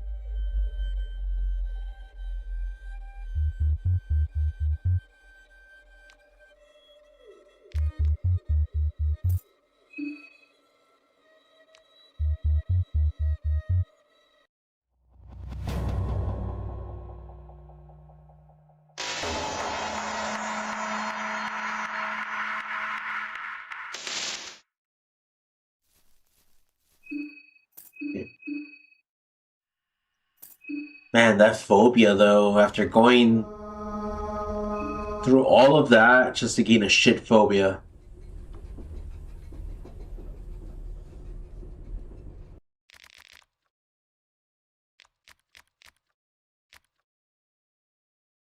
Okay.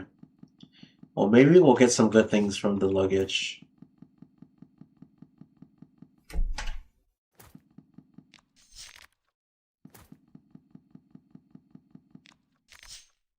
Nope.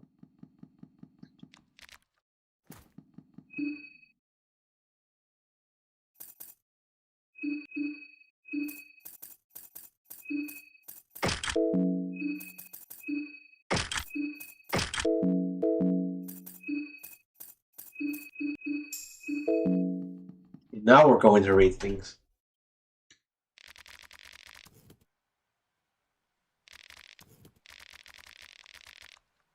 You hear voices from going from the beheaded wizard. What's this shit show now?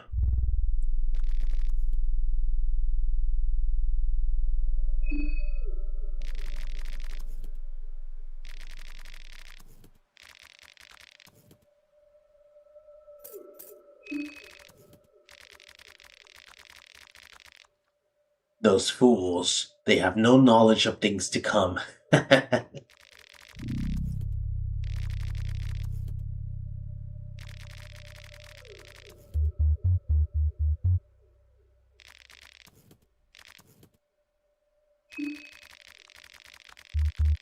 I'm handsome, seeker of darkness. You hear voices echoing from the beheaded wizard.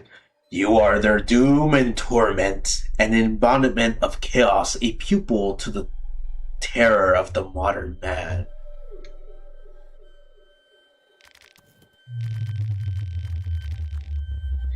You hear voices from the beheaded wizard. But a child trying to play with magic. Pathetic.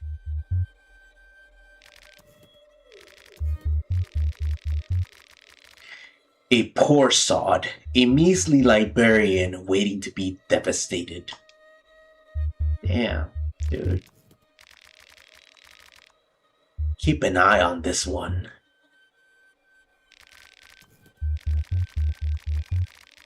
I already sense this bitch is an arrogant piece.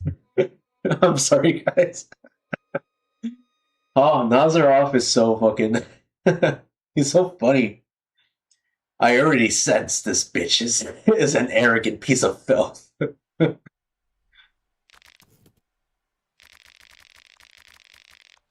A weakling with no remarkable features whatsoever.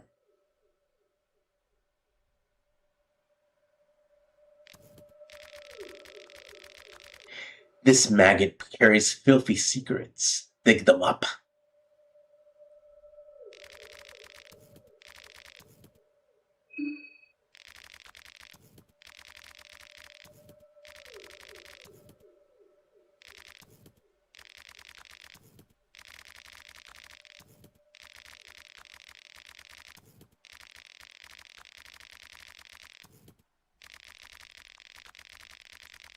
Miserable fool. When people are this dim-witted, they don't even deserve to learn the truth.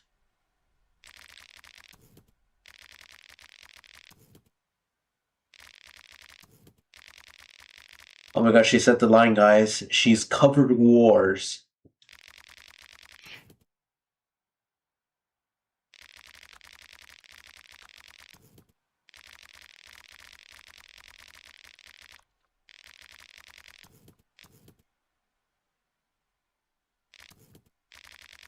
Deep sigh.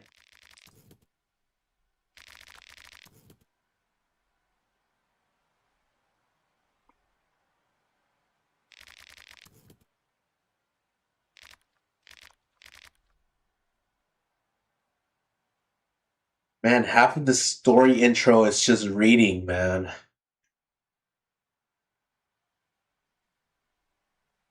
If you don't read a lot out loud, it's really draining on you.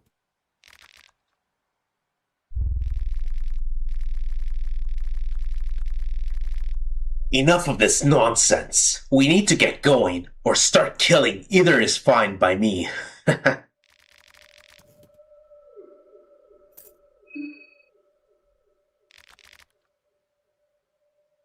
Alright, finally we get to play the game.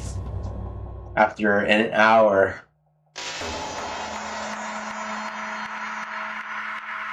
An hour of reading a textbook adventure.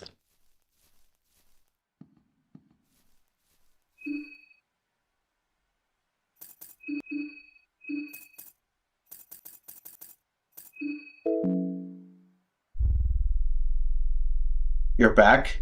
Welcome back, Luna.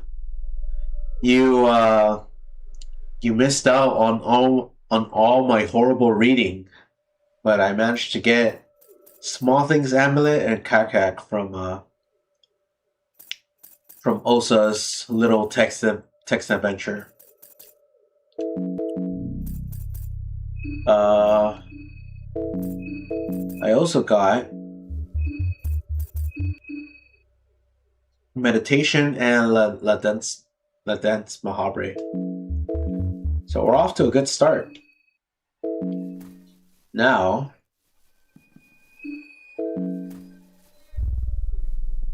I think I can kill people. I think kill them if I go back to the train and just kill Marco and poor Nazareth. Well, he doesn't really seem to mind his current predicament.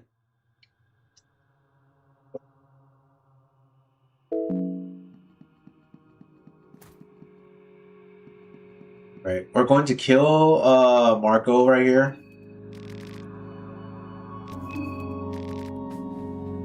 Wait, am I prepared to face him?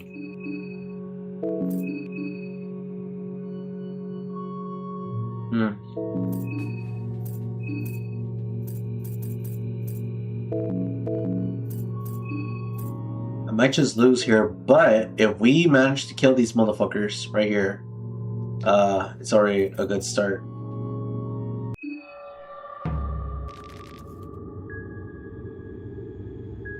Grogroth, turn him bald. Yeah.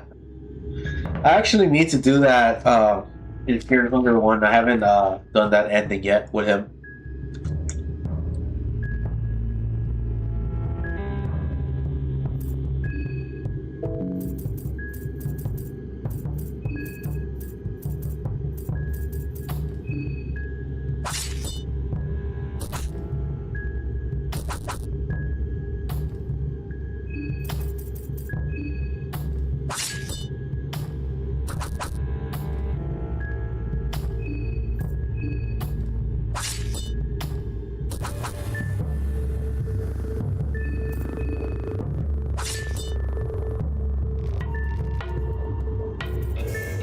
Yes, it is over.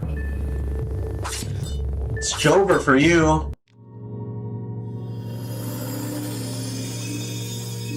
Now we heal.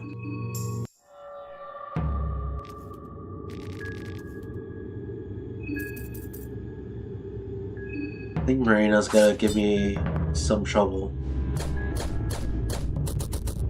Oh, never mind.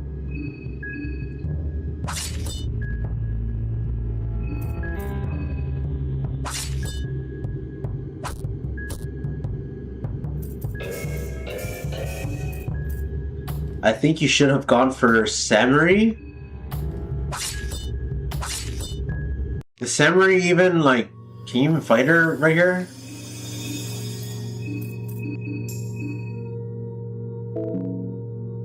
I don't think you can fight her.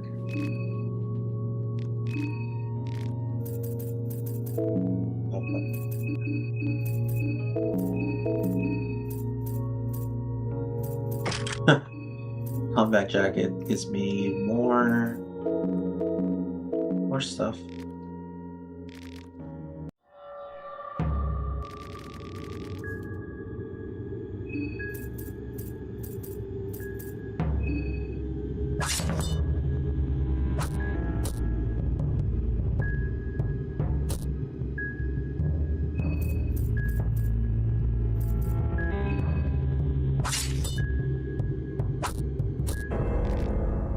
Wow, I was killed by Olivia.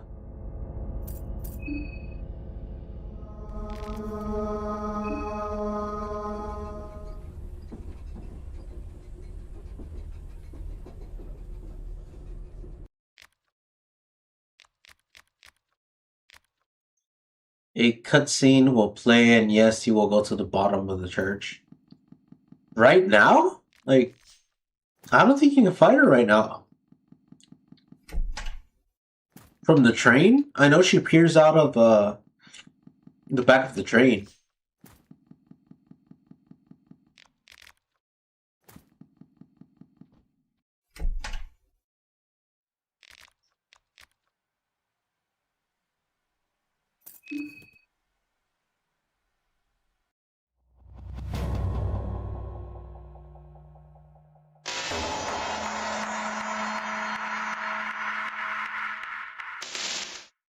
I think I can fight her.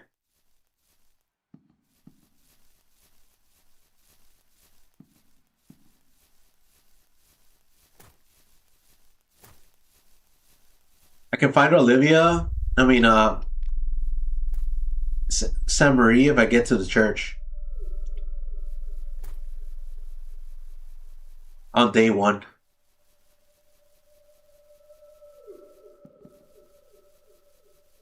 I think I can fight her before she moon scorches.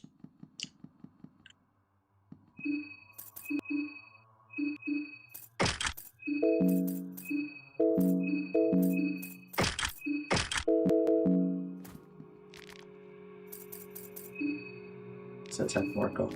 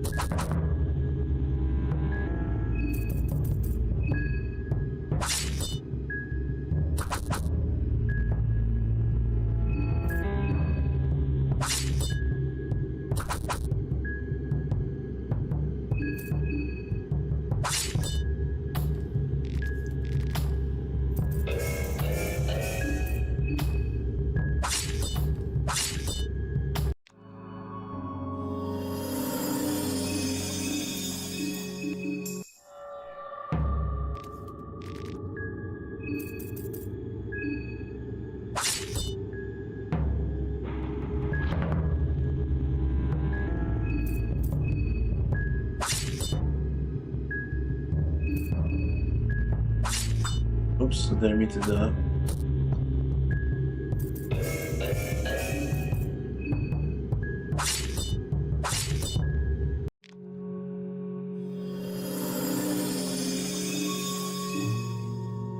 She blinded me, guys.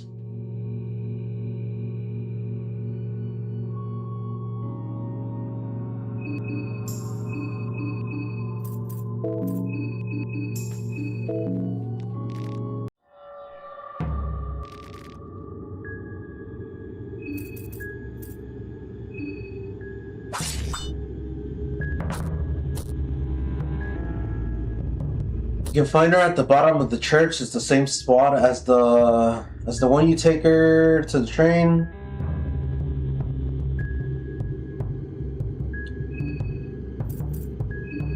I don't understand. You can't fight her in the train, right? Also, I'm dead here because I got blinded. Yeah, you can't. I know you can fight. You can fight her on day one. She's got to kill Father Dominic, or whatever, whoever the fuck his name is. And then, like, you just follow her down to the rare dimension and you kill her. But you need to get into the city and to the church first. You can't fight her on the train. That much I know.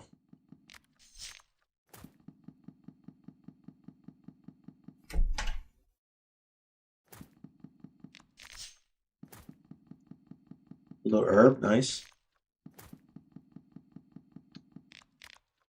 I got unlucky by being fucking black smogged by Olivia. I mean, Marina.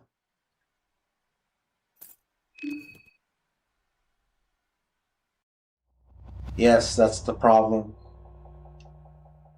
Yeah.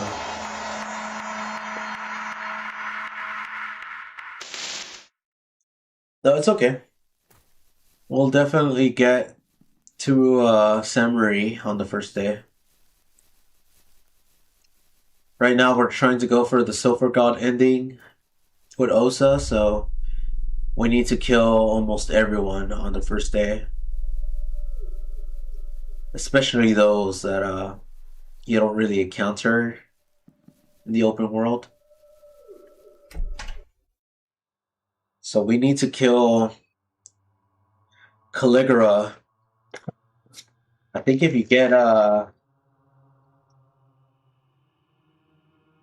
where the city is like has like a lot of mimes and shit, and you trigger the event where he's beating the crap out of what's his name, Levi.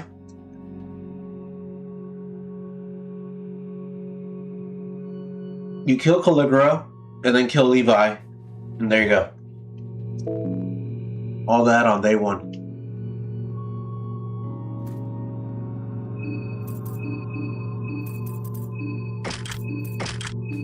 Basically, you can kill almost everyone on day one, so.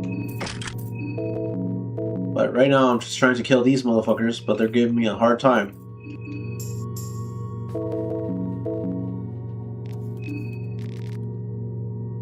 If you don't take the map, he appears. Yeah, but can you kill him on the train right away? If he appears like that? We'll see right now. Also, there's way too much delay. Yeah, my bad about that.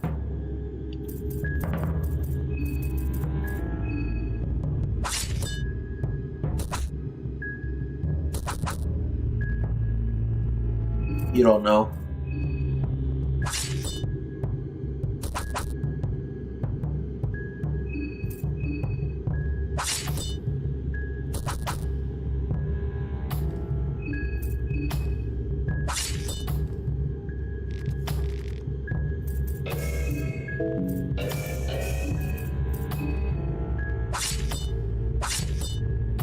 Ooh, critical.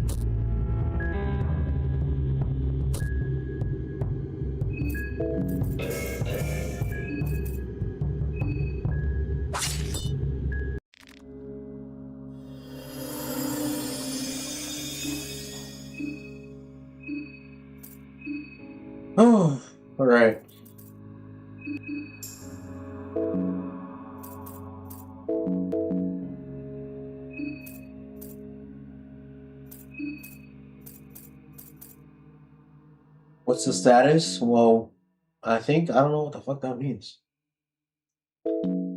Honestly, I'm not sure.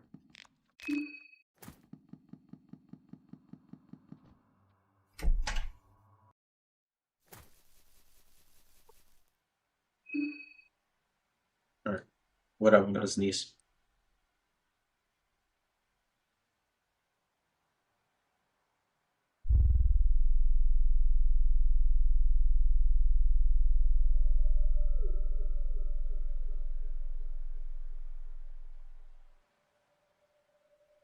Sorry about that, guys. I have some allergies right now.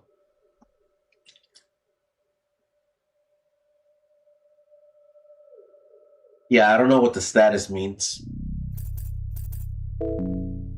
But already got half of the contestants out already. Off to a good start. Hopefully, Tanaka is right here.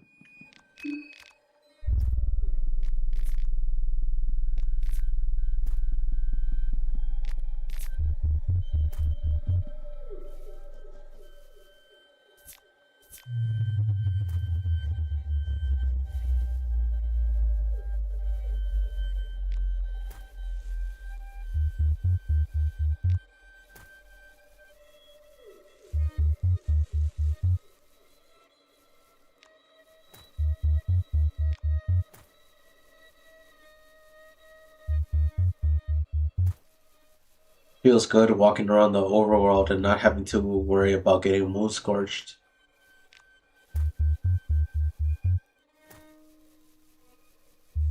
But we are going to try Maso mode with Osa after this.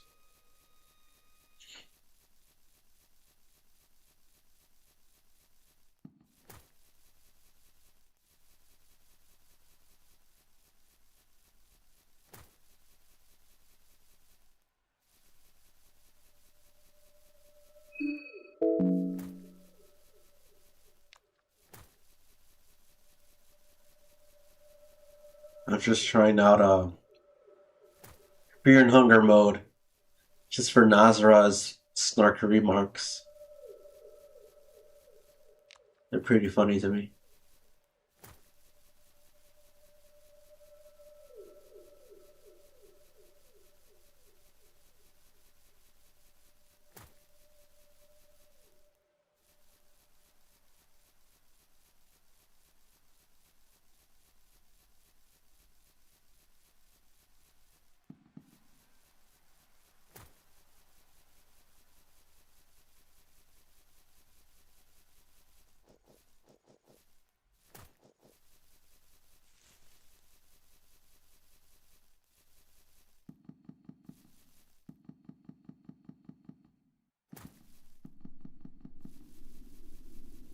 Stanaki here. Nope. So looks like he's going to be beheaded by what's his name? Clown fucking fella.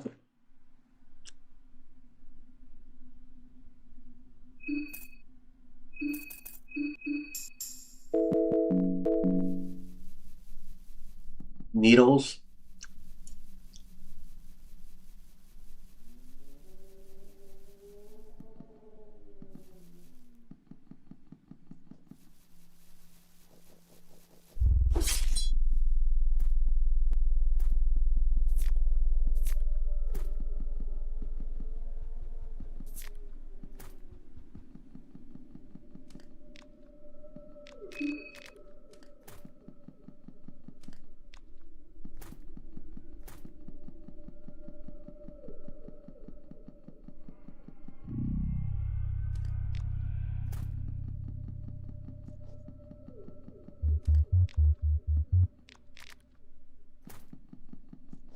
Yeah.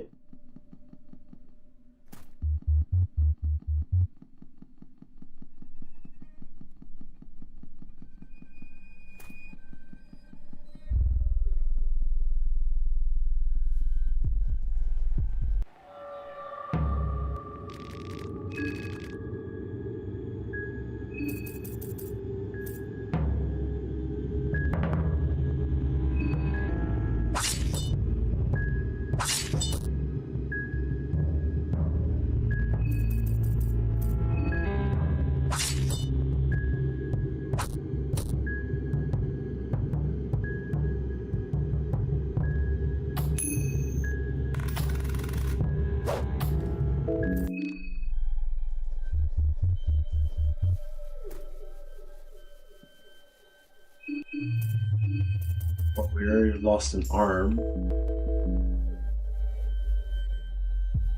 You ran away from that fight.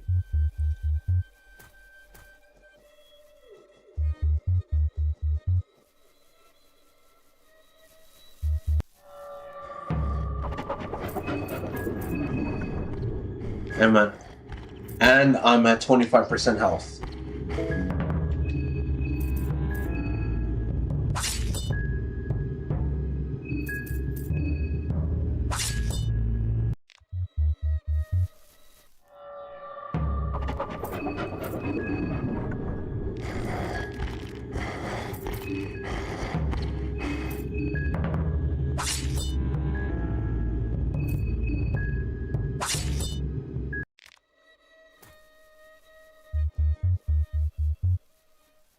So I have to exhaust the Sylvian circle. That's if I get her fucking book. What the hell? I forgot about it, Bella. I wonder if Nasra has anything to say about her.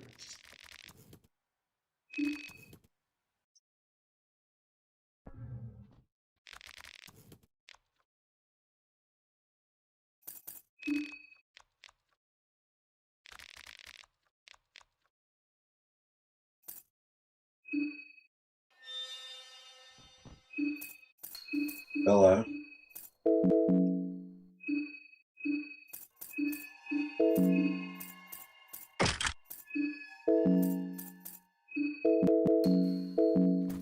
At 25% health.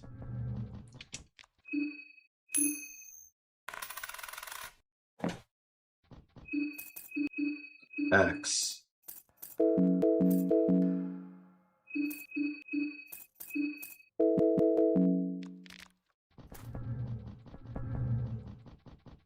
We need some healing items. I tried to find what it is and it shows me a death sentence B infection. Maybe if I continued to fight Olivia, I would have died from poisoning or some shit. Oh, you aren't playing Maso mode anymore? No, I'm playing Oso's regular story because I want to hear Nasra's comments on things.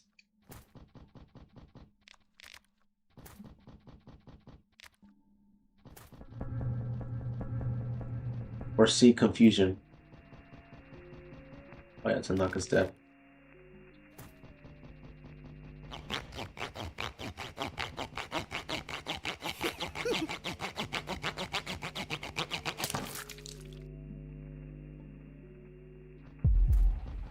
You at least give me his head, please.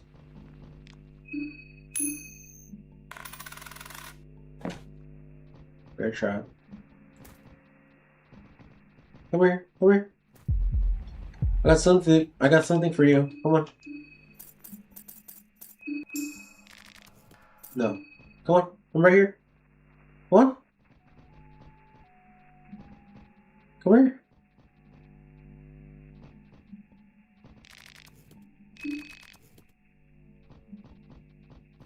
He knows. Oh my god.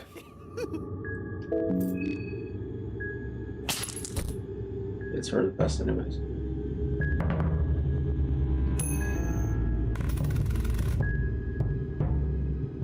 Yeah, I'll play Maso mode with Osa after this. Because I do want to achieve the Sulfur God ending with him.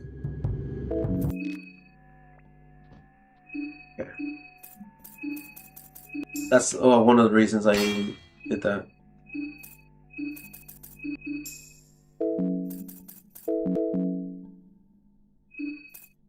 She got infections. Heal her.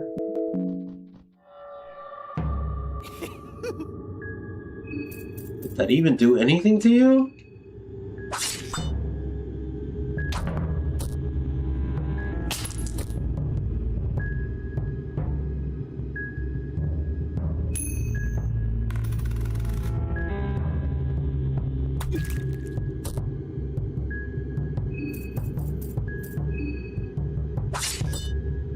Just to ask what does the dance do? It makes your magic powerful or some shit. But it doesn't really matter at the start because you don't have no magic.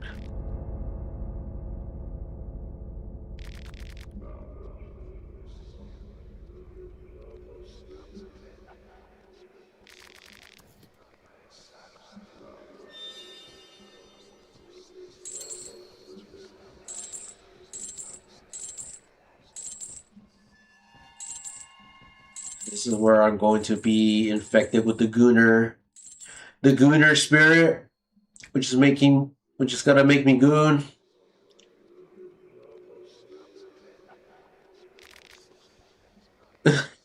You had a massive orgasm and passed out.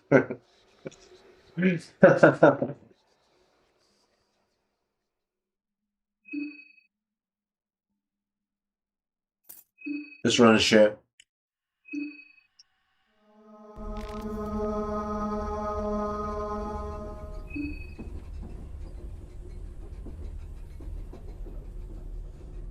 Also, I got the worst fucking phobia on him, which is nosophobia or some shit. Which makes me weak to every fucking villager right now.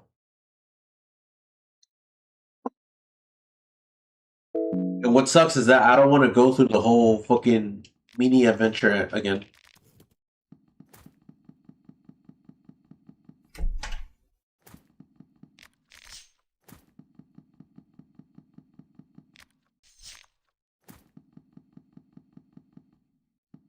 We're not gonna take the map and see if we can just kill him outright. Caligula.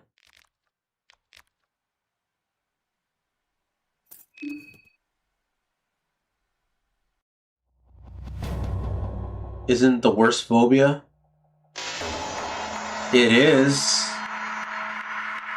It is if you're at the start.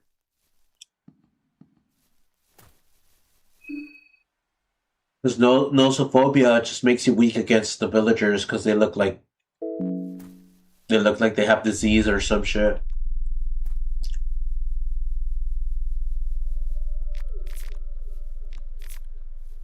Let me see if I can kill Tanaka and then come back and kill the other guys. Oh, that just makes them all disappear. We'll see.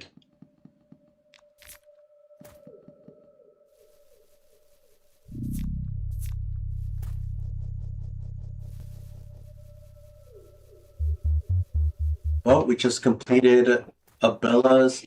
I keep confusing her name, but Karin's uh, ending against Rare on Mass mode just a moment ago. Even though we failed to get the Machine God ending because we didn't have enough save books, but it's alright. Got a shit ton of more characters left to attempt that ending. Where's Tanaka? Where are you? Yeah. I'm coming.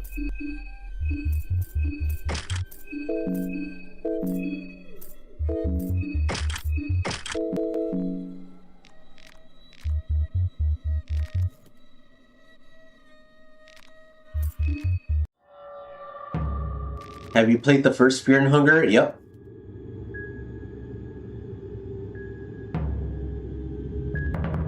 I did the Yellow King ending. You can find the stream on my YouTube live playlist.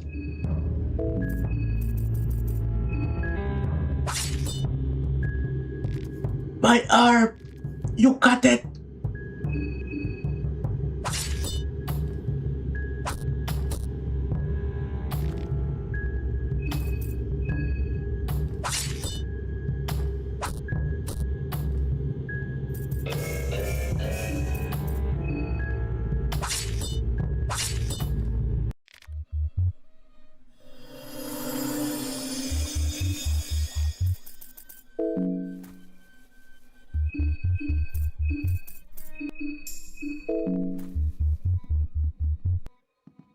Alright, now we go back to the train and see if everyone is still there.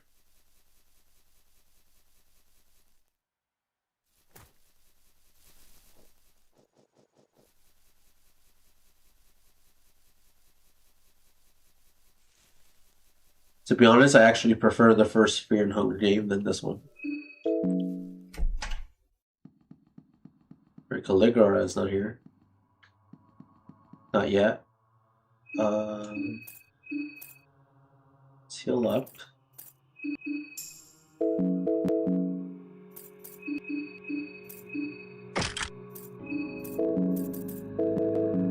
For Marco.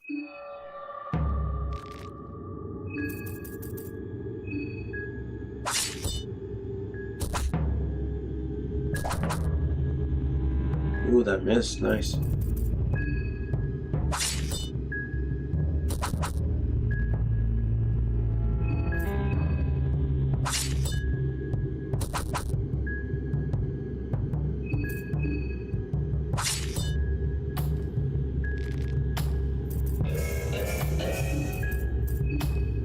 Critical, critical. Nice.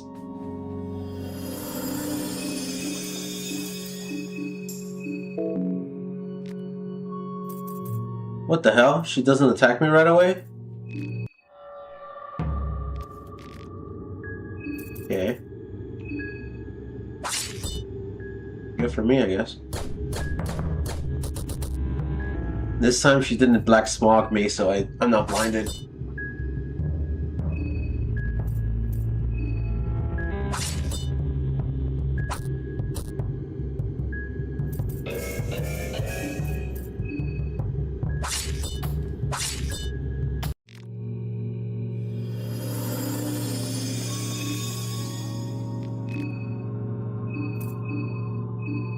Imagine being Olivia and like two freaking people just die in front of you.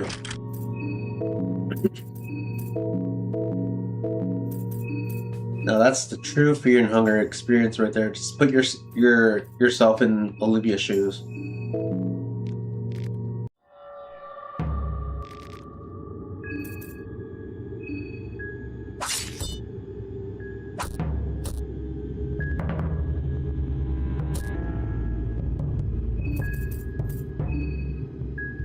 Did you know that there's a debug spot in the forest or near that? Oh yeah? What does that do?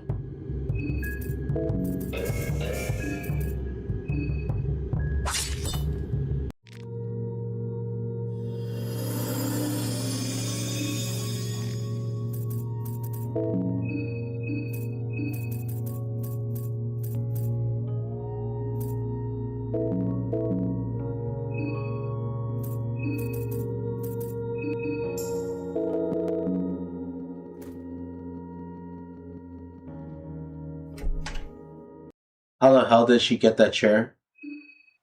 I know, right? She supposedly doesn't have a chair. This early in the game. Also, Caligula is not showing up. That's for the best.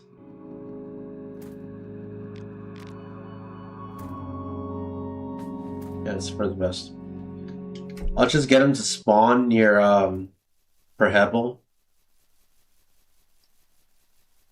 And just kill him when he starts bullying Levy. Also, I'm poisoned. It gives you a gun or the thing that can brick city with the lock with it. You're poisoned? Yeah, I'm poisoned. Olivia's like, alright, let me poison this motherfucker before dying. That's fine, we're fine. Because the Woodsman house gives me some white vials. So I can cure that.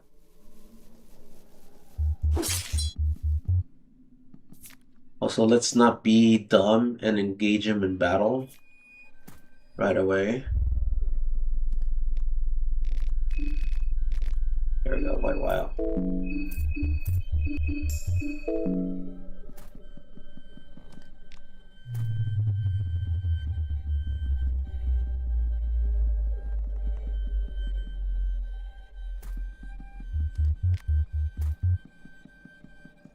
Now, question is, do I get anything good from this bookcase?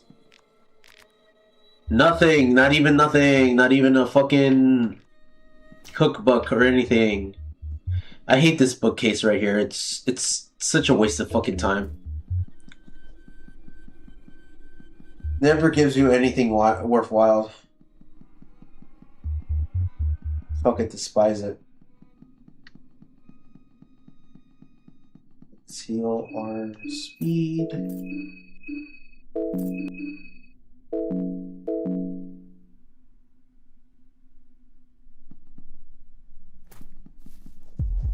Juke this motherfucker. Honestly, I feel like not even engaging with the villagers until I get Red Arc, because they're just too much to handle.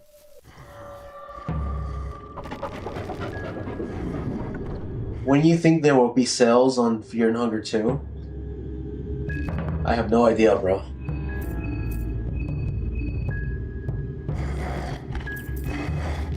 This game ain't even that expensive to buy, so I assume the sales are pretty good.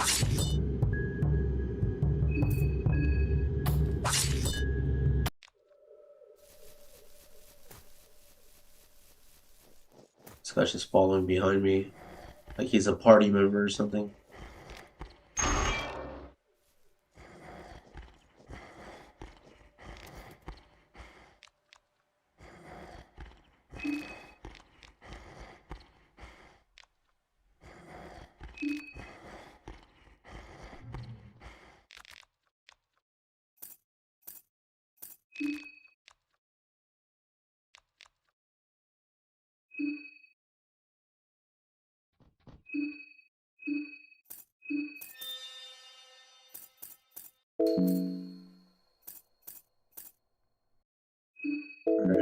Alright, we need to heal, but we're okay for now, I guess.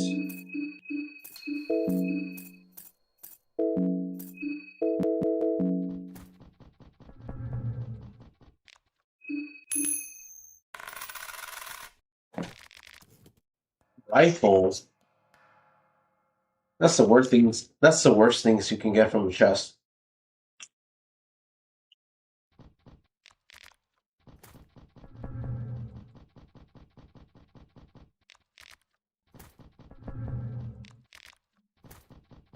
Because what's a rifle without the fucking bullets?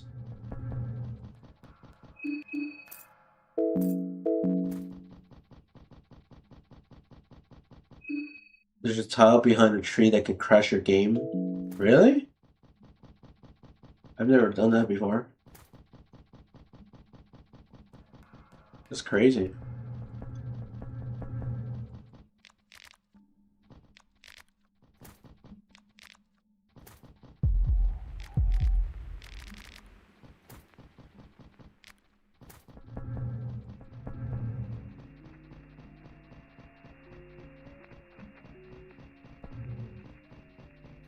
So this needles motherfucker is gonna chase you.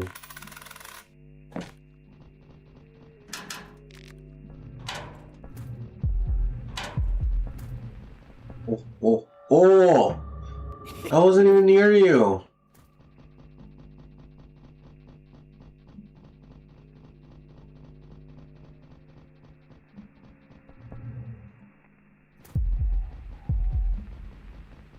The fuck? Oh, are you serious, man? Are you serious? It's gonna spawn camp me.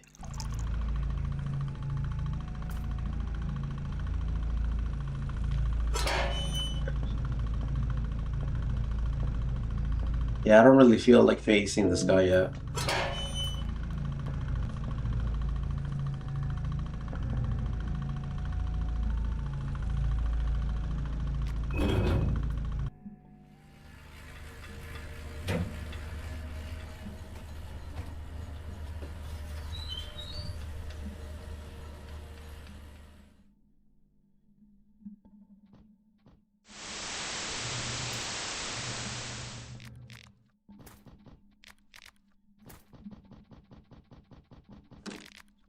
Alright.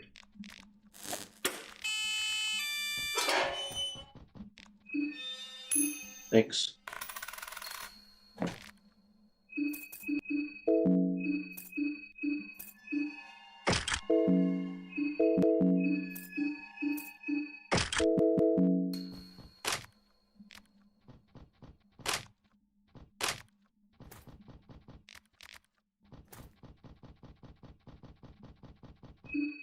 It's worth when he has guns instead of needles.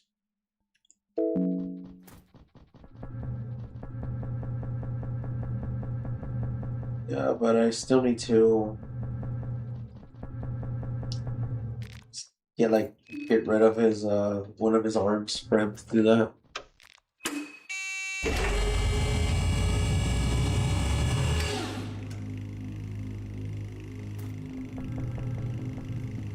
Gotta get a book from here?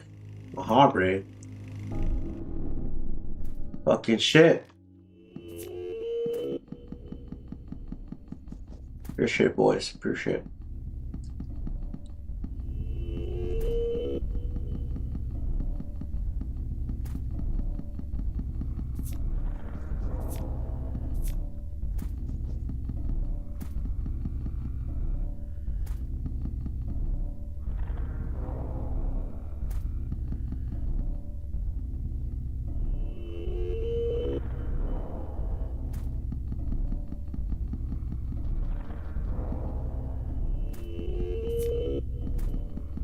So far, so good, guys. We just need to get to the Mirror's Manor. Try to get some save books from there. Oh my god. Activated that motherfucker. Get path.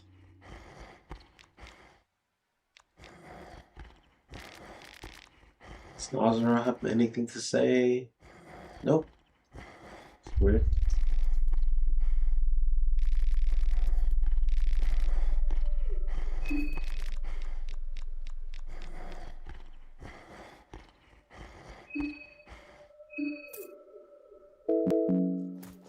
Still need to heal. Some motherfuckers in my way.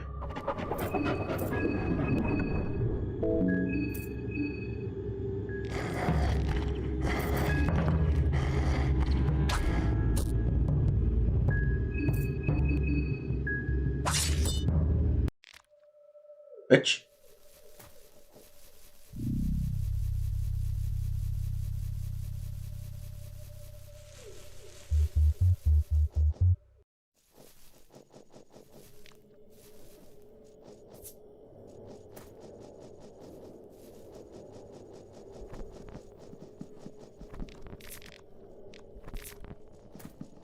Need to get a saw. Start getting these heads.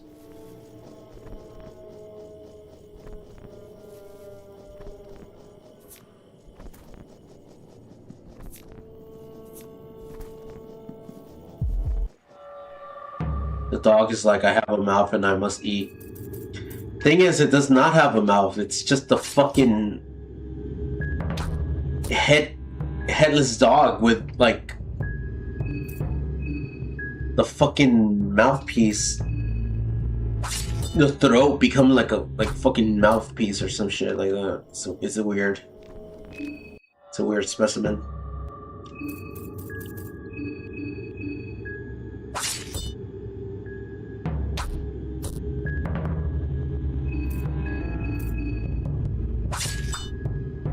Miss, really?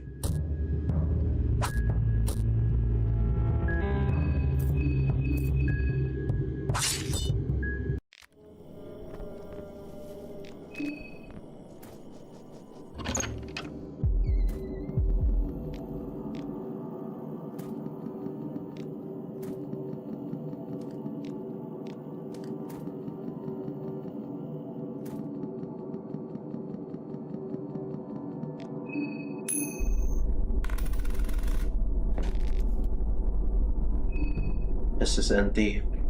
So then it is, I have no mouth and I must eat. Yeah. Abominations.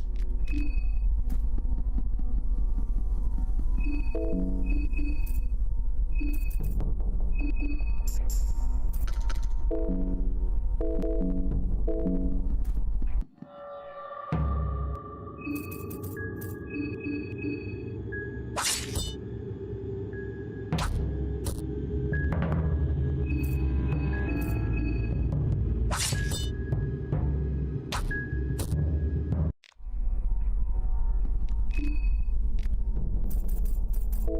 don't have a saw for her head.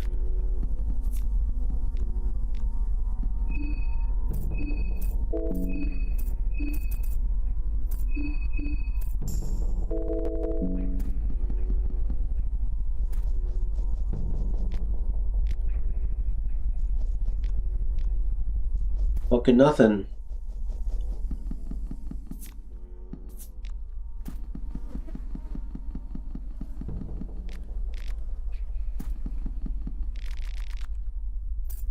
So we have Grogroth.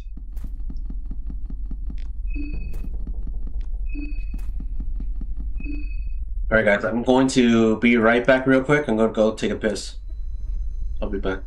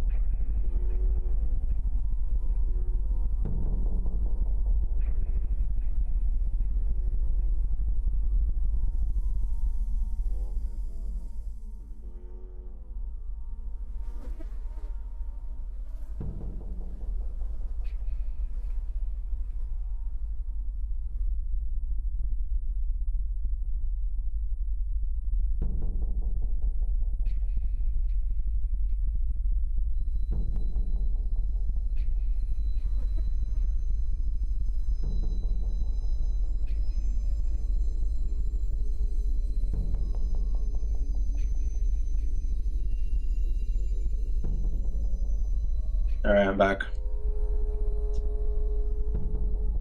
Sorry about that.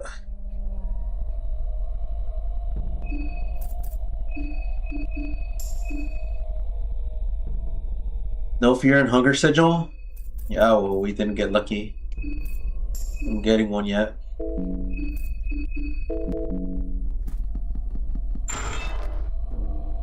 That's alright.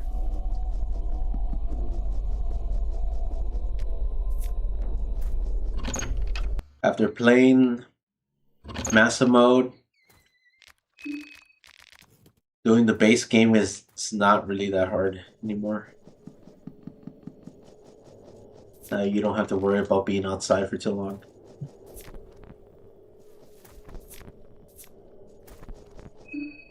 Do I have a lucky coin for this motherfucker? I don't. I don't want to face the pigman guy yet.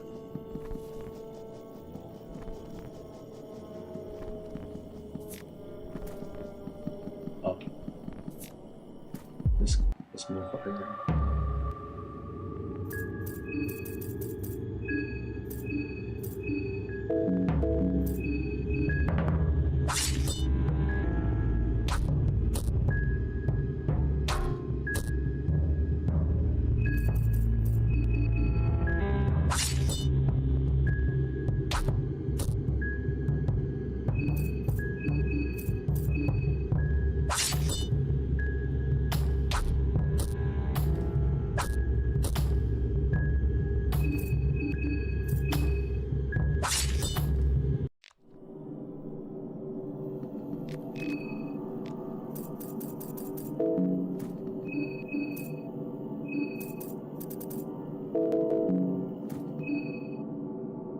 What up, what up?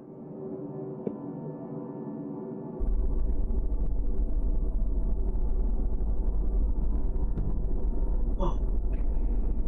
Oh.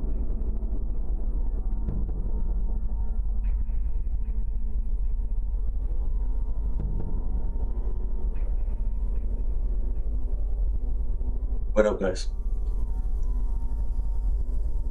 What up?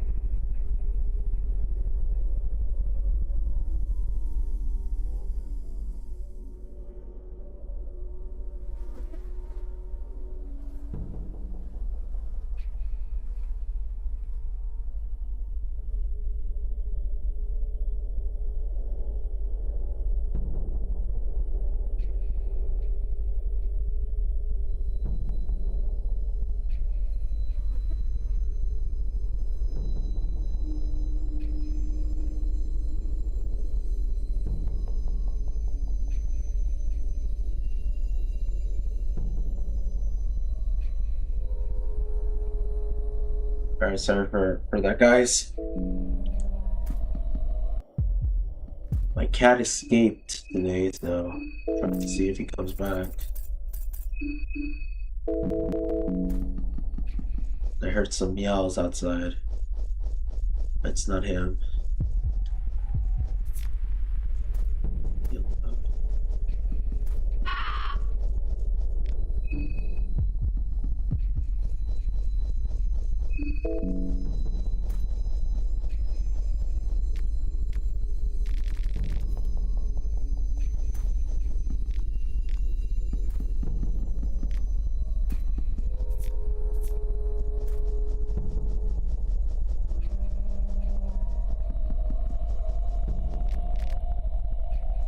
Mishka.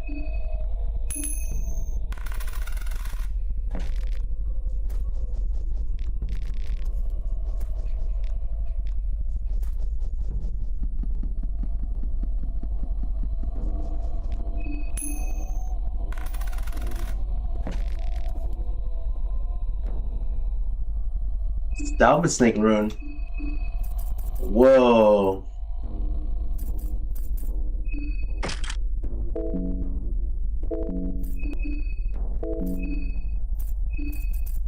It's pretty good.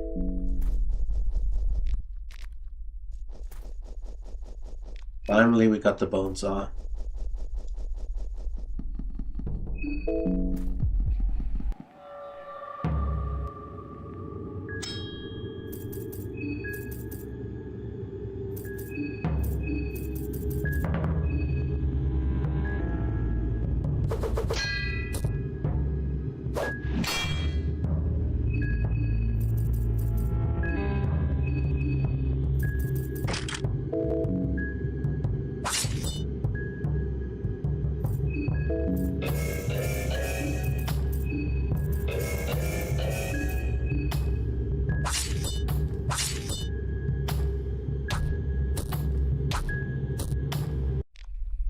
Bitch.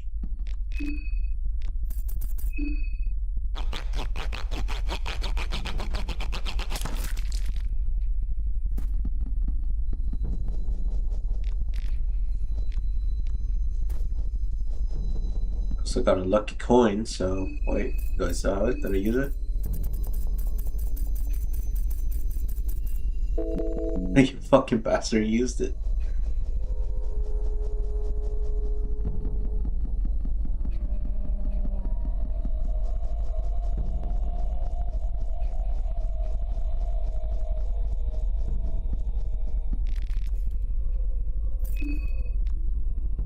Alright, so we need to not kill Levy until he encounters Caligula. Whatever his name is. Caligula.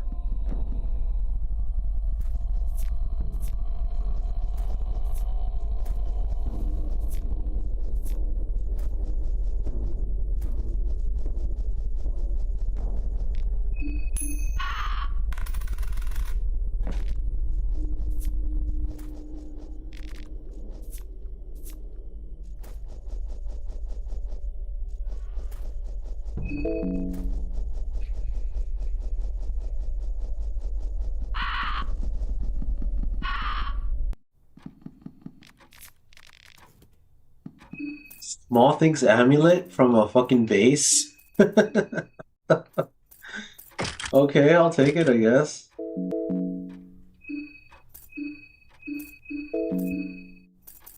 That's so funny. I don't get that.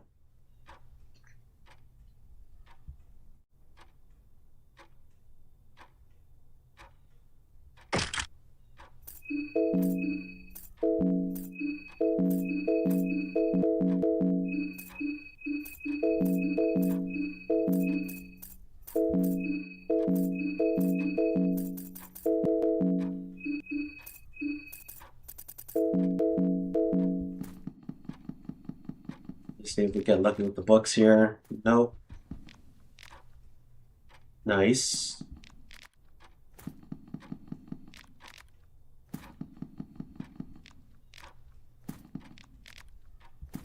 We're off to a great start.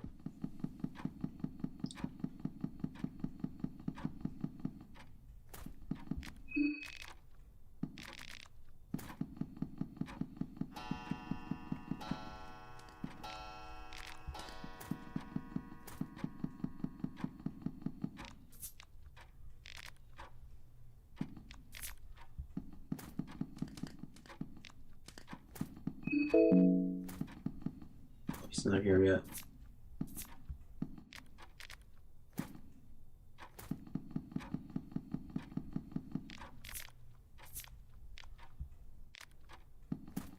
Honestly, I think I've heard somewhere that you can save, what's his name, the cook guy, if you go through the rare dimension.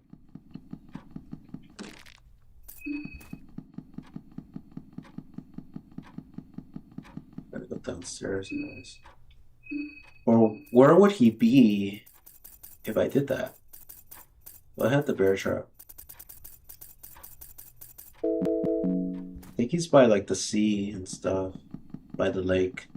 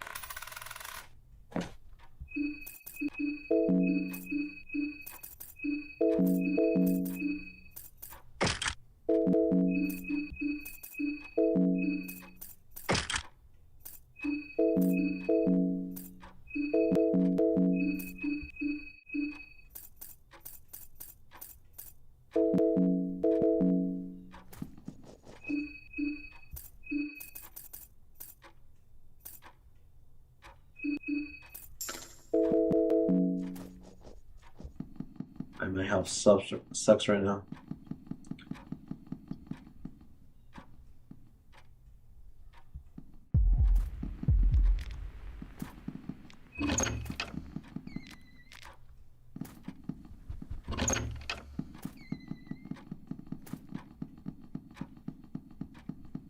Right here for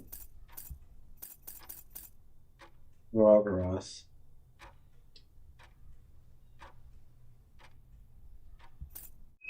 Or we can save it.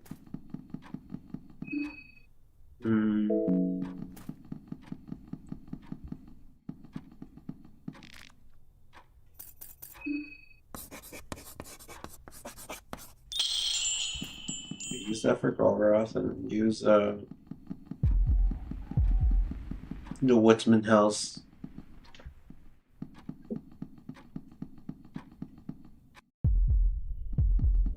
Use the Woodsman House for Sylvie.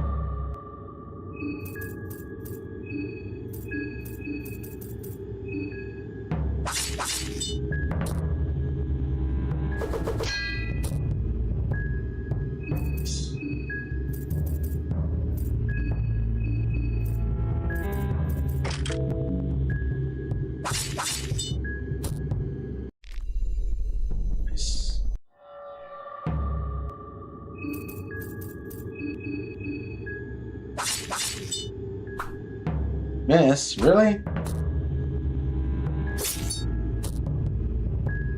Of course you go for me.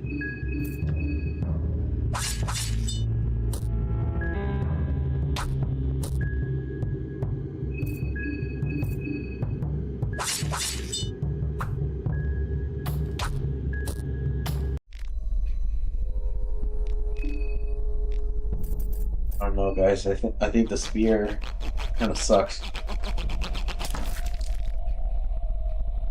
In terms of accuracy.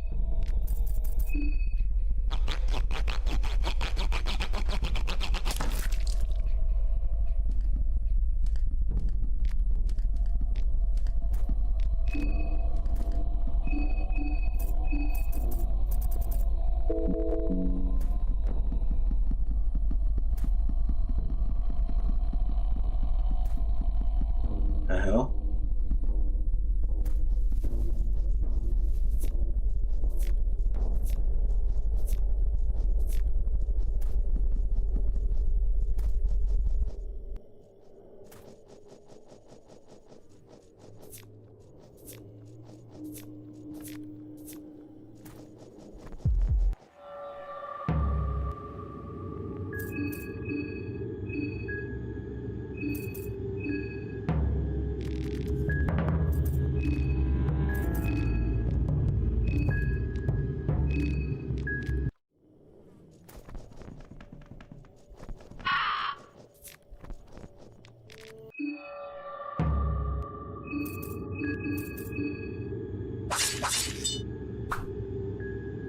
The spear is useless.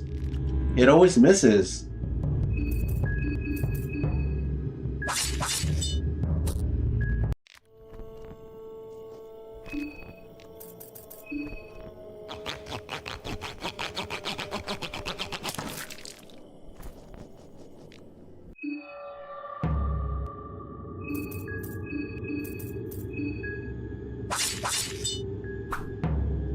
I'm gonna switch out this weapon. It's so ass.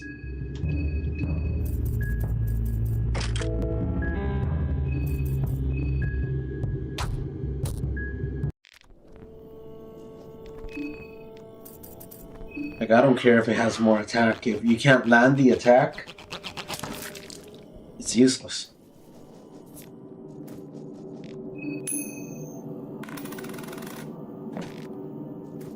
Cards. I don't need those for him, but I do need it for her. Even though it doesn't matter since I'm not gonna kill her anyways.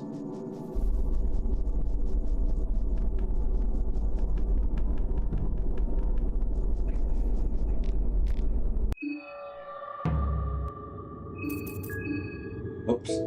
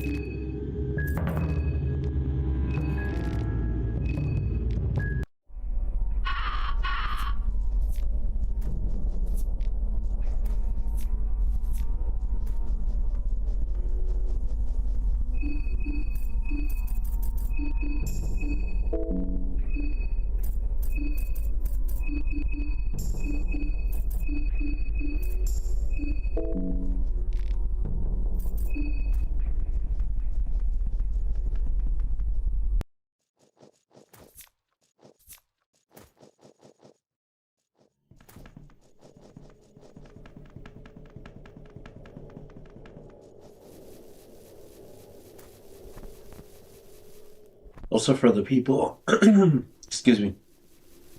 Also for the people just joining, we completed Karin's Maso story a while ago. So we're just going to do also a story on Fear and Hunger for now. To get all the dialogue from Nazaroth.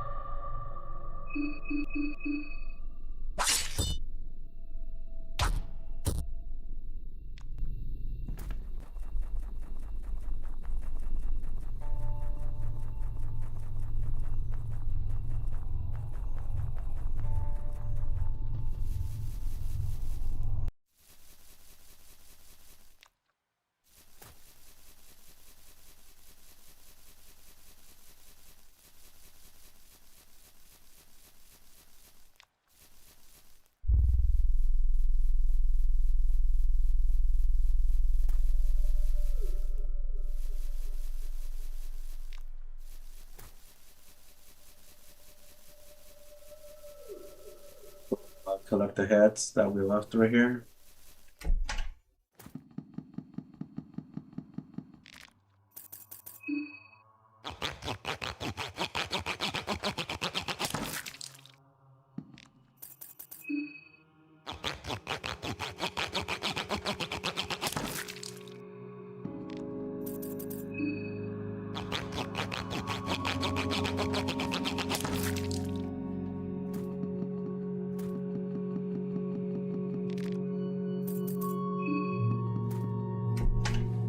I won't save yet.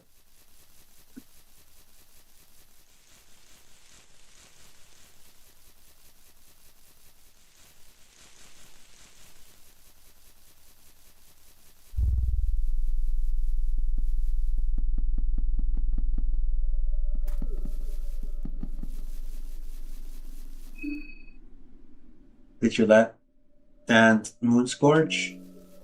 Not yet. I'm not gonna let him do that though.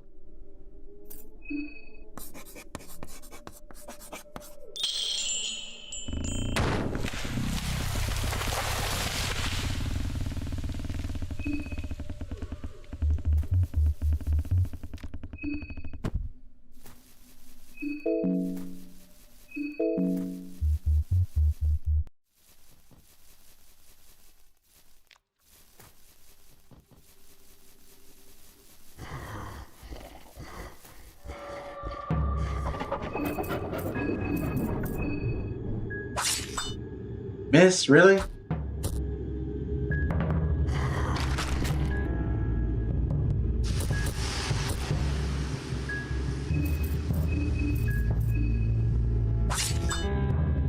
Miss again?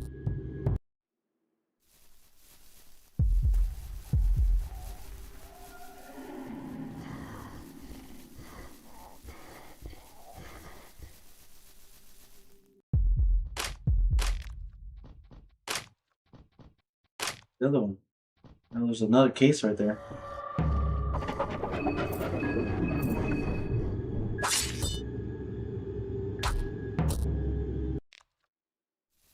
This game does not like Osa.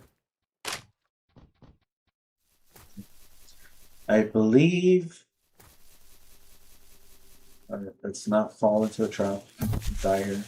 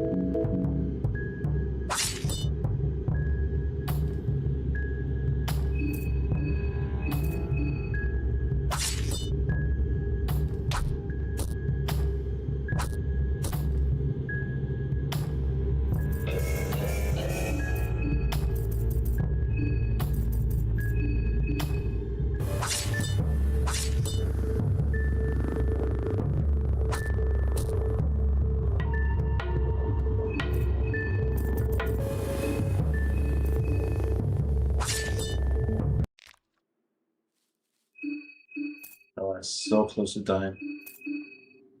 I'll take discarding.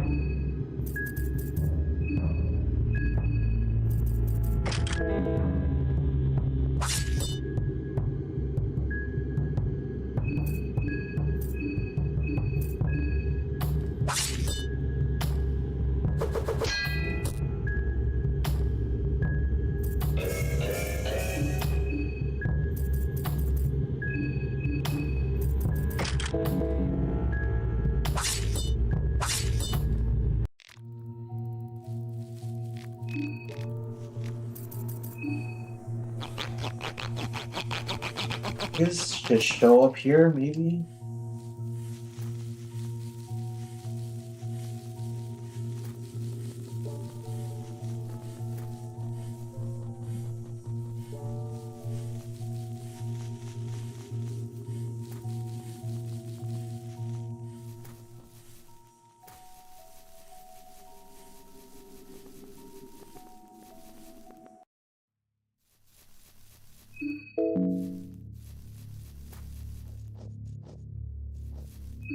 What the fuck? Popcat is over here?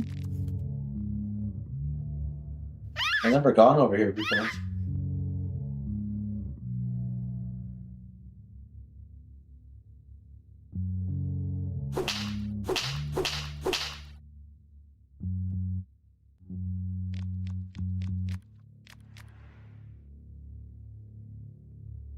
Okay, I skipped some Nazareth dialogue.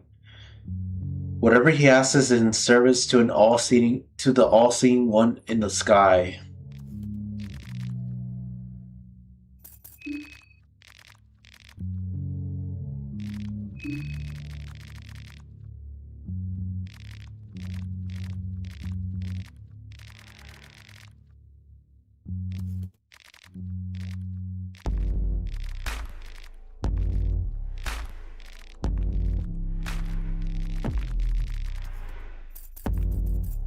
I'll take a book of enlightenment.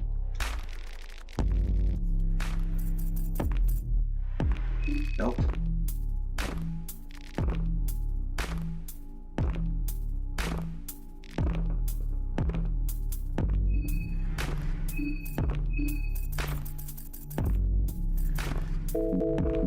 Still doing pretty bad because we're not finding no hidden items.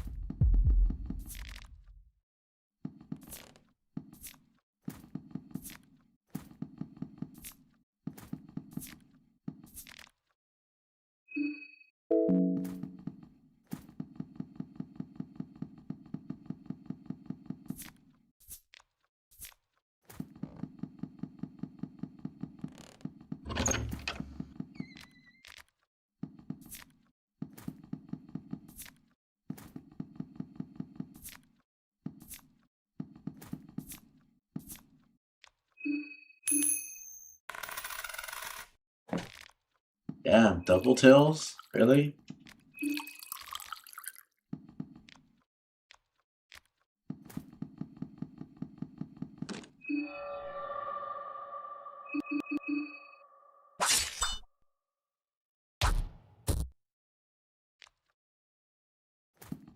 I don't know if Olivia's debuff makes me miss shots. Because Osa is not really good at aiming.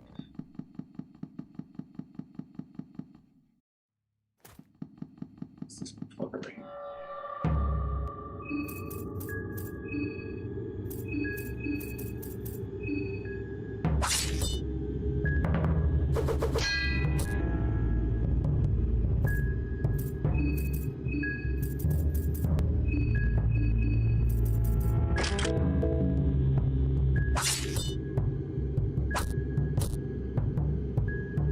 Bella is not doing good at all.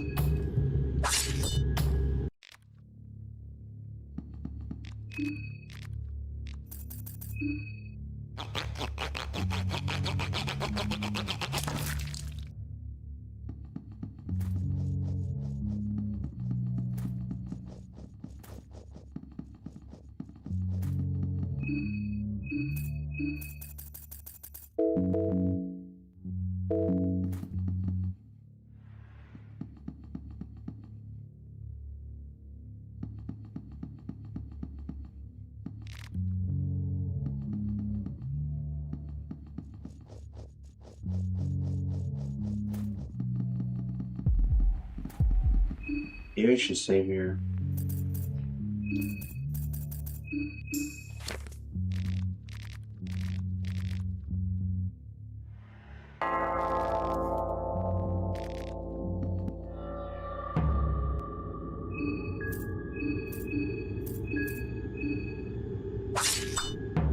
Missed again, really.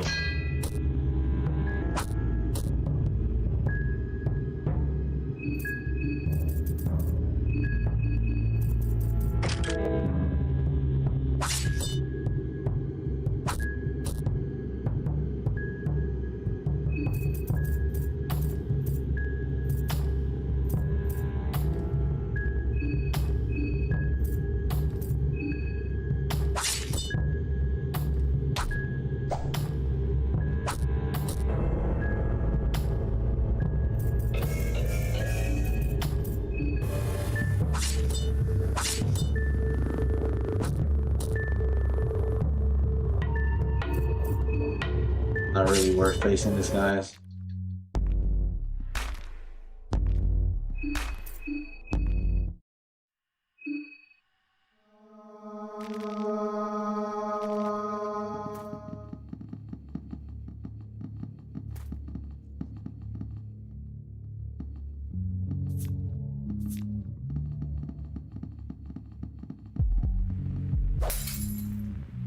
Of course I will face the mob. Oh shit.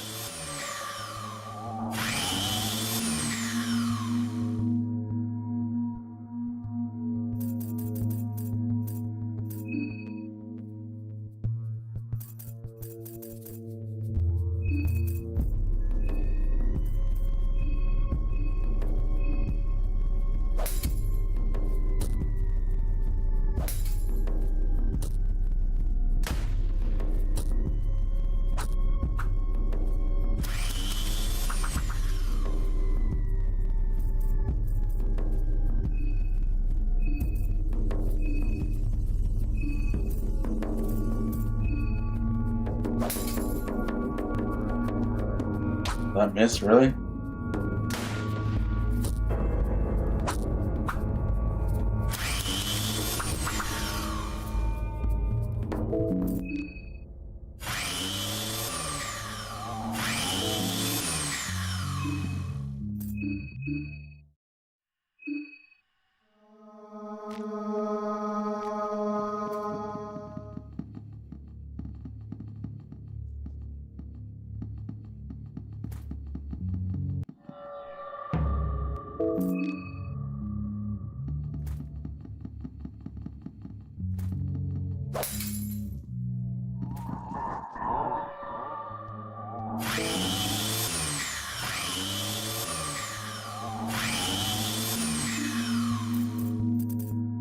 Oh, there's just programmed to come out in this section right here.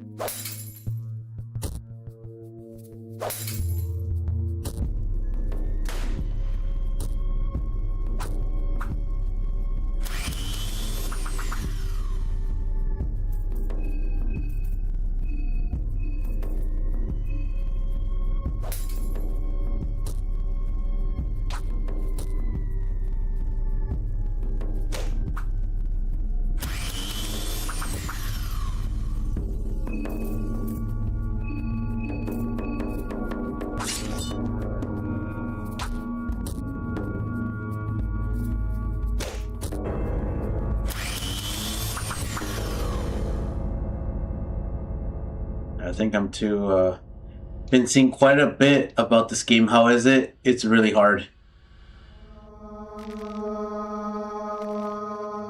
Yeah, it's really hard if you try to, cheat it. Like I'm trying to do right now.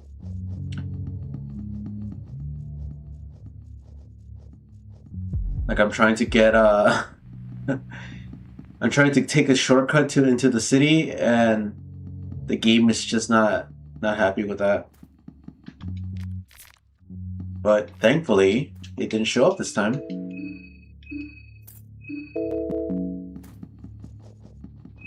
You could speedrun in like 15 minutes, I'm sure.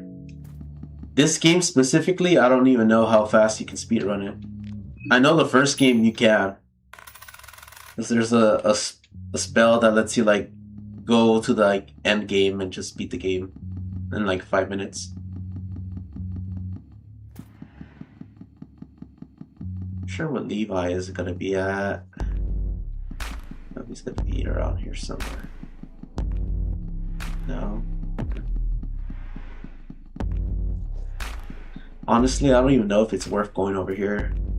I think this part up here it's closed.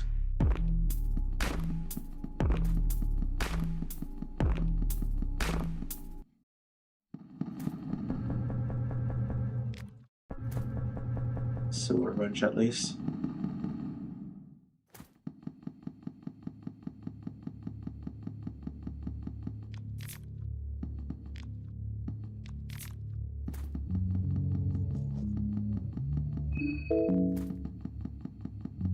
Closed.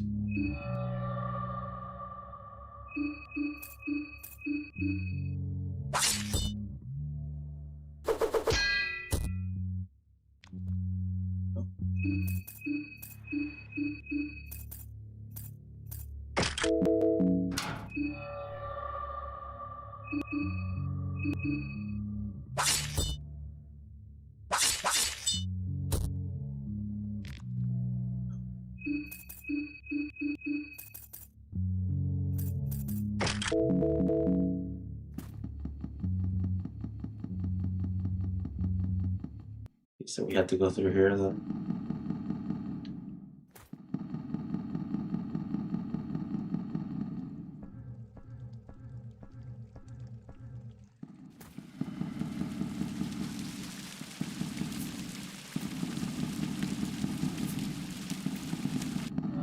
Wow, I would face a crazy guy.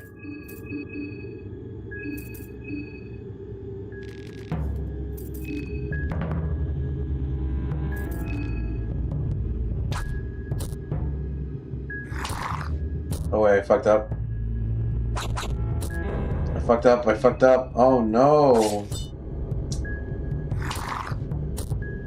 That's the wrong dialogue option.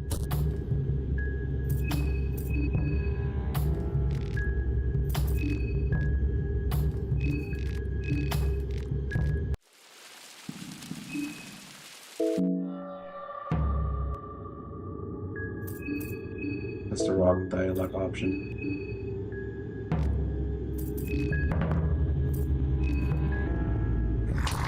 Yeah. Oops. Yeah, I lost a Bella for nothing.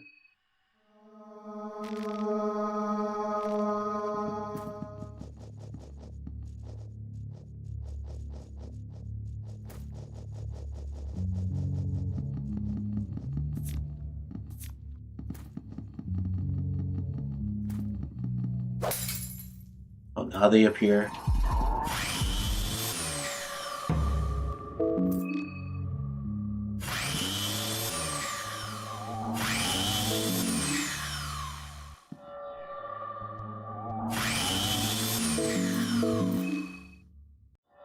Dude, they're spawn camping me. Both of them.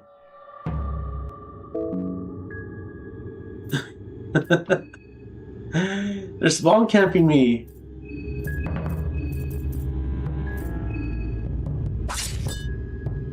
Wait, you can talk your way out of a combat? Yeah. Well, some combat.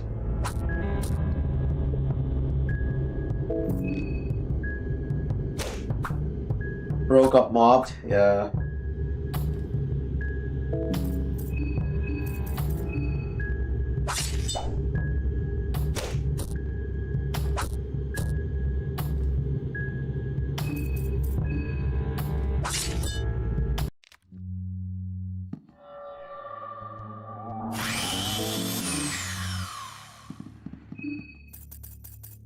It's the Bella. Now we're going here through here.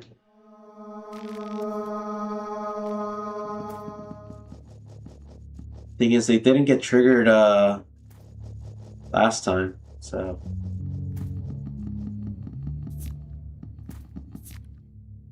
try to see if we can avoid them.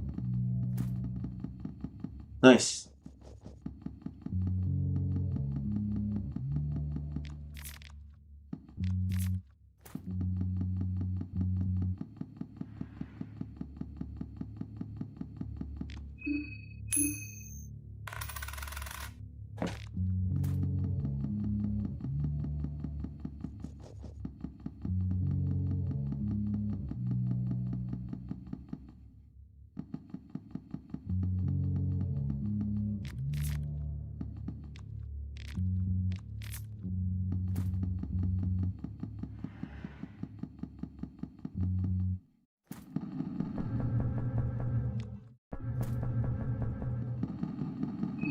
basically going, I'm taking the shortcut into the city through here.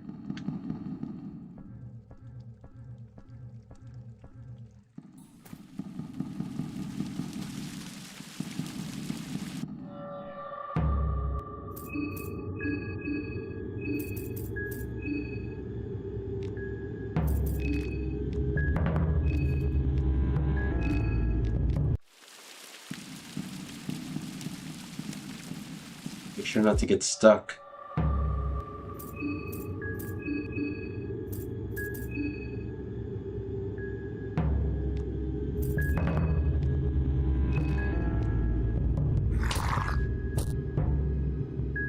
The fuck? What the fuck?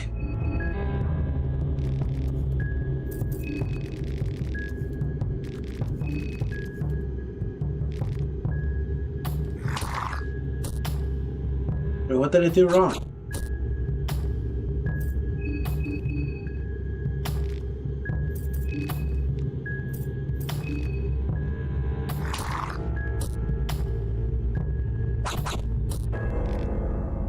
Some of them you can't talk your way out of it.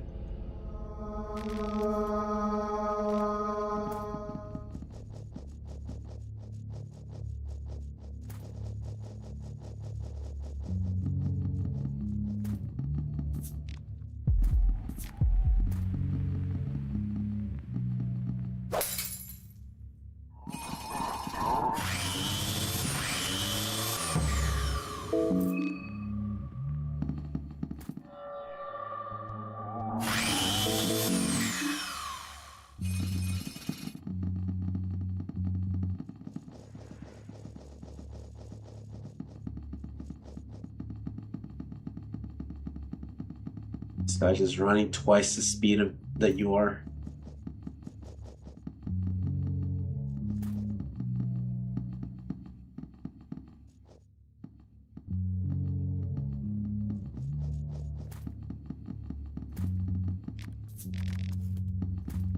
Okay, so it's not worth going through here yet.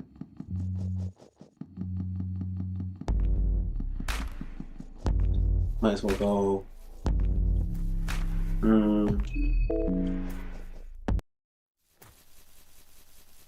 Do we activate the bunker yet?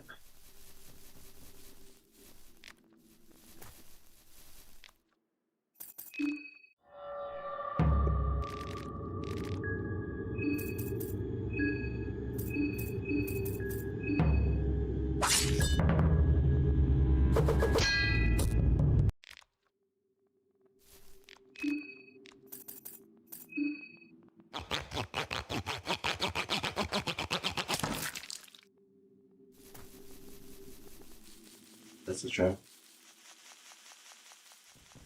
Okay, it looks like we're just going to go through the city gates.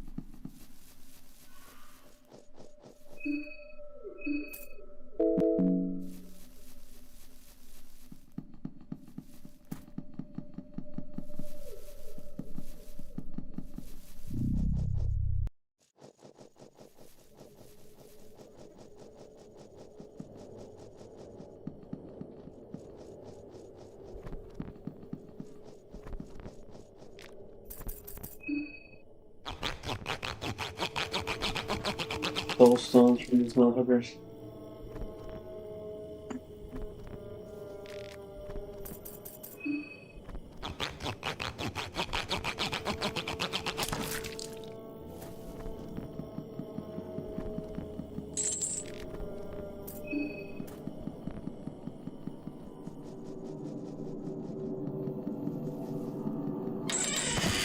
Oh my god.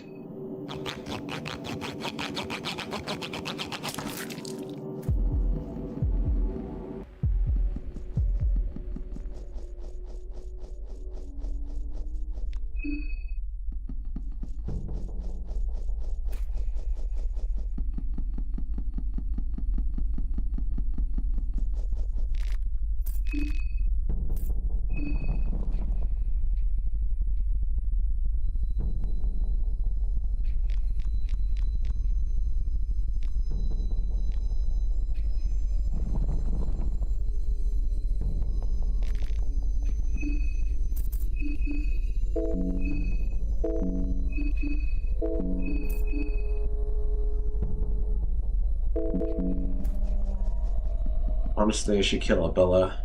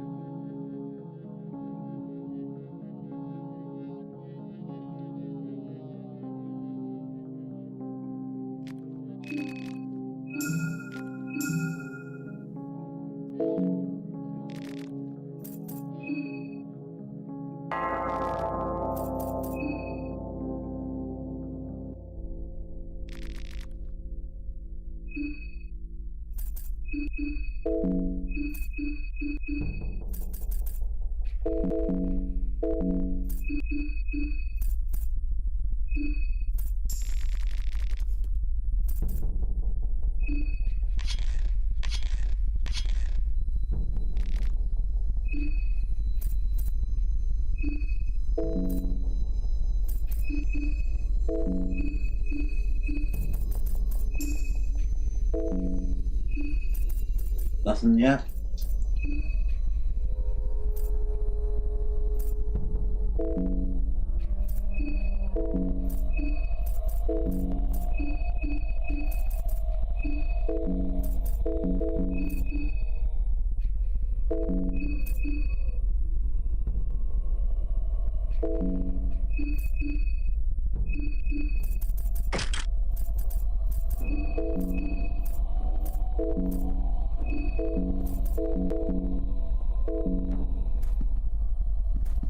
Alright, so Hendrik must have Moon Scorch already.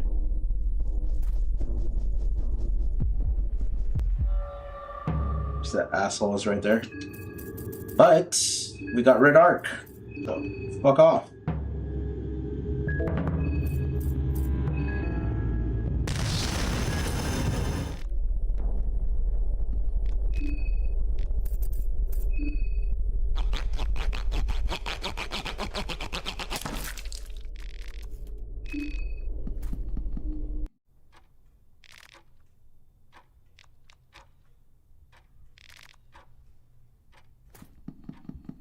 So what did it get?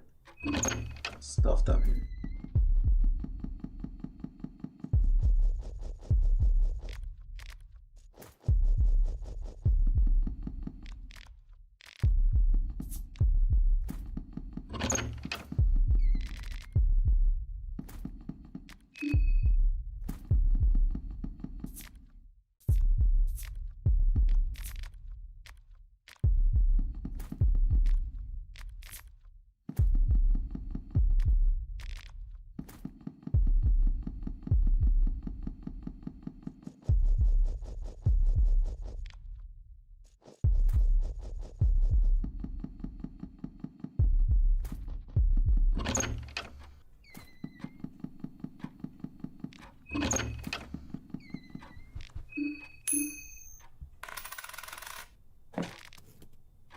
axe. Shit. Early shit.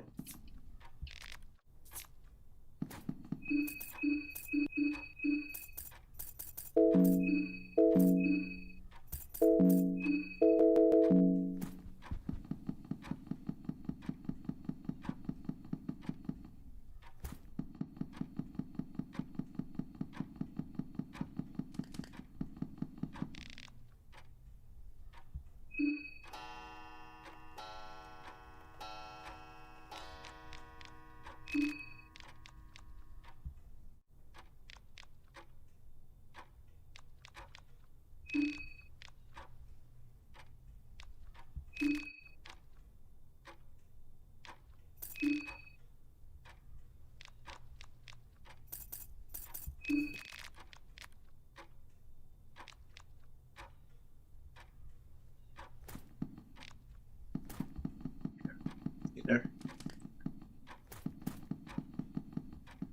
We got the key to enter the city.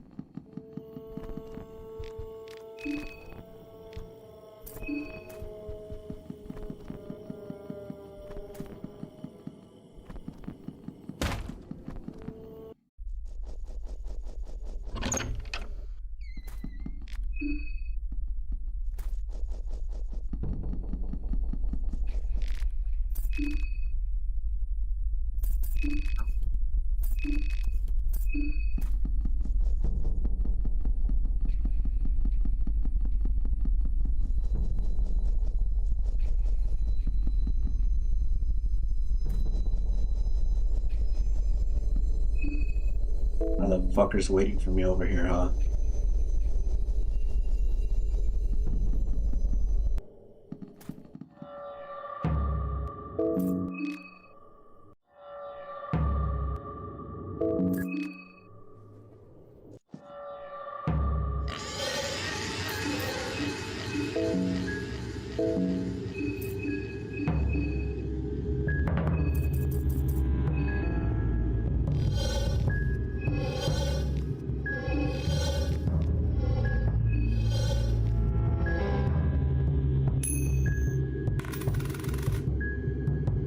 God.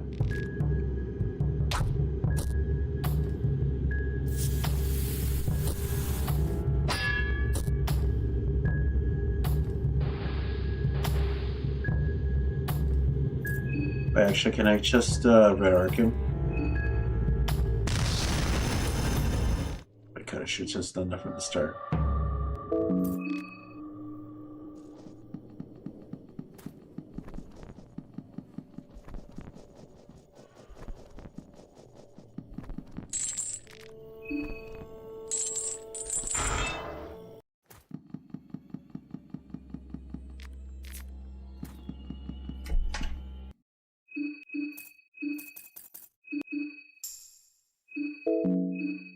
HP in a dream, guys. 10 HP in a dream.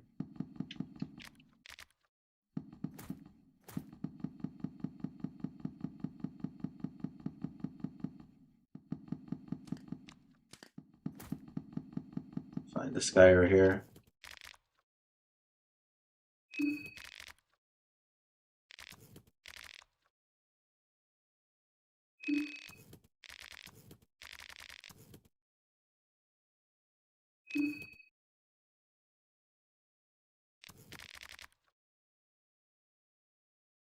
I have heroin.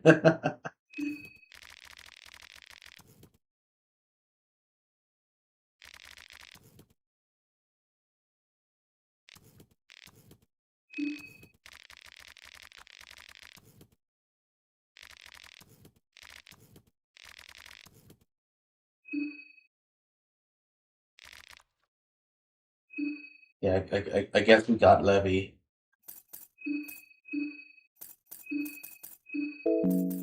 I guess we got the junkie.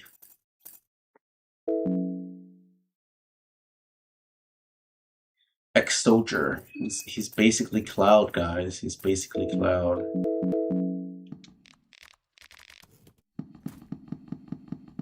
Cloud with a fucking drug addiction.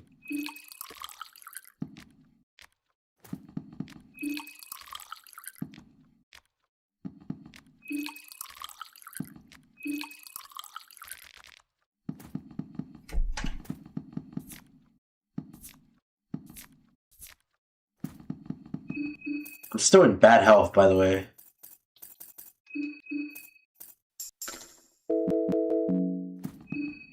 Oh, and my mind is pretty shit.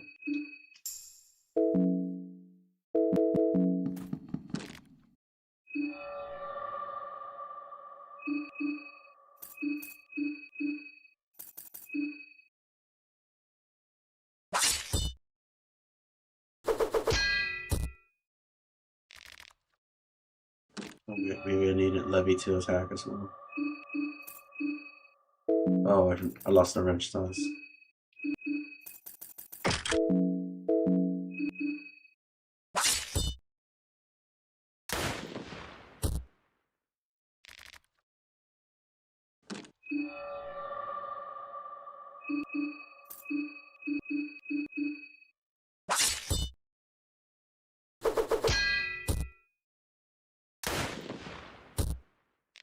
Go.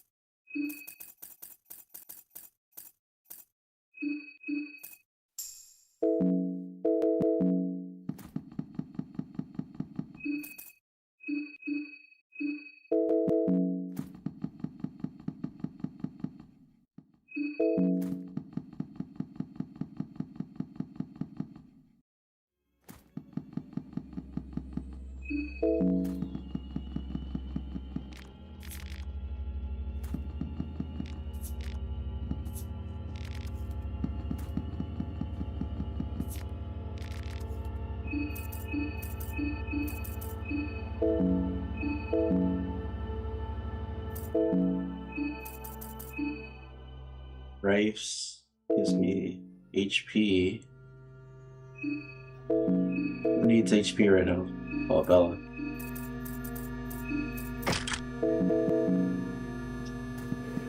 Actually, go back.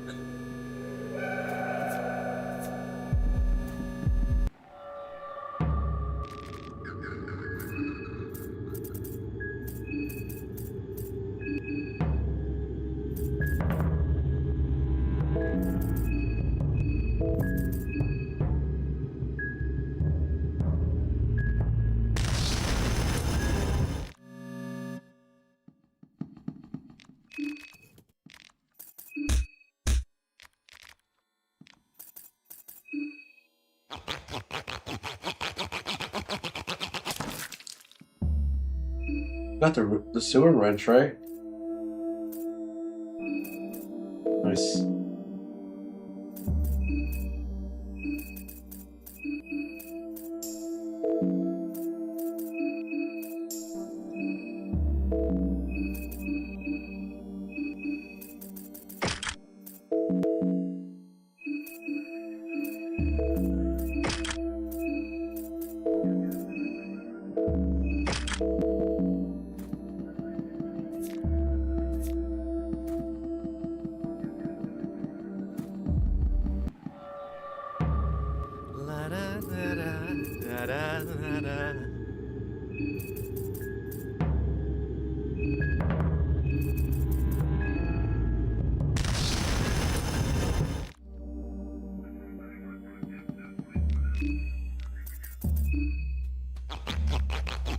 We found more heroin for Levy. Nice.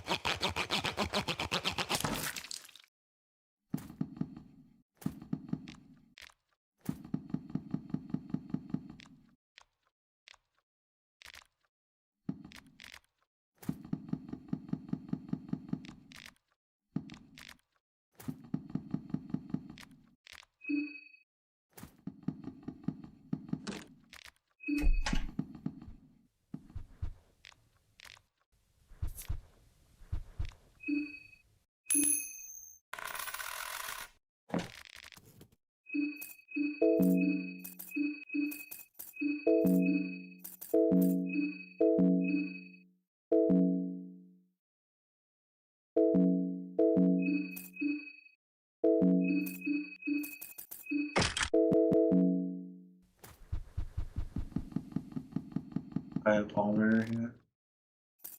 Nope. I could save there, but nah. I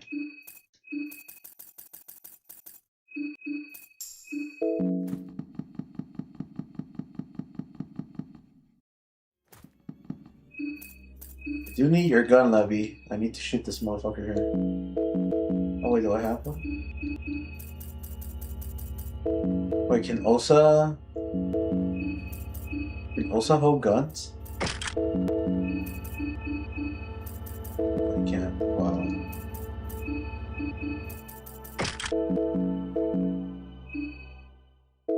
Useless.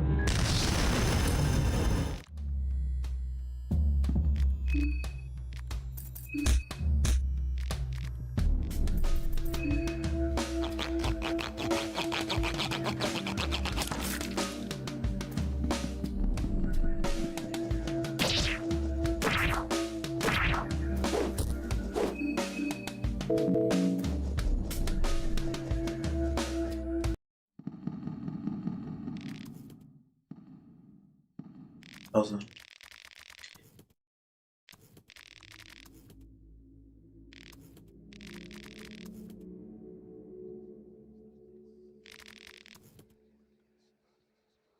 Maso might say something here.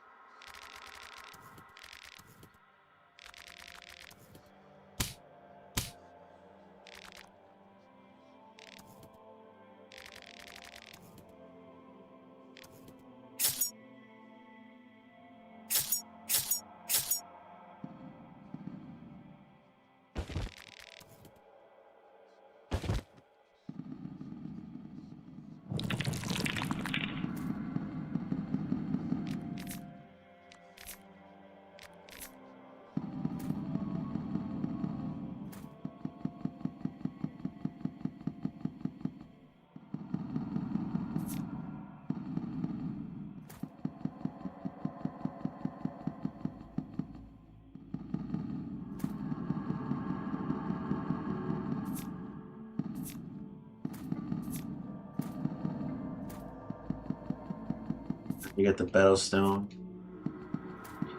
Ironically, I find more heroin for Levi over here.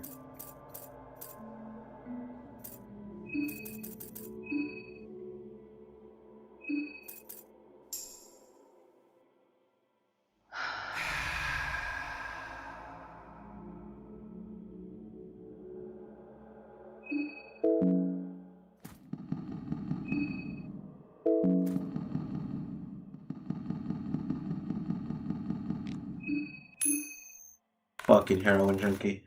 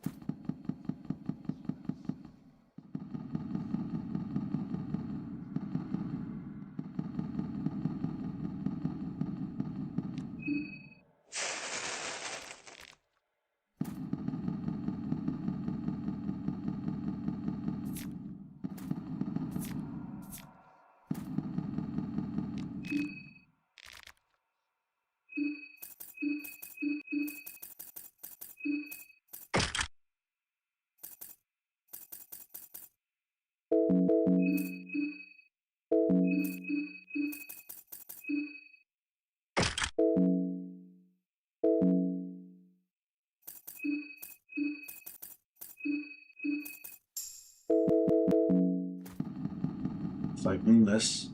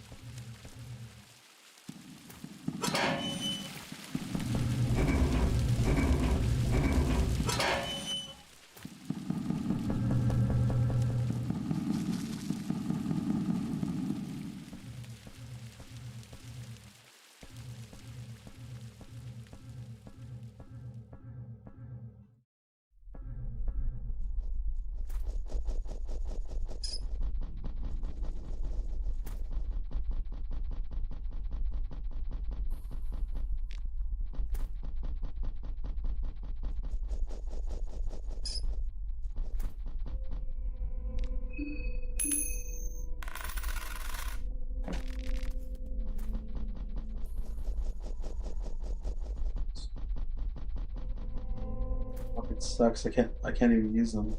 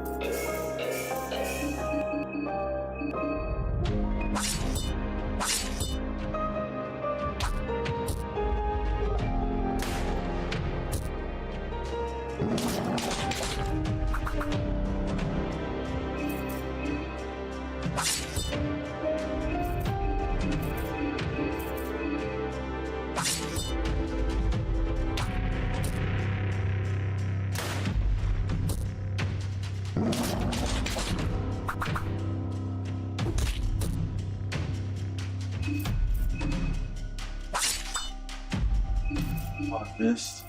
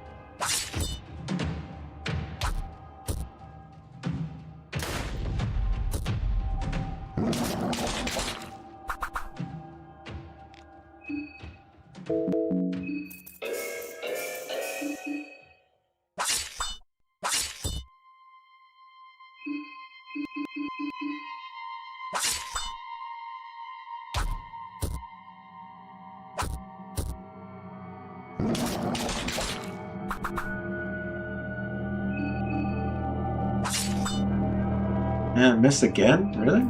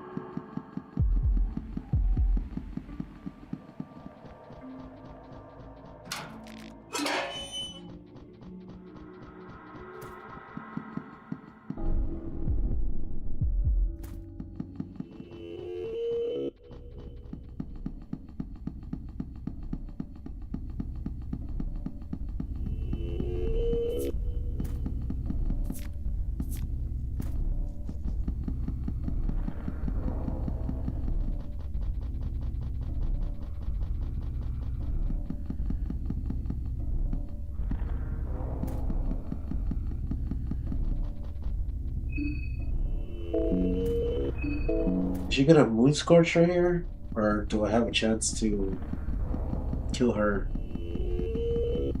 before she becomes moon scorched?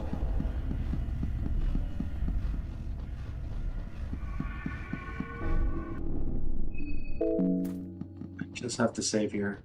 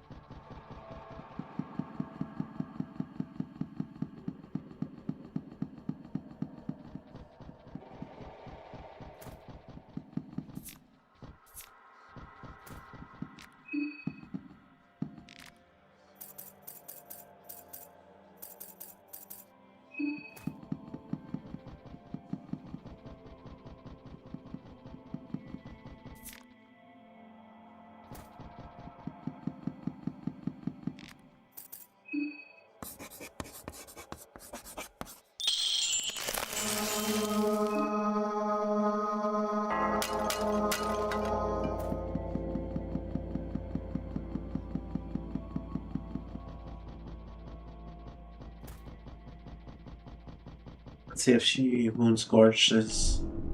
I don't know if she will or not.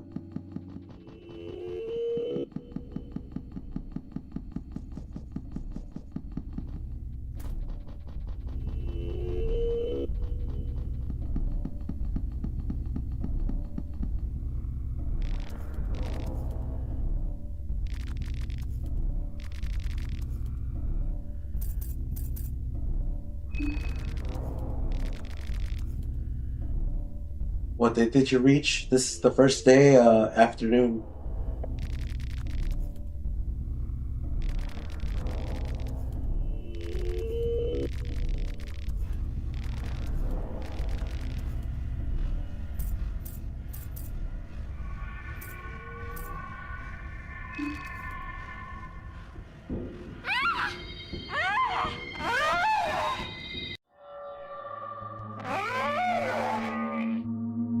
Oh, okay. Well, it does move scorches.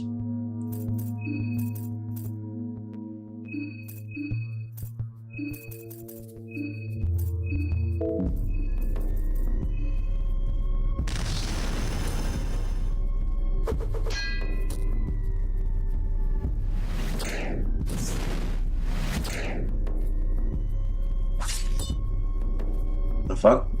That did no damage to him.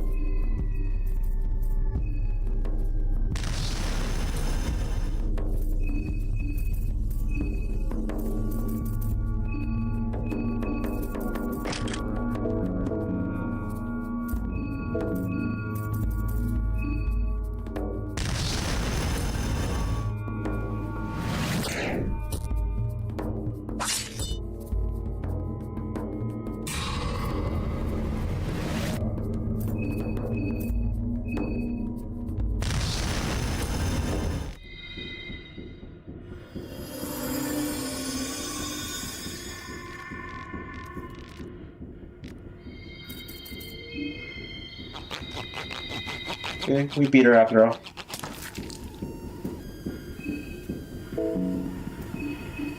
That was bleeding.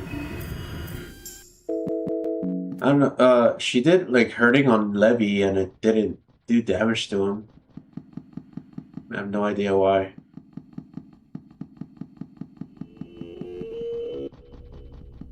I'll take it, I guess.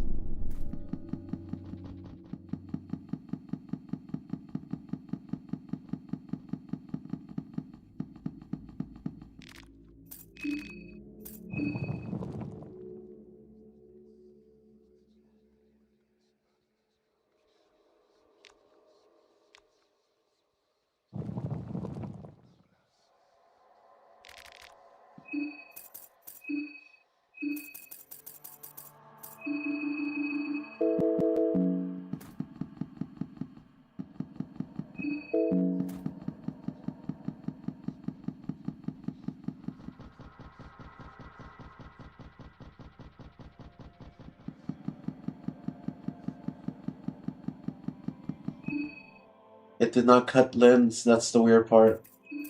That's because Levy has the seventh naked room.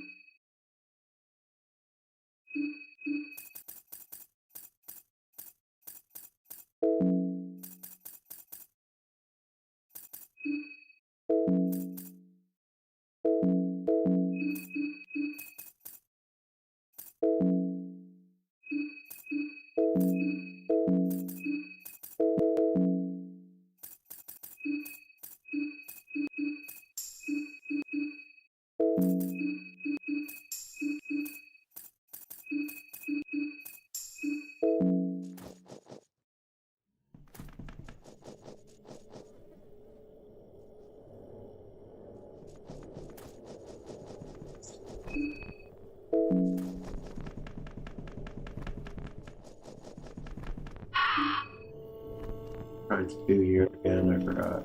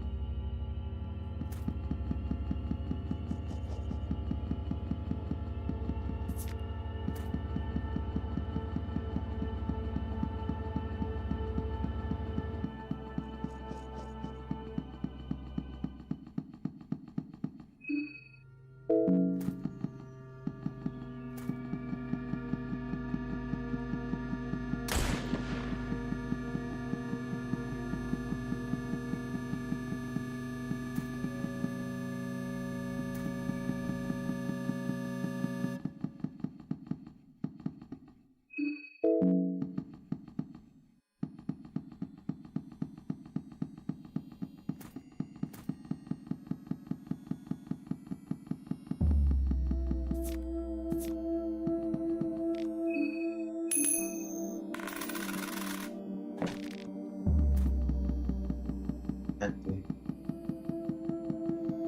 2 coins.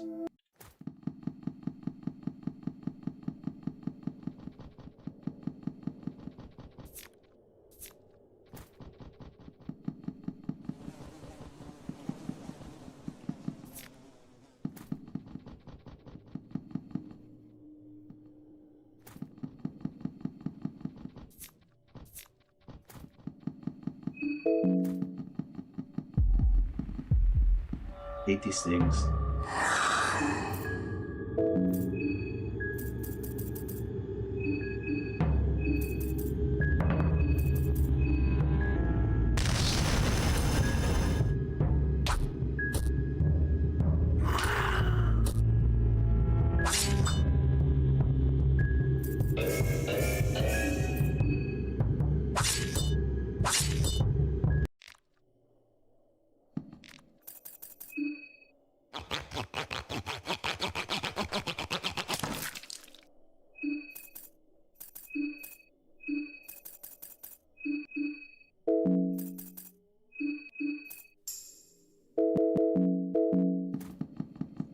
Get some of those.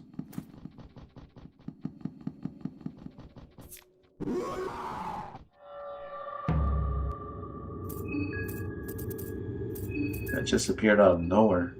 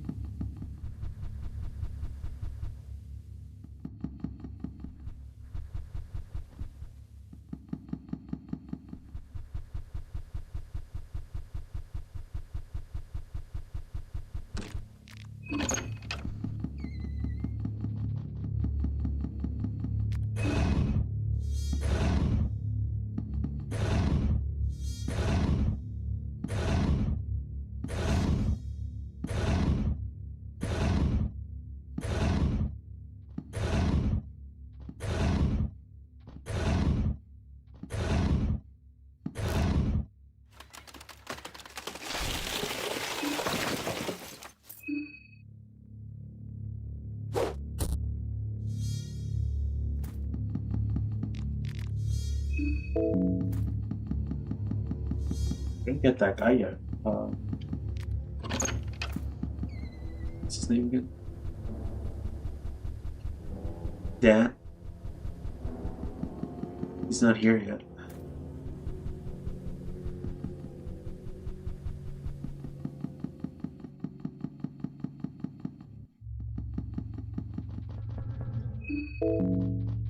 Yeah.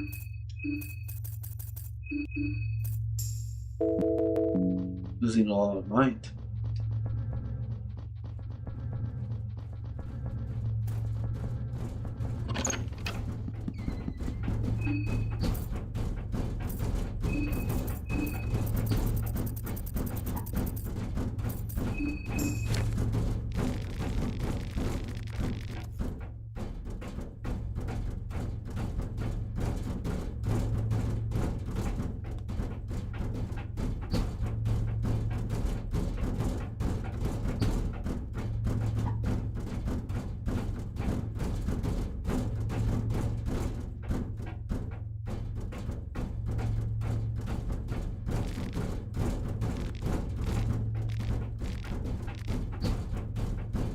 Actually, I missed it.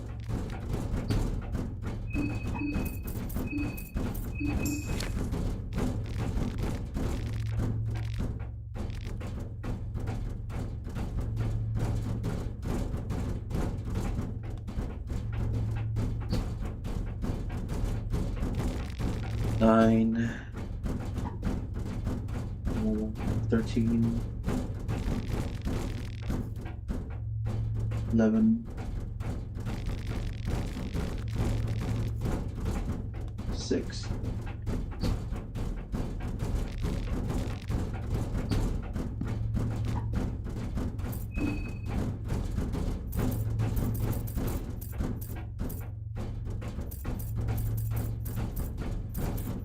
I should save these passwords for next time.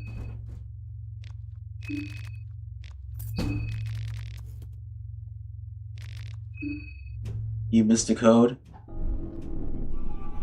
Yeah, I fast forward what the book was telling me.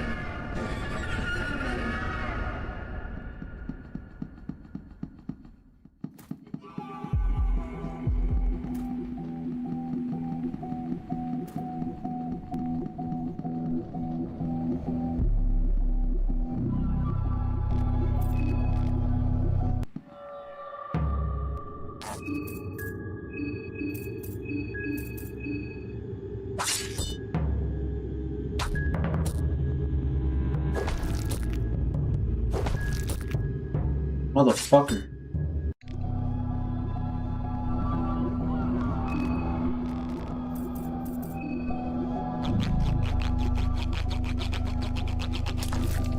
See what happens when I don't use red arc right away?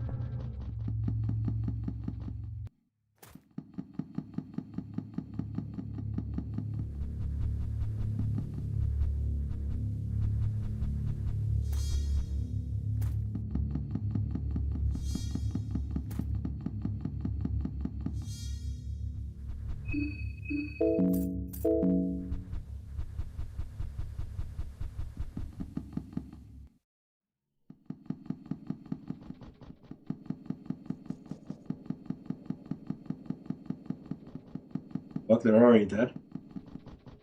I didn't kill this guy. What were we doing?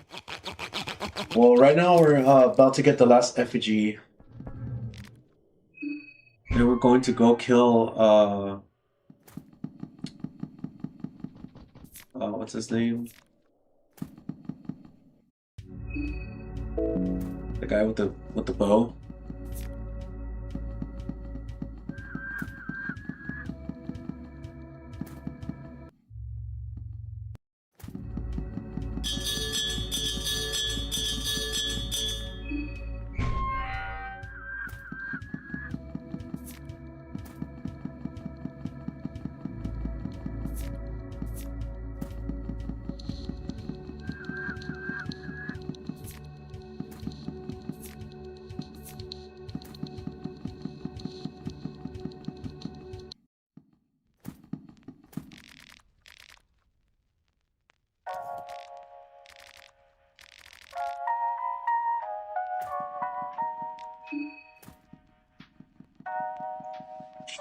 She liked the candle, nice.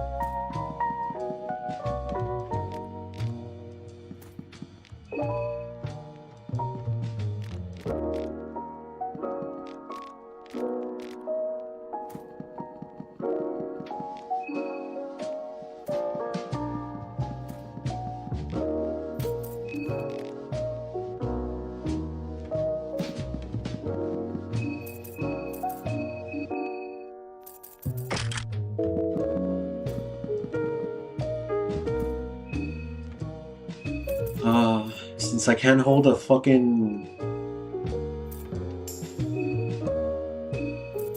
I can't hold a gun. I have to face the priest in the fight.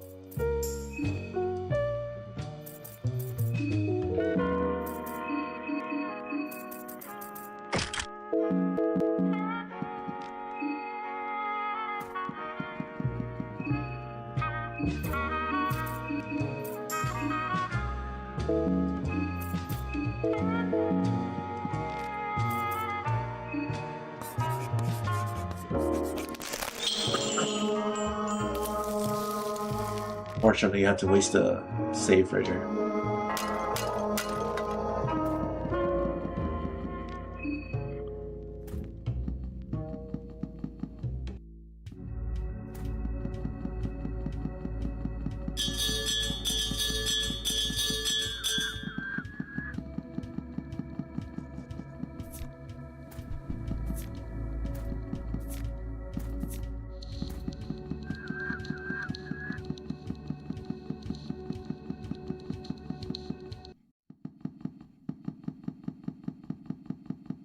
No heroin? I have heroin. I'm just saving it for a fight. I have it right here. Got like 2 of them. Oh, I'm saving it for Levi, not myself.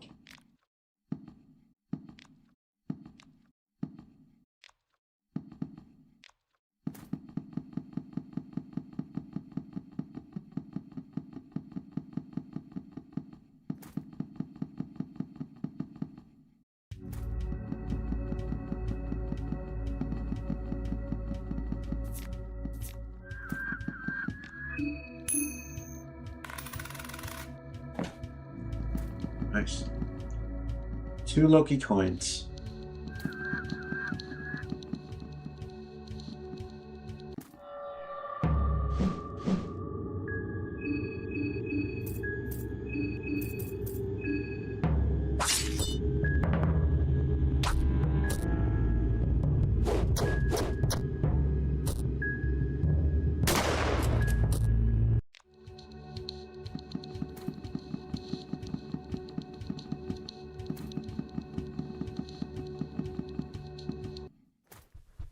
So waste of bullets.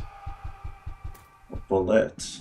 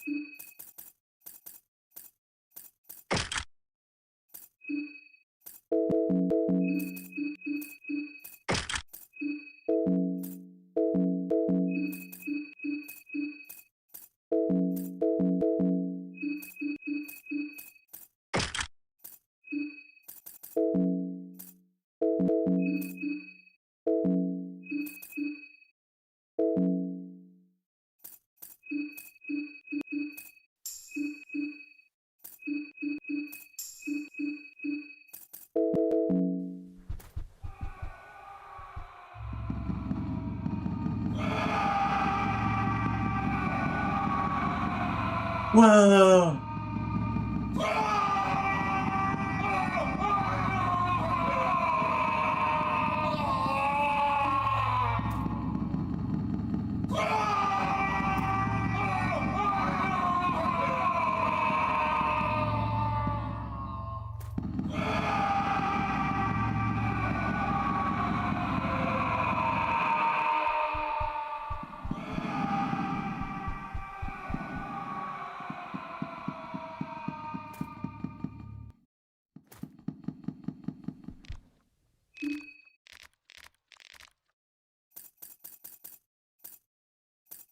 Okay,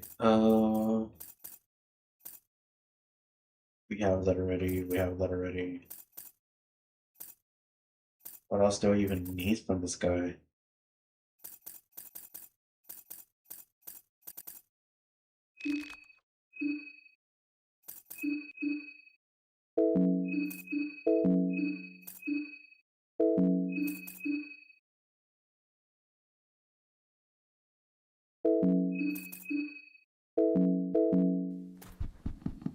I'll stay for the That's the normal value for the screams? Yeah, I guess. I mean, I have the volume at 100, but everything at 50/50.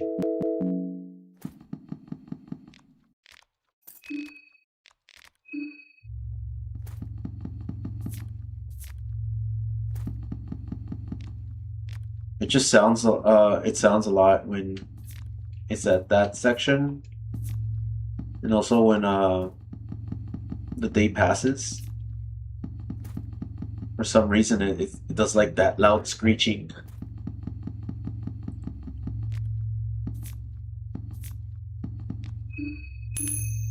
Hate when it does that, to be honest.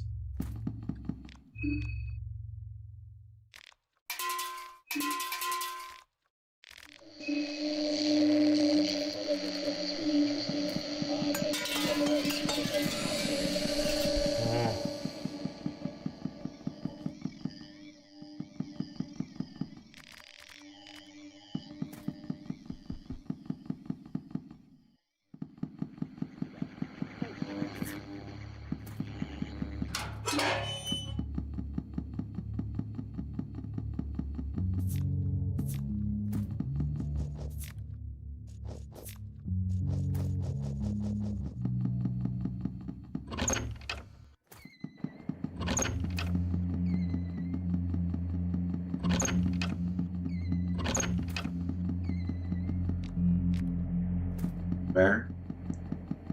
I can face the hardest one out.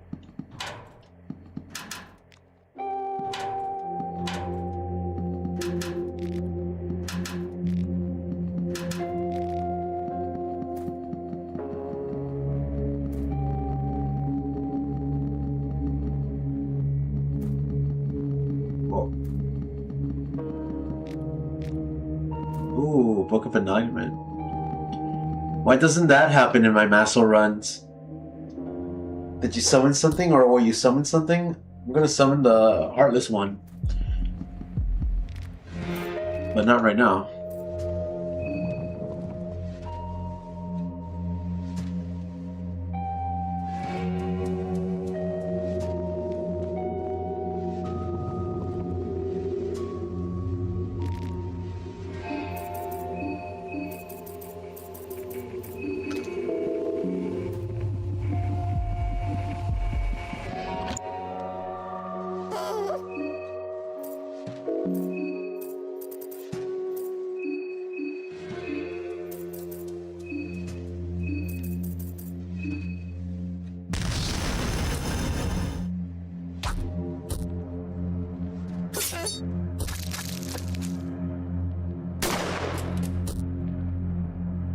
Oh, that didn't kill it, really?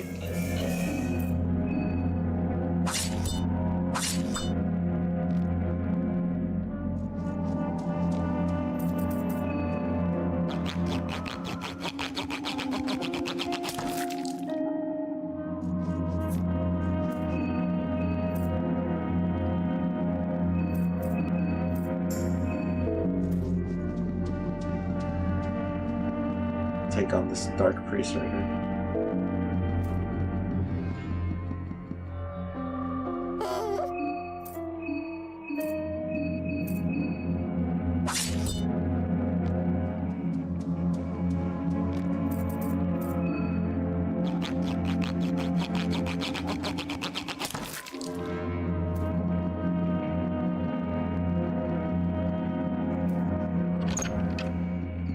Come on.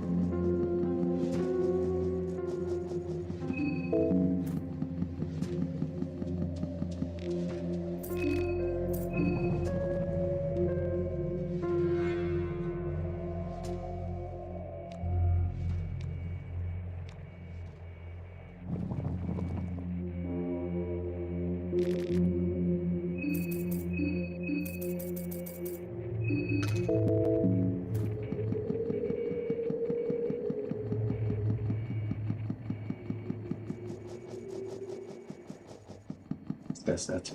Nice. But I didn't kill him.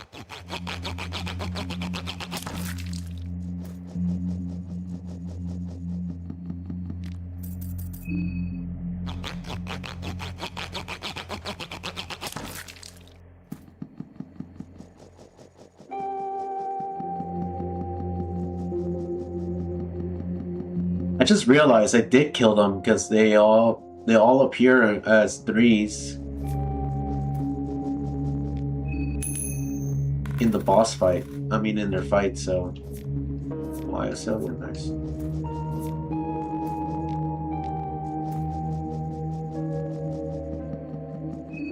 In the video, when the priest put a smile and put the shuka sound, and now when I see him, I can't unthink about that sound. Yeah, this game has a lot of horrifying sounds.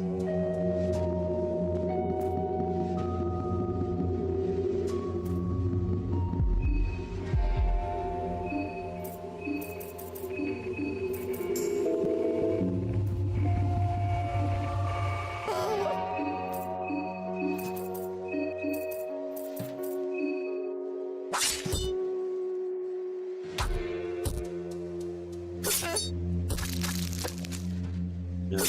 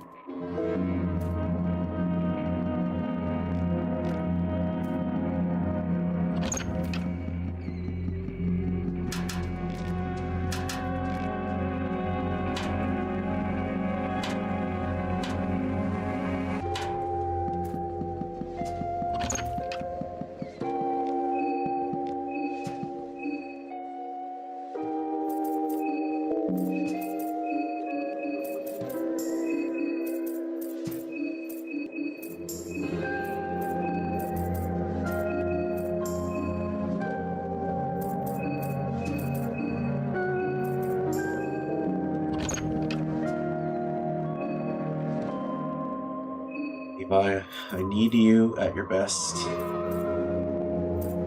So, heroin up.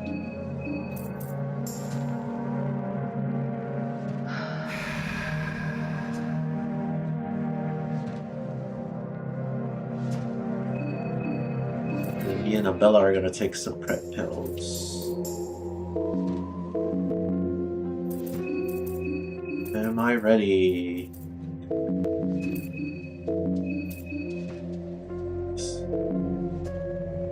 Come on, let's do this!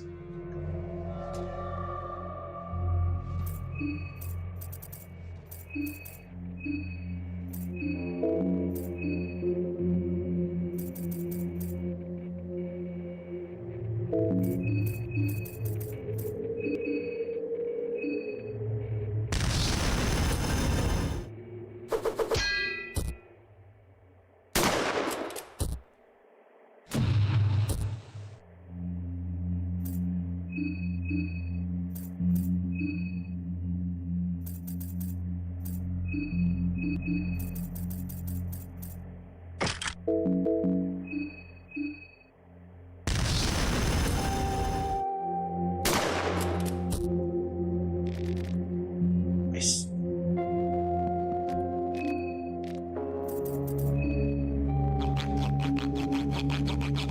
Did you know that in Fear and Hunger 1 there's a double version of Chambara that shoots you with the credits? Oh yeah? I know that. Booby trap. And shit. Shit. Here always.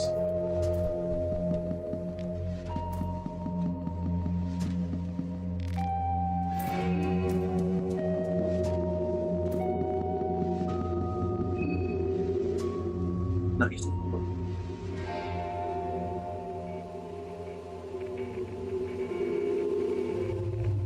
Just took 2 shots of red arc.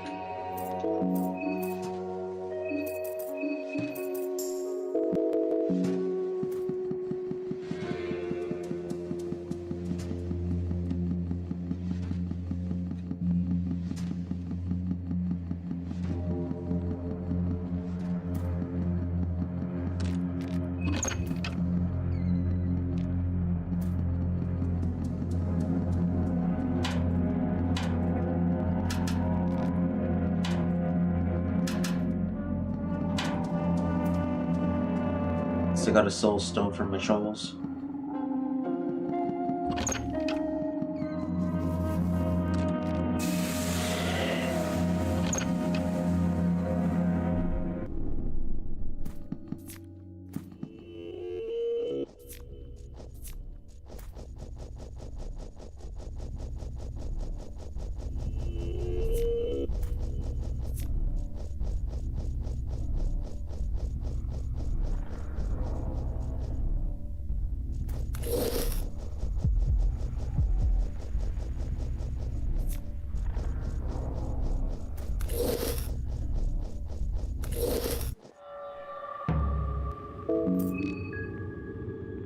You serious?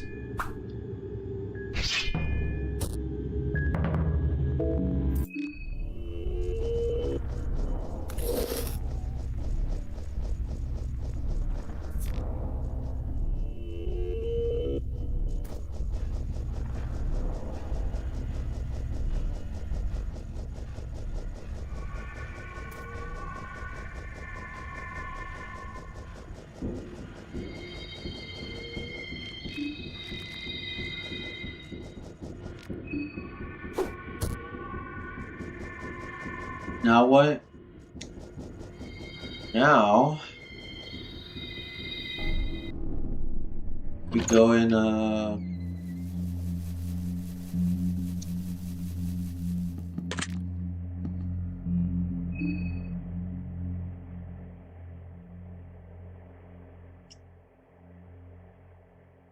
we go encounter Pav when the Yellow King wounds him in front of the tower. And then we kill him. I believe we get his soul from there. And then from there we go and kill August in the forest. That way we get his soul as well, and then we just need to go on to day 3 to kill Caligula. Do I need anything from this guy?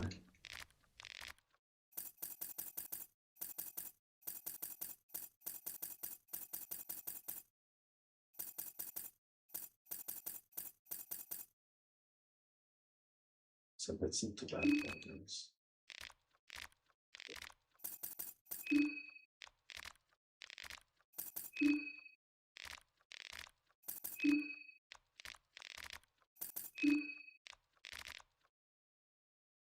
So to get Path Soul and then August, yeah. Because we're going for the Soul for God ending.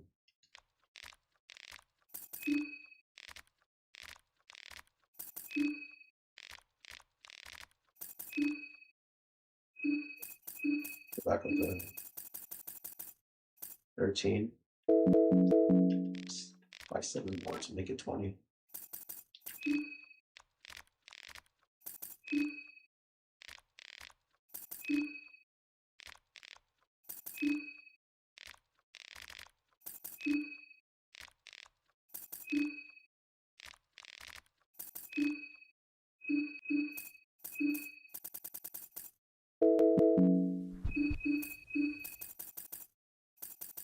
It's about to die.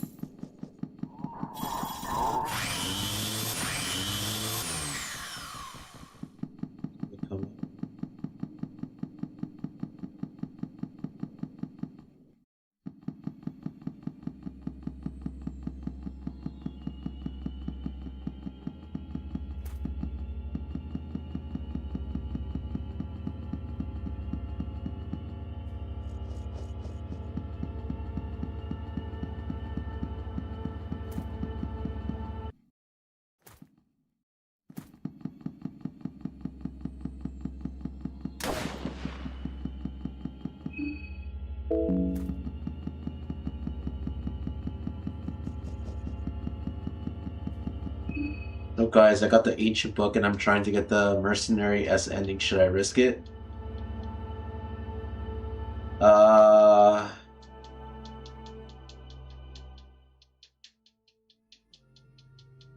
No. Did you steal from torturer his key? But why? Yes. With the ancient book?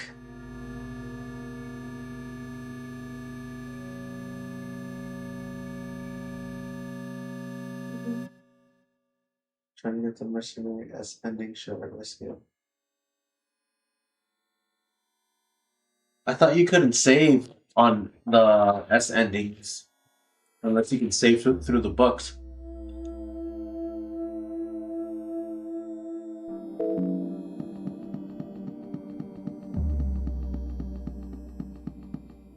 It's been a while since I attempted the S ending, so I forgot if you can save through the books or not.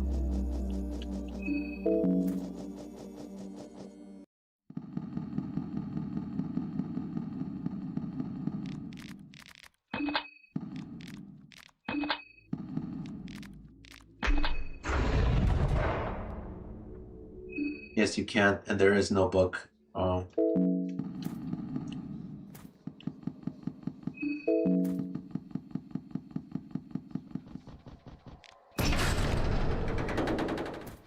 Wait, so what do you mean? What do you mean by the ancient book then? From where do I get it? I kind of forgot.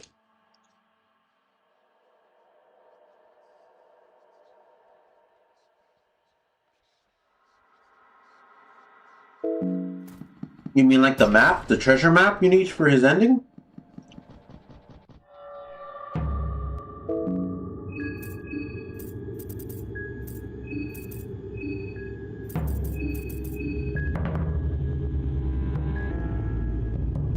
Because you need to follow the treasure map in Mahabre.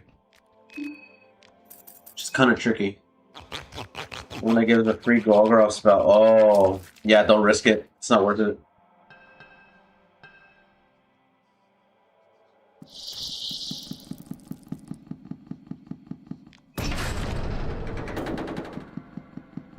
Especially since you can't save. It's not worth it.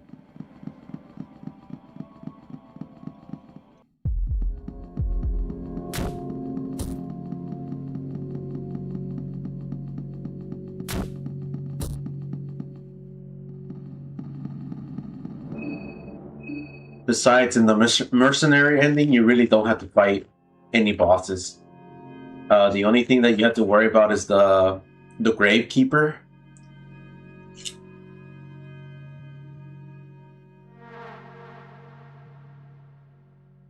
That's like near the Tomb of the Gods. So you have to keep an eye out for him.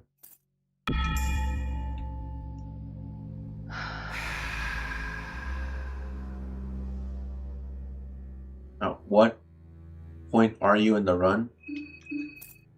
I'm almost done with Elsa's story. I just need to do these two things. Kill the party members, go to day 3. Just go ham. Crit pills.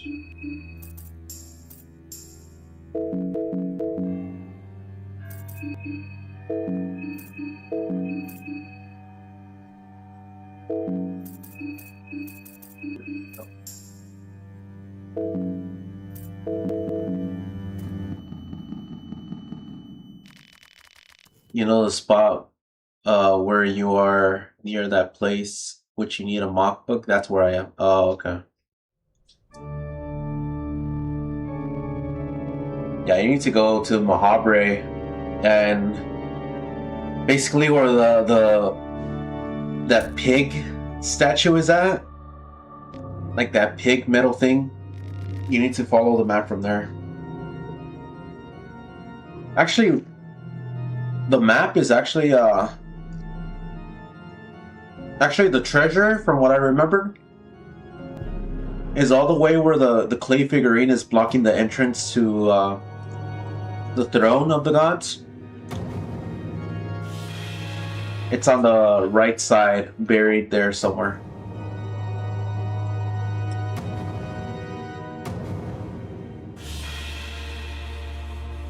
You hear voices echoing from the beheaded wizard. This creature is a Sergo.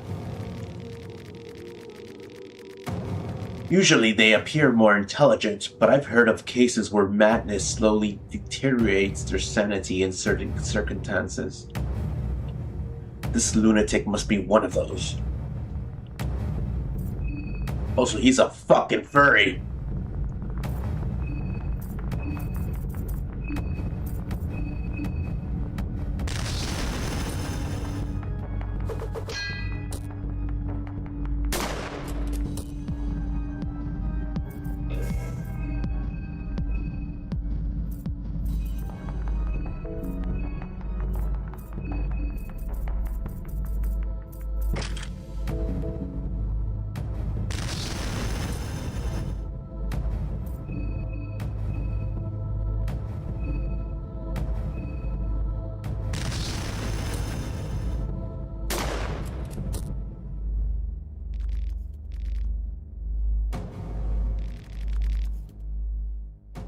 Don't you need a map from the mask guy? Yes.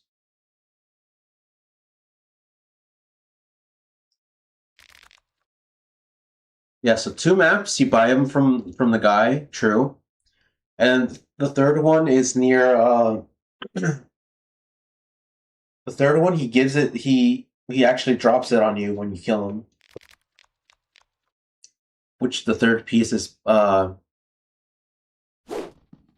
the second piece of the map is near the Grand Library.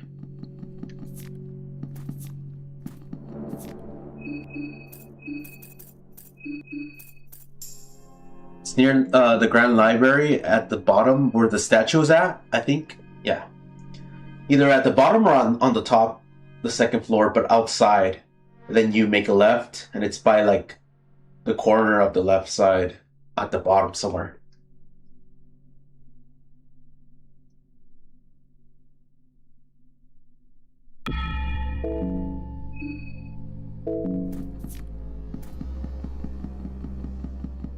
Now, let's see if we can get past Soul. Is he here yet? The Yellow King! Yellow King!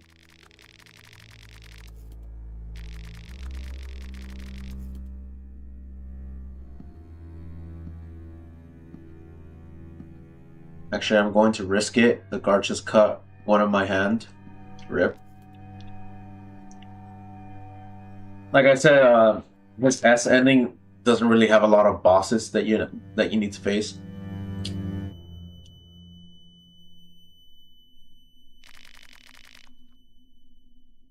I read all this. But let's see if Nasara has any comment right here.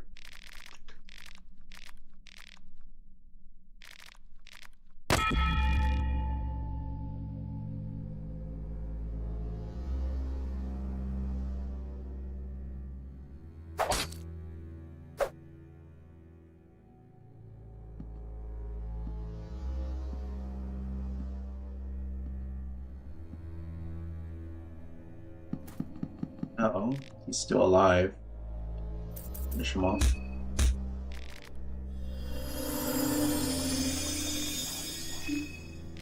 Sold. Now we go for August. But not before getting black smog. Can I even get black smog?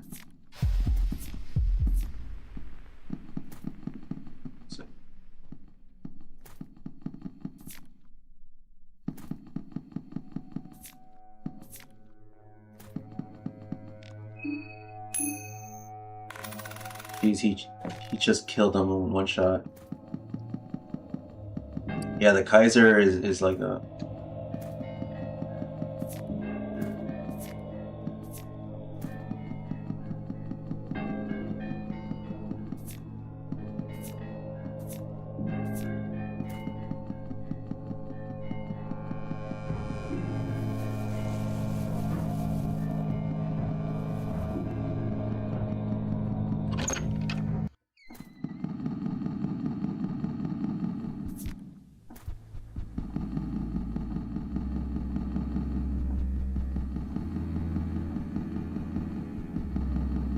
Pocket Cat here yet on the first day?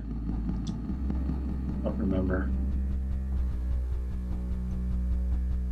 What happened with Sam Marie? She's donezo.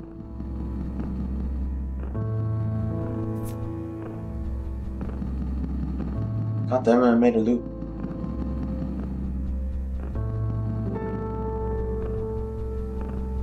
And Marina? She was donezo from the start. I killed Marco, Marina, and Olivia at the start of the game. At the train.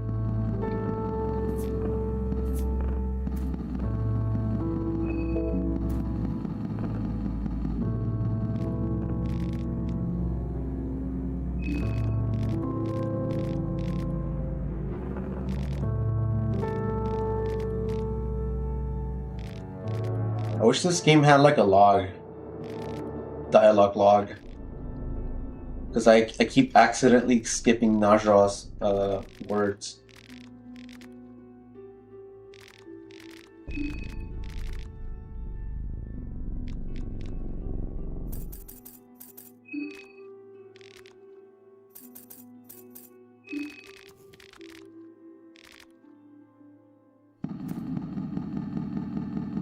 Not gonna kill him just yet.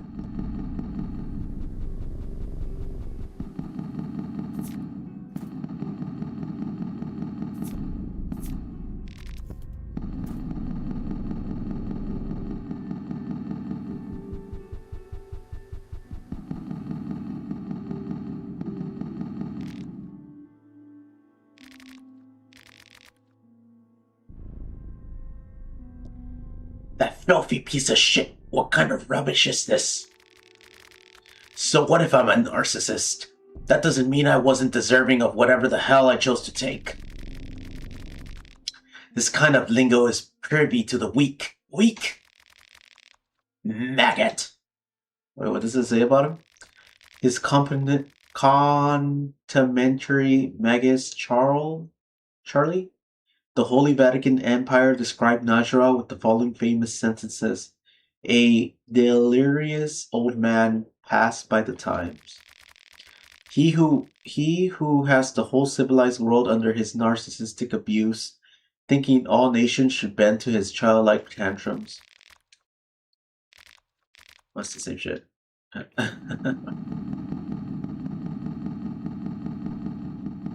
Azura does not like being called out.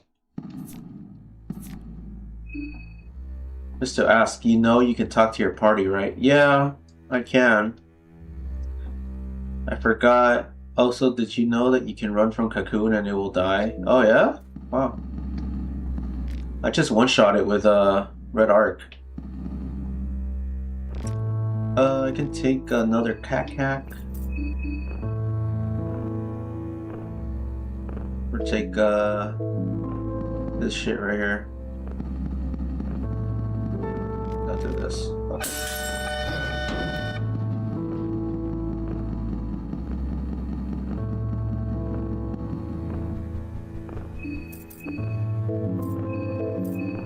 My hunger grows.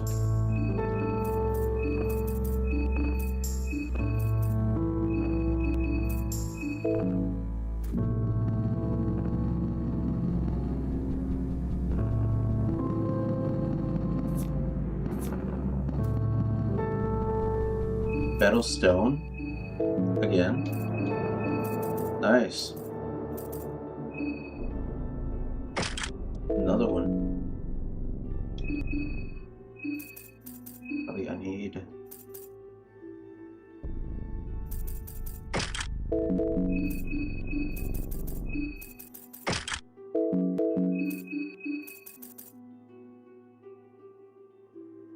Wait, does Aya Sylvian stack with Ring of Wraths? Let's test it out.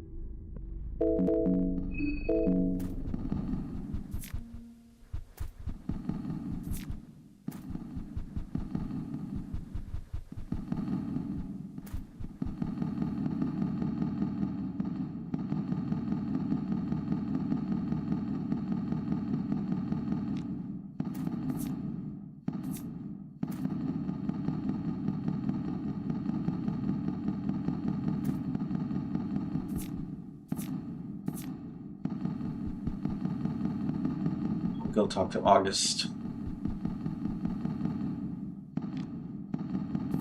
Kill August. I'll talk to him.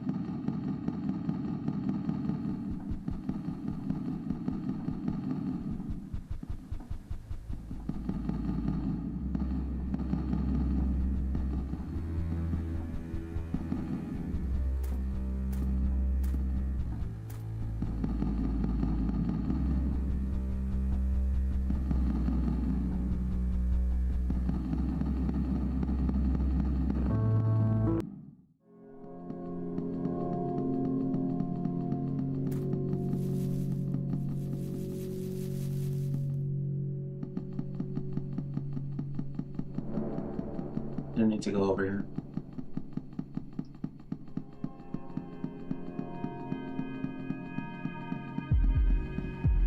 Not need to go over here. Why did I go over here?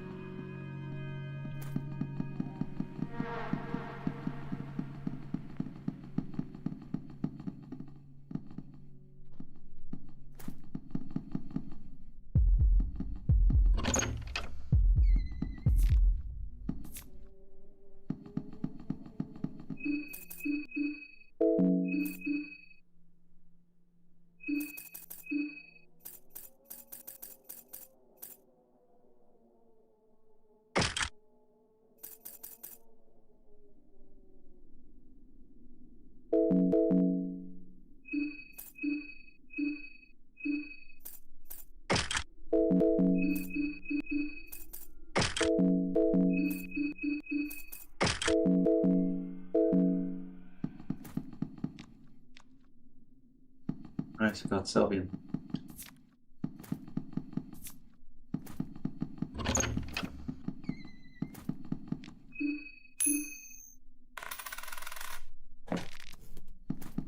Yep, day 1 afternoon.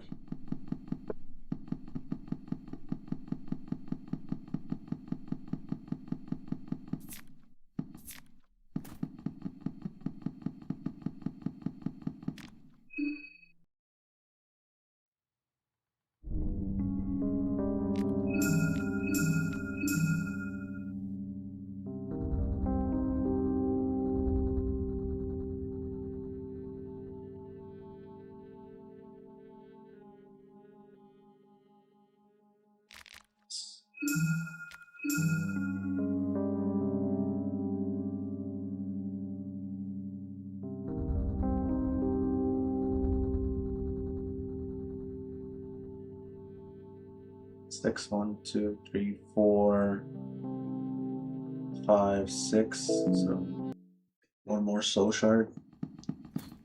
Soul stones I need to get.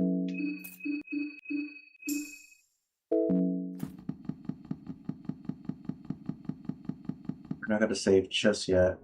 Actually, we should save this. If I somehow die,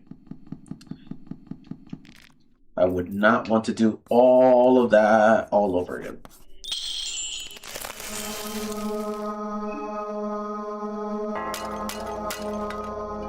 Got 2 books anyway, so we're pretty good.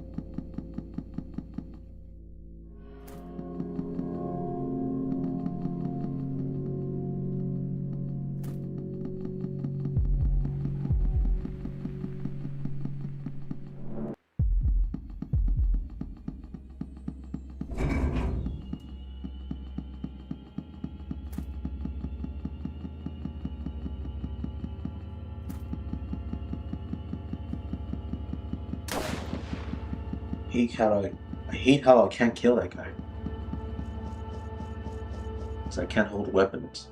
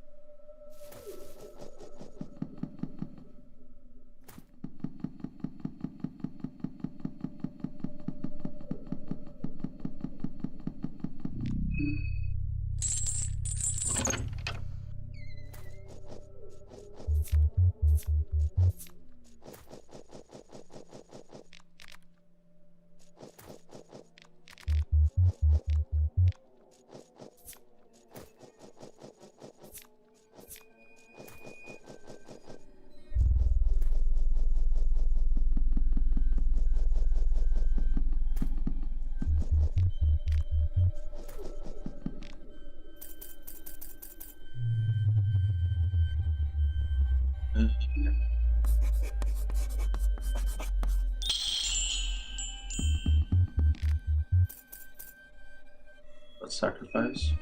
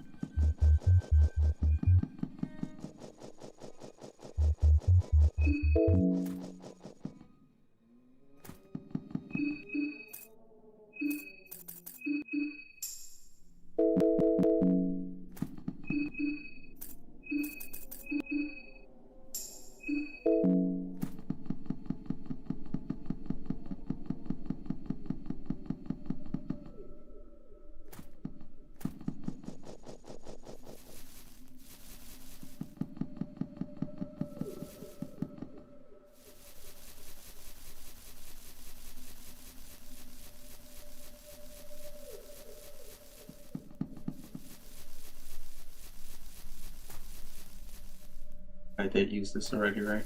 I did. For Venushka.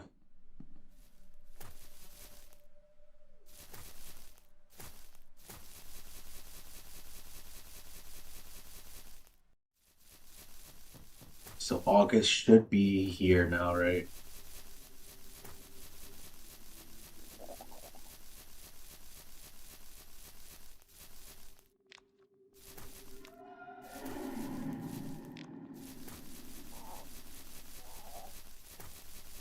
I gotta not forget to pick up the poison stuff for the harvest.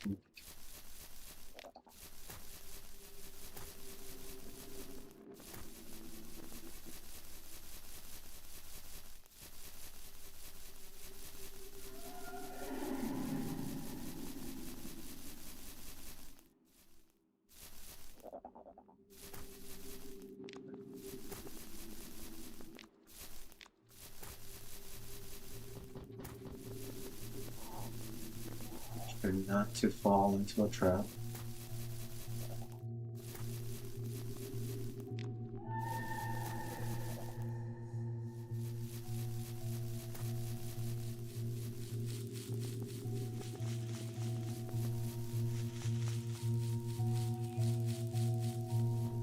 Be here, man. August. Aria.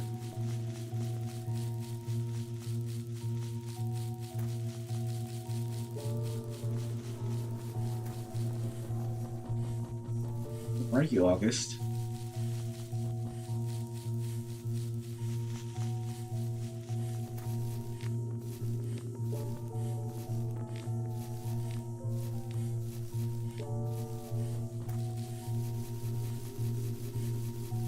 It's not here.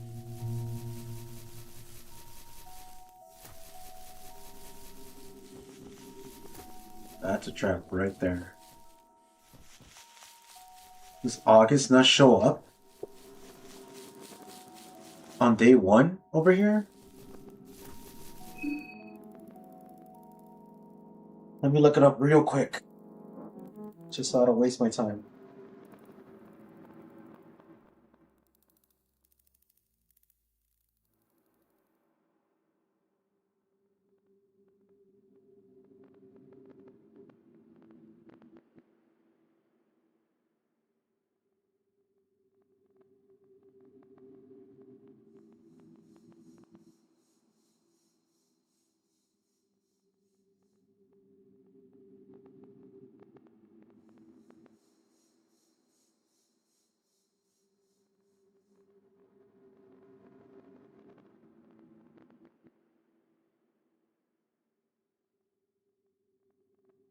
Oh, day 2 morning.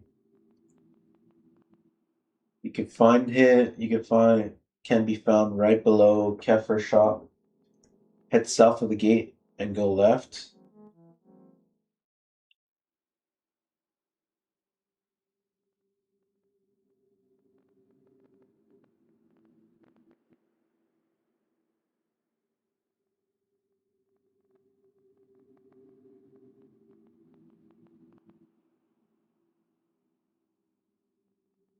Oh, day 3 afternoon. I can find them as well.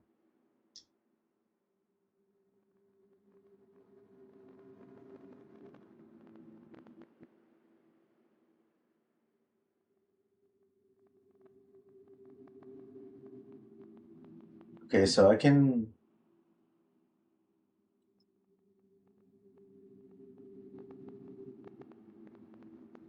find them on day 3 afternoon in the forest ruins. That's where he's gonna be shooting the hounds. So I'm just going to go. Uh,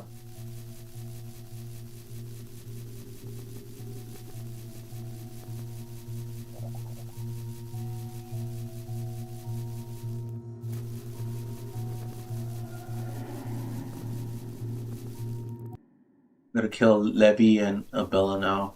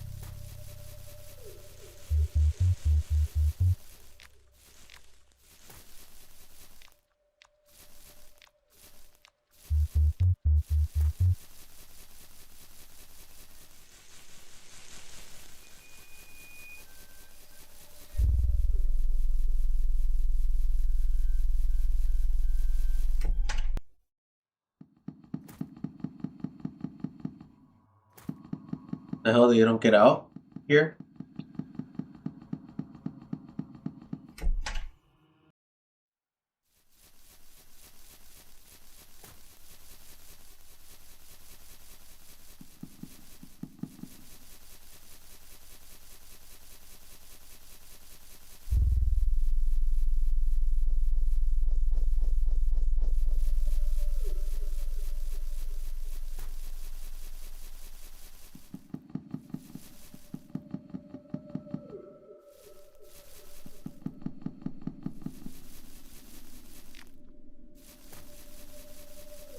Yeah, I need to kill them with Preble Bot then. Hey George, welcome to the stream.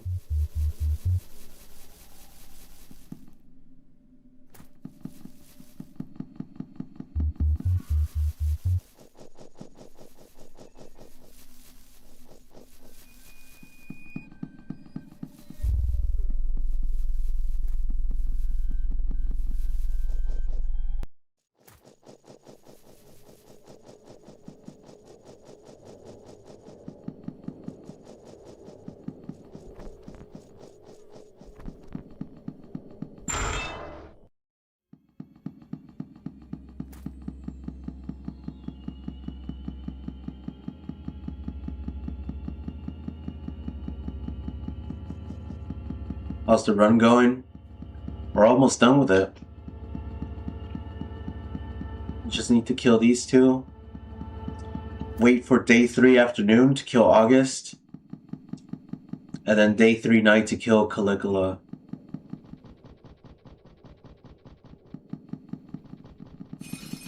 Oh, fuck. These guys are so annoying. Fuck off.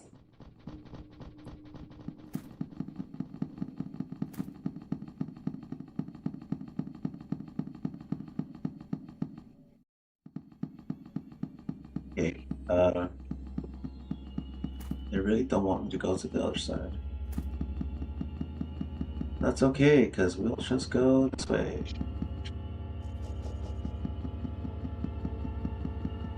Facing those bastards, even with black smog, that motherfucker in the middle does not die easily.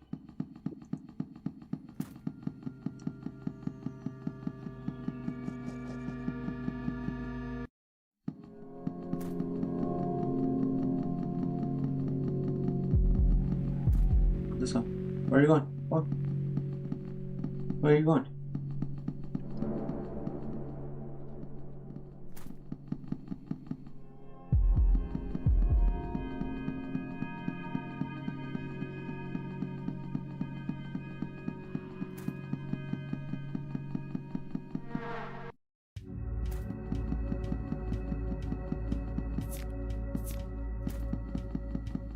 Oh, I could have gotten Grogara's skills over here. Oops. Get that real quick. Watch Death Mask come out right now. Yeah, I fucking knew it. I fucking knew it. What did I fucking say? Fucking bastard.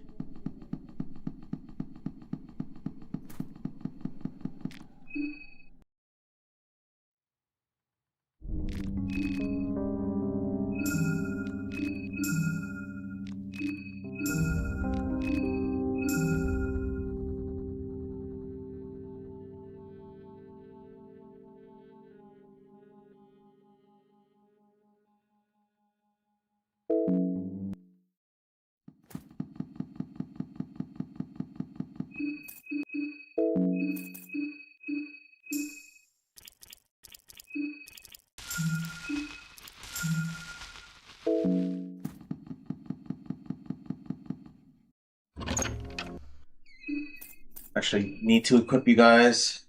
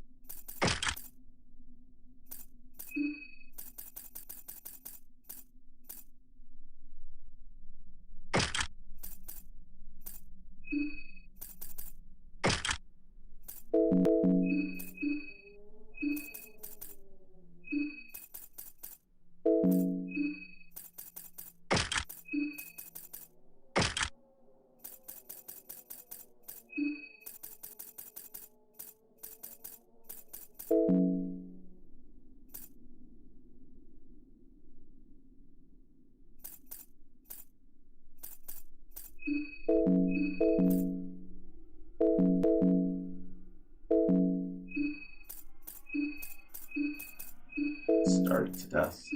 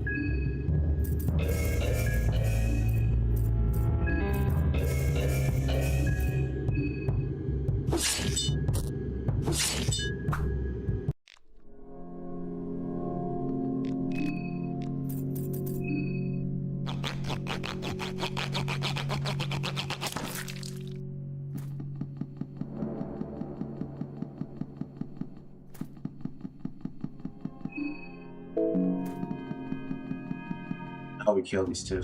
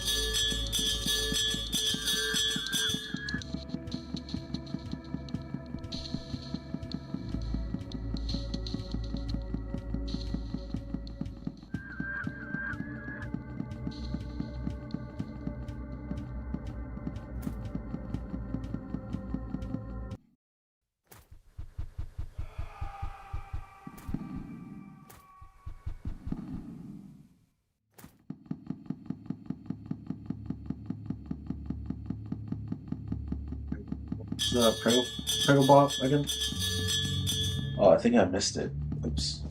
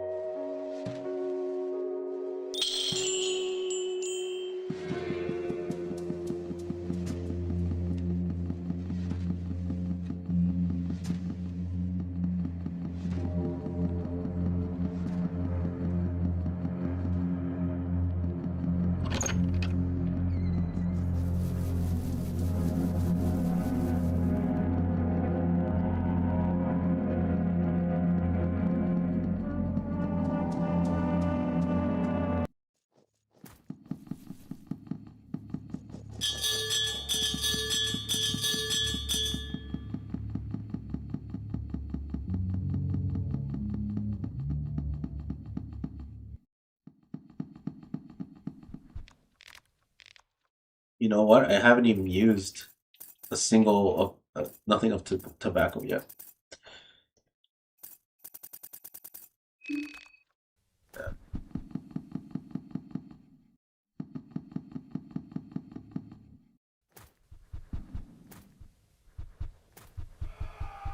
I think I still have like 20.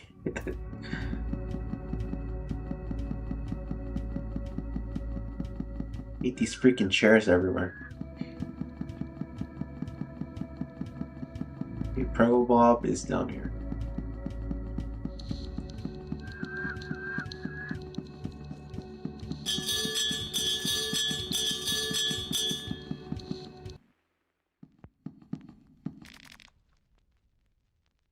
Oh, I forgot to take out their equipment. Oops.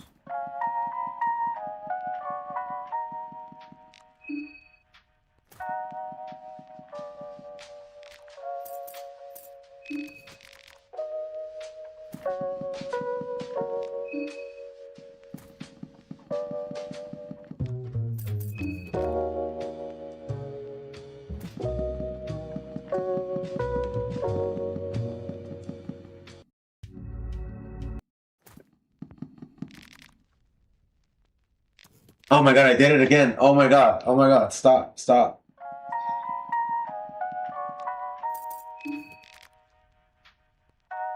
Alright, I'm gonna remove their stuff right now. The hell?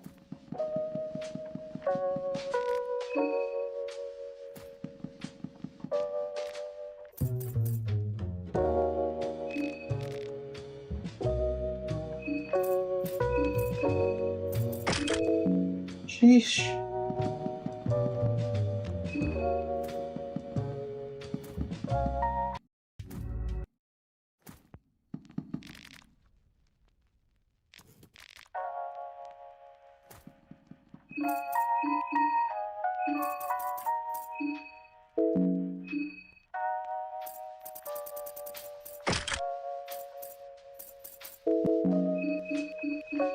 This circle sphere. Hate the spheres. What?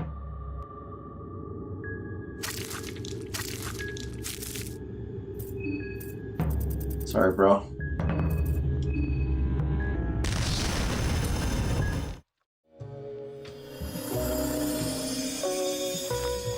What?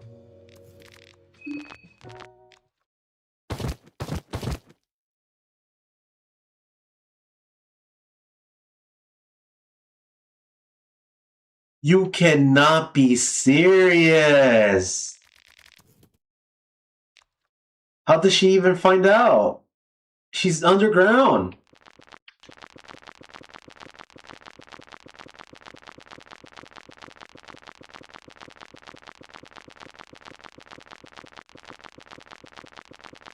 No way. Oh my god.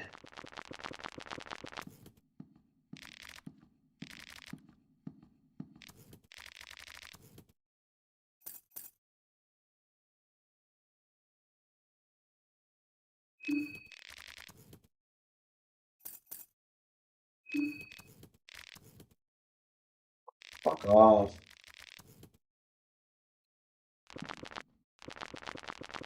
Oh my god. How did she even find out I killed Levy?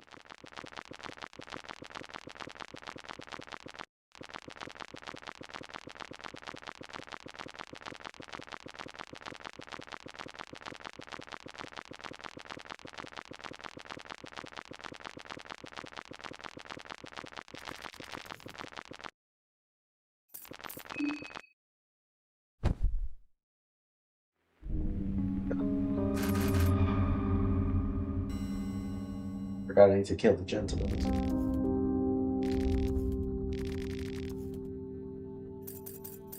Oh my god.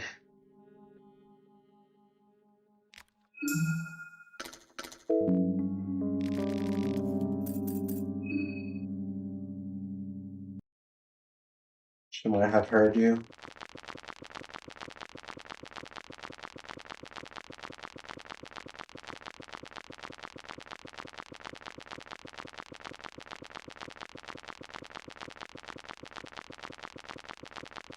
Yeah, the thing is, if this happens, the only way you get free is on day 3.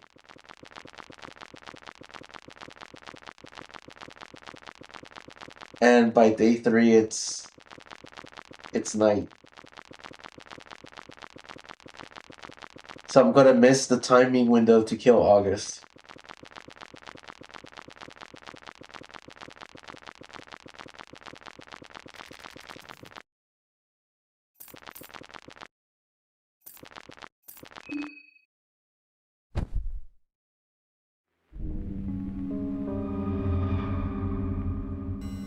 Oh, and Karin too. I have a lot of people to kill, I forgot.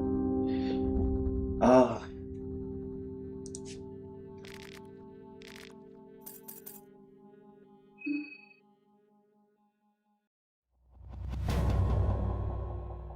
Stay tuned. Let me out! Let me out!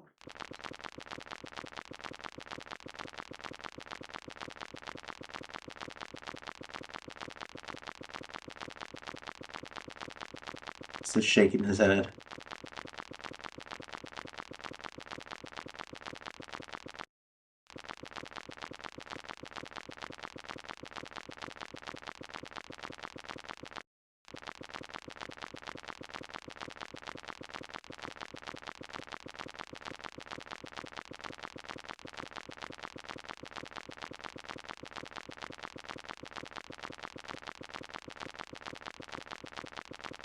He's like, no, no, no. Mitchell, you can't leave here.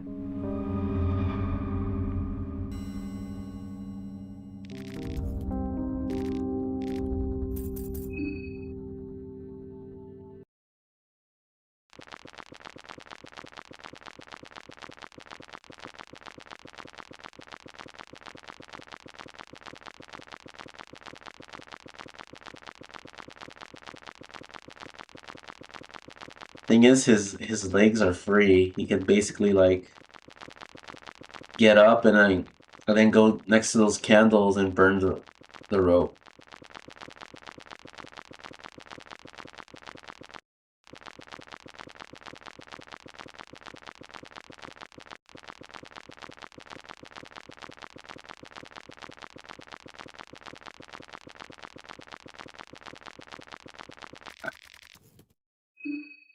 I think monsters can come down there if you struggle enough.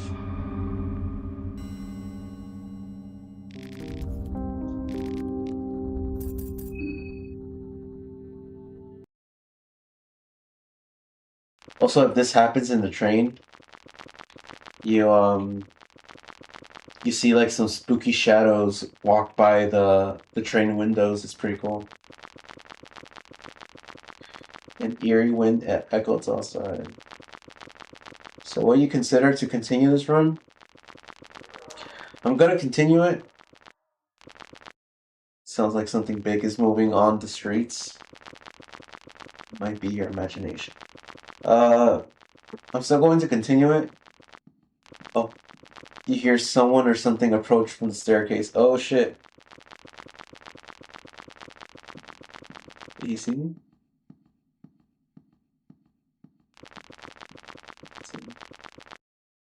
Seems like whatever it was didn't notice you.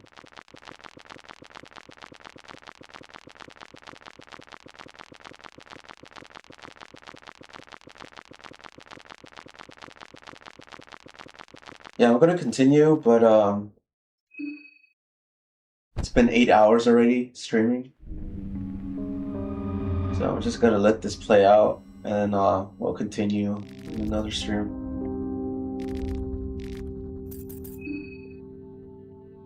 This time, kill Bella first.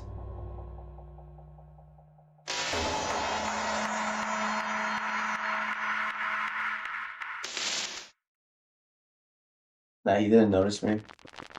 But it's kind of spooky. Like, imagine you're tied up and some fucking monster just comes in where you're at. Alright, so this is the third day. I know I get loose at night. But I'm gonna miss my window of killing August.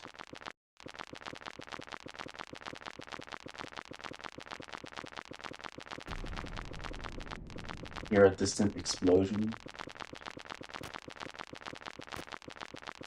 Pistol shots echo in the streets outside. It's Karin and her pipe bombs.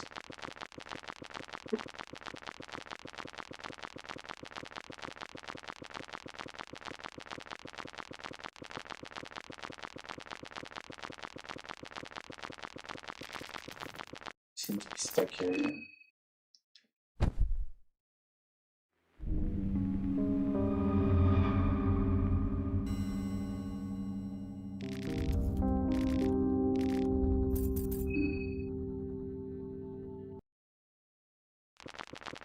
This is the afternoon. Could be Kaiser. Could be.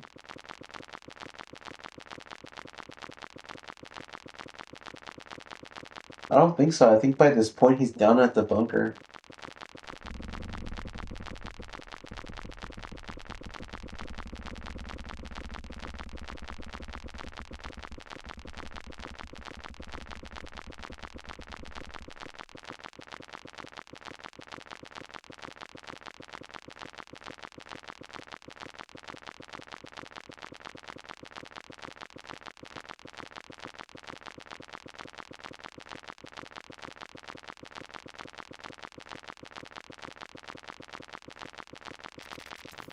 seem to be stuck here.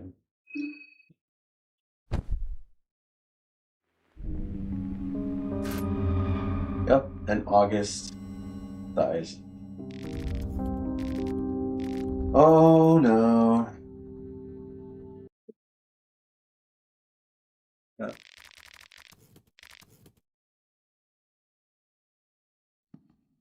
Oh, fucking Levy's body was next to me all this time.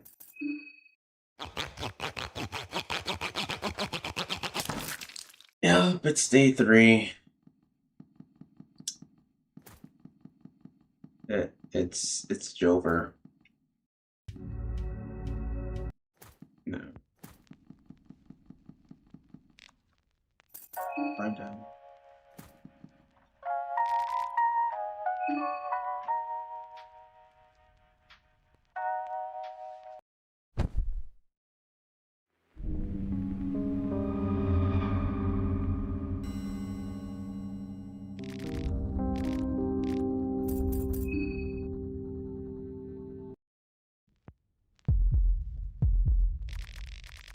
You're feeling horrible. Your body aches like never before.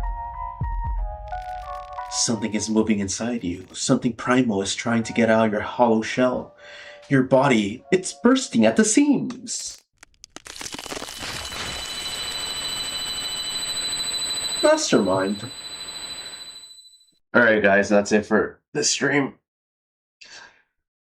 I mean, we got some good progress in. We finished Karen's Maso mode run. We're about to finish Osa's Sulfur God run as well. Then from there we'll do his Maso mode run as well. Alright, well thank you for joining me tonight. I don't know if I'm gonna stream tomorrow, but if I don't, it'll probably be on Tuesday. So thank you for joining, guys. I hope you have a good night. You too, Georgie. Thank you for joining. I'll see you. Bye.